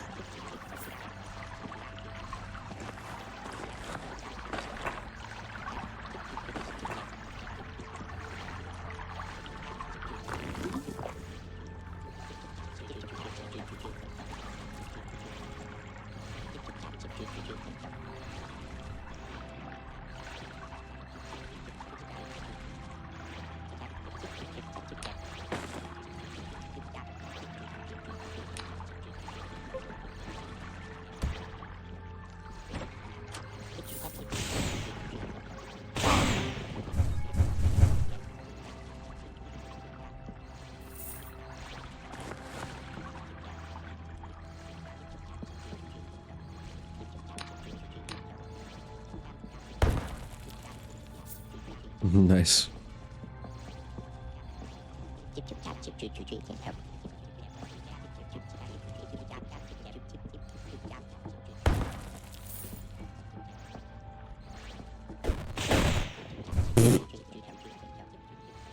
Okay. Gnomes are too powerful. Don't go to the secret level. That's what I learned.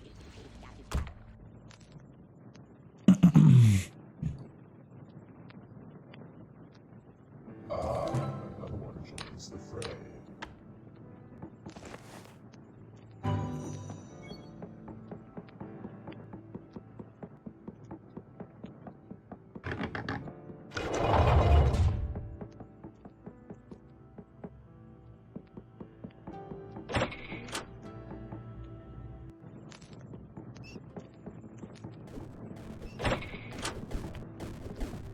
Best of luck, mortal.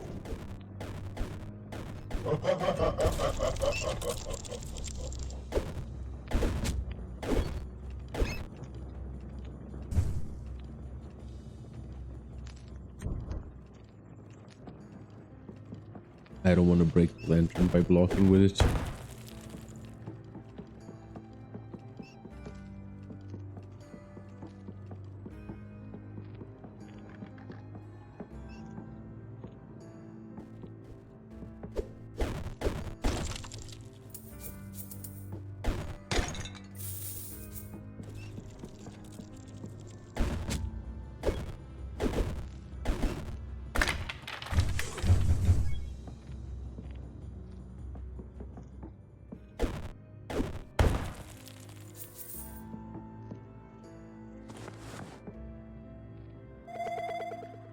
Ooh.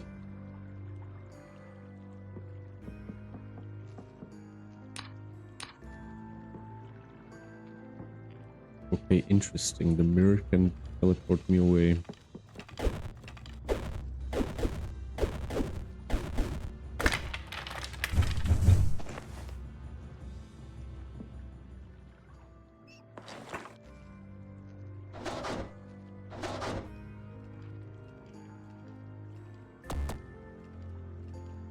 Ah.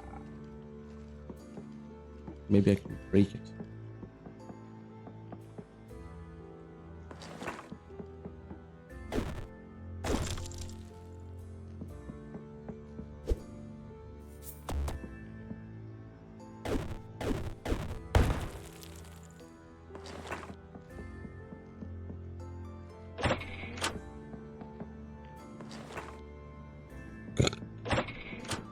Fresh fish.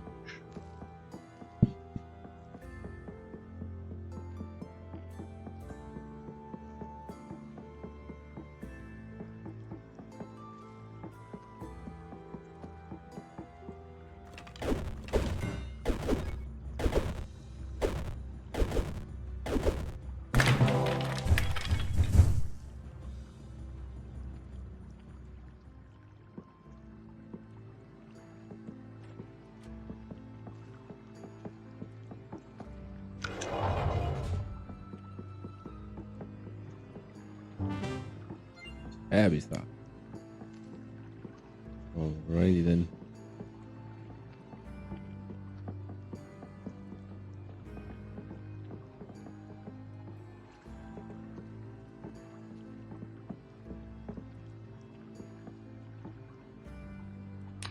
I guess you can.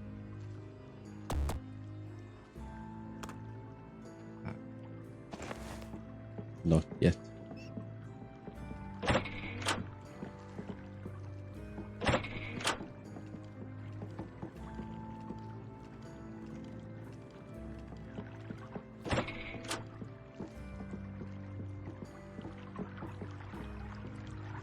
Wait a minute.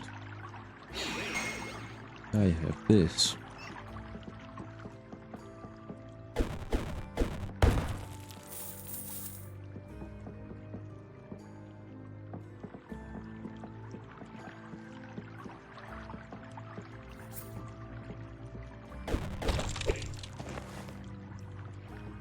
Gold stamp number 9. Okay, it's the same thing.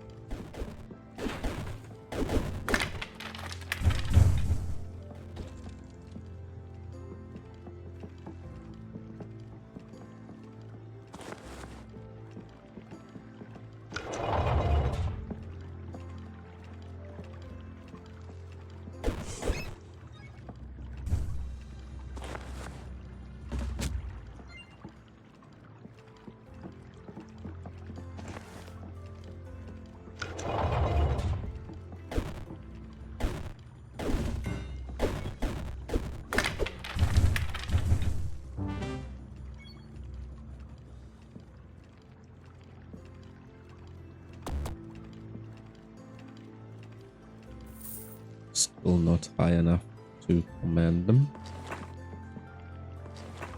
What the? Roll this flag.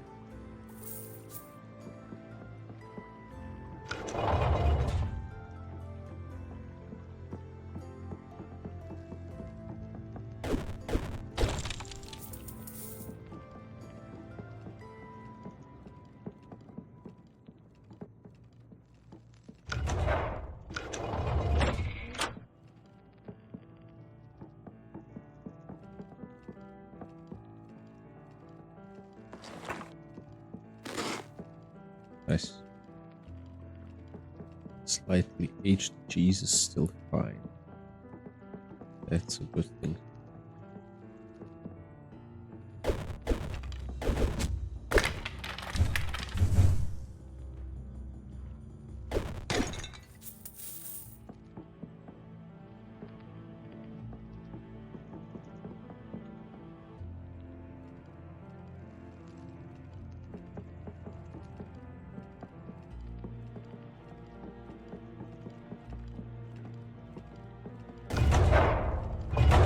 Oh my god.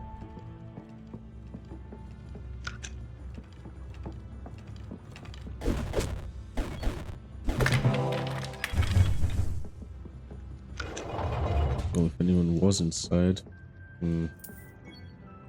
I was gonna say, if anyone was inside, they're dead now.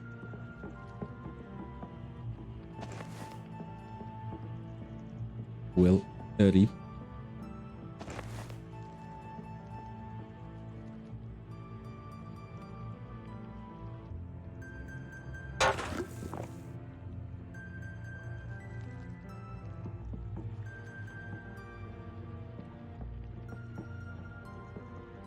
The pipe is much much more useful for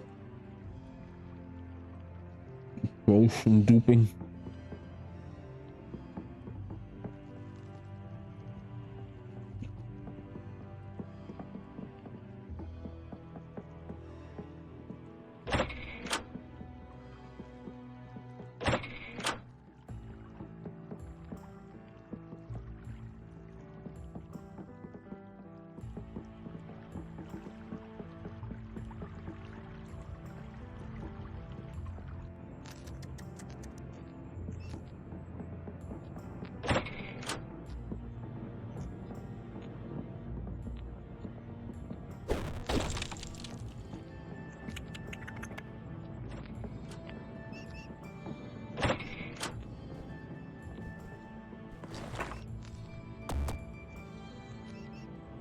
The light again.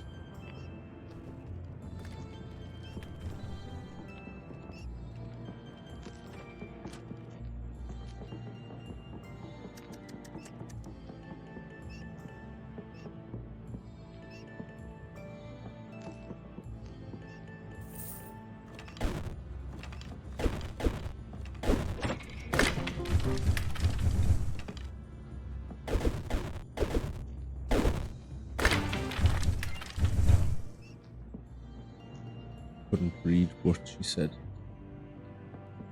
Something about mourn stow over the skeletons.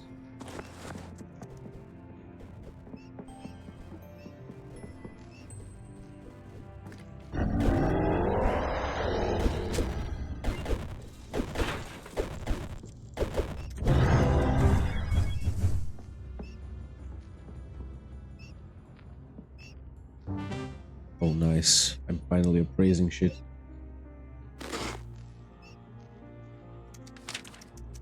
Finally.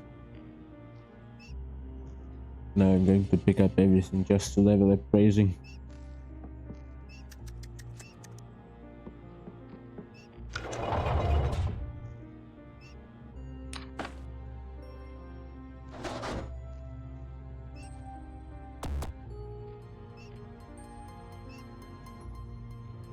Damn it.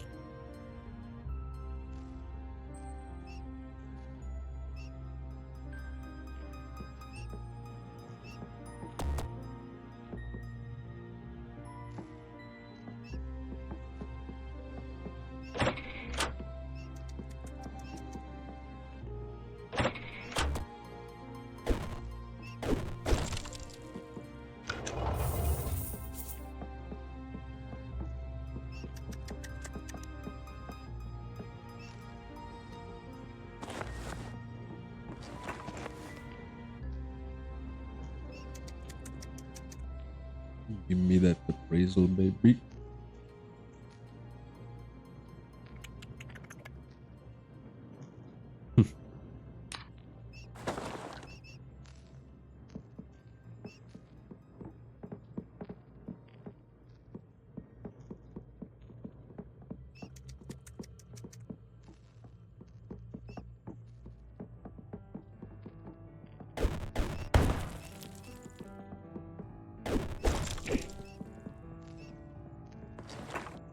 Brand new spell. Force bow. Right.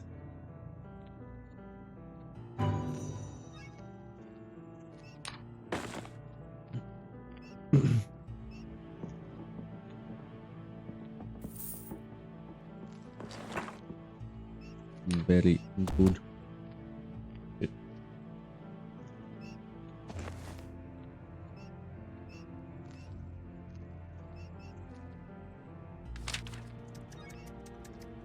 Nice.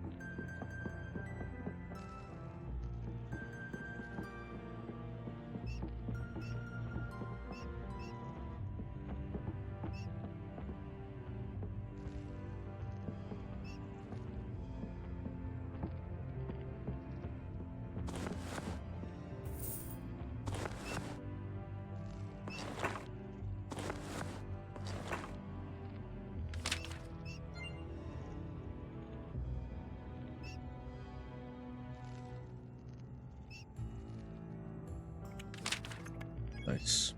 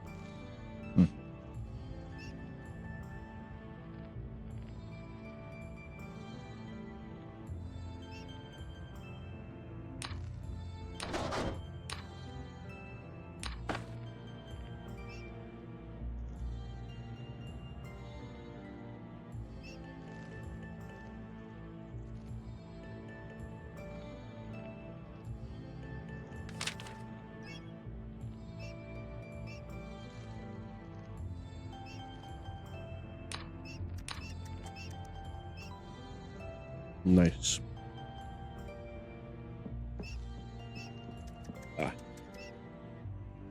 Appraisal has gone up. That's very good.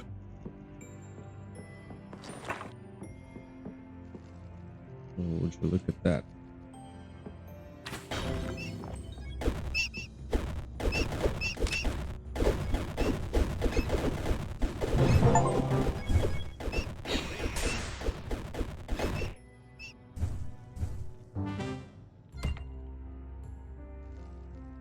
Fatal stealth attack on an enemy that is attacking another player or NPC.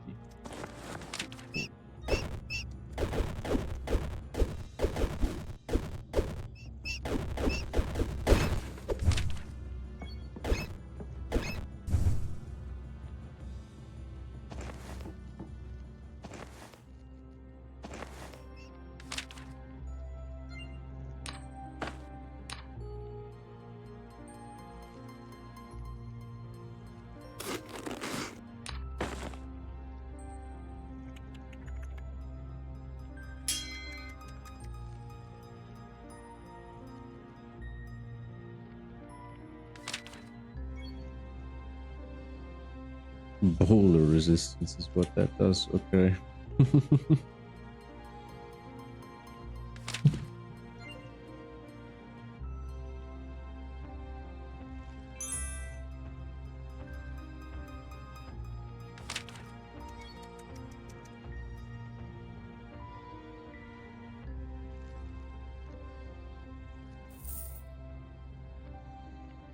Shit.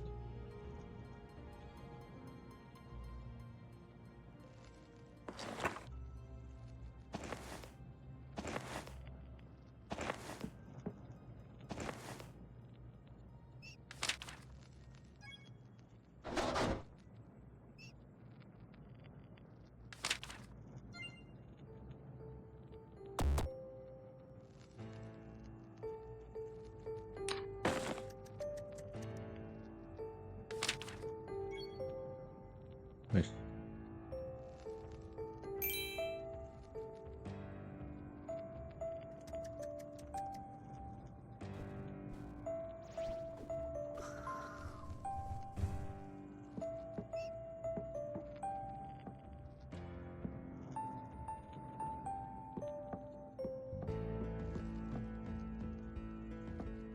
Okay, that's the level where I don't need to go.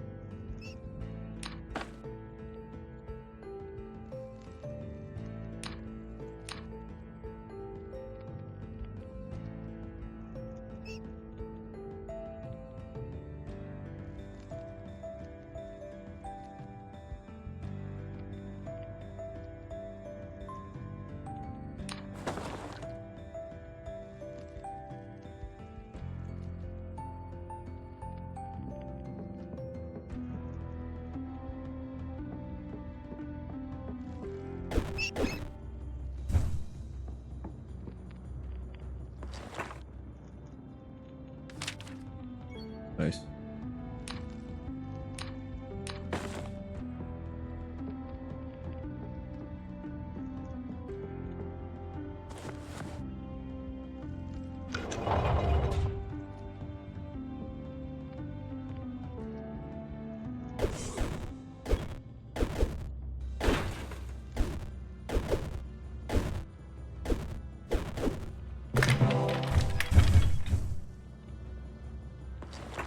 Very good.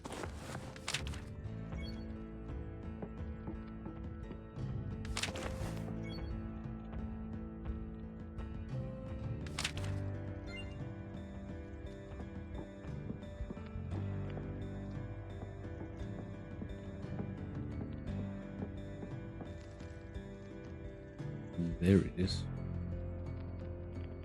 Probably cannot kill that like I am, right? Maybe like this.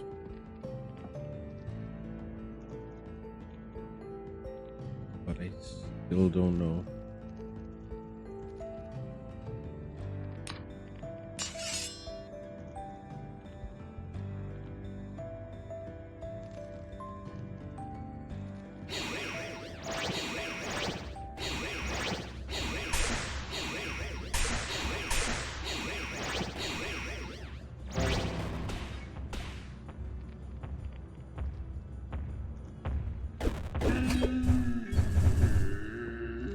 Not bad.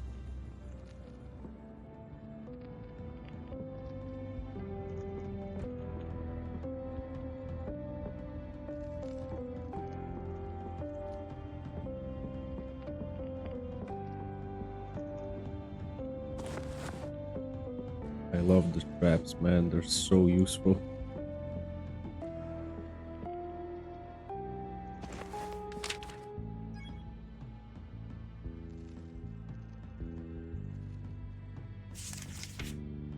Yeah, that again.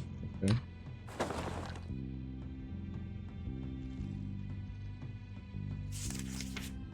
Congratulations on your purchase of little TM boiler motivated experiment. We're excited for you to exploit its strength, durability, and warmth for all your domestic and industrial needs. The LTM boiler motivated current is a non-living mechanical construct designed to serve you. Built by the most skilled engineers and enchanted with only purest essences by skilled invokers.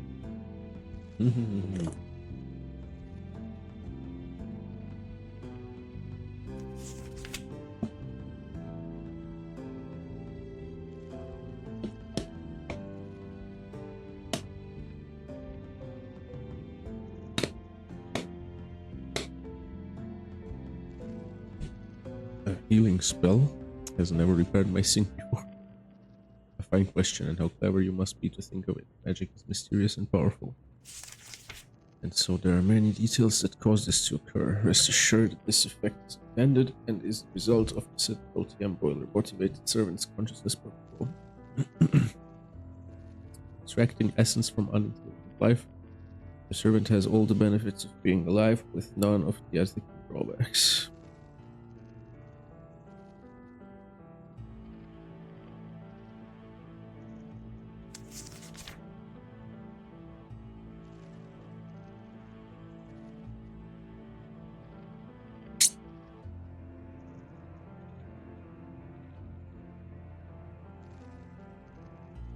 Extra dimensional forces go based on the protocol of the delicate machine. The boiler is significantly damaged. These essences will no longer be restricted to their machine purpose and may reject the motivation frame.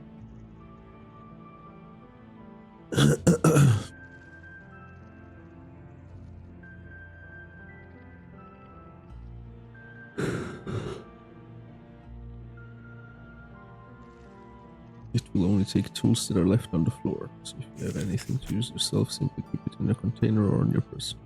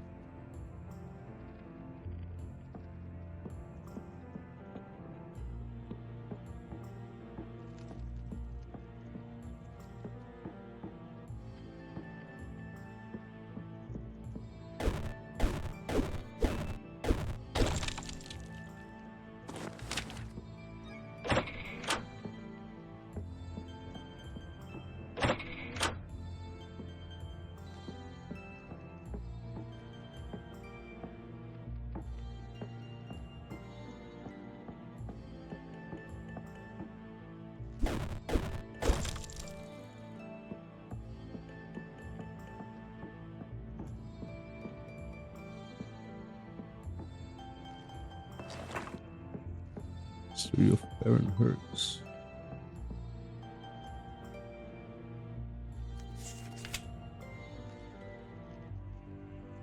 History of Baron Hertz is bleak and dark. What can I tell you about him that you haven't heard from the ghastly stories we've been told about Hamlet? I told you it doesn't all start in Hamlet. Indeed, Herx, the man that exists for a time prior to his governance of the cursed town. Through blood, luck, or money, Herx gained influence among the nobles. Eventually, the president and his cabinet became indebted to Hertz. For recompense, Hamlet.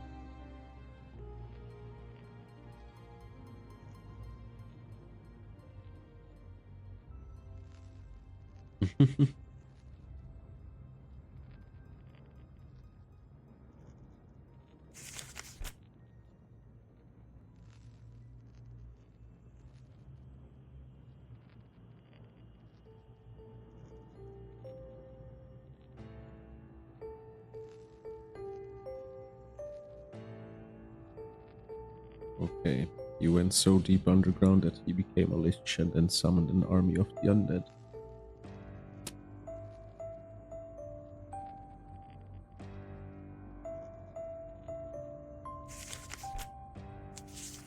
Denizens of hell itself may be at his beckon.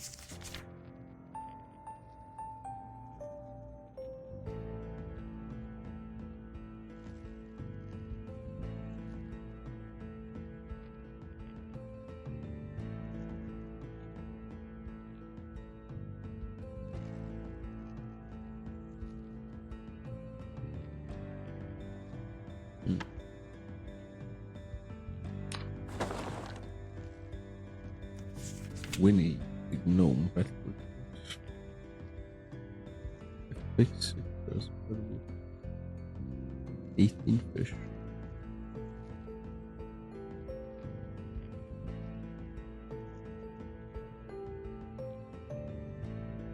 Zergo Rush.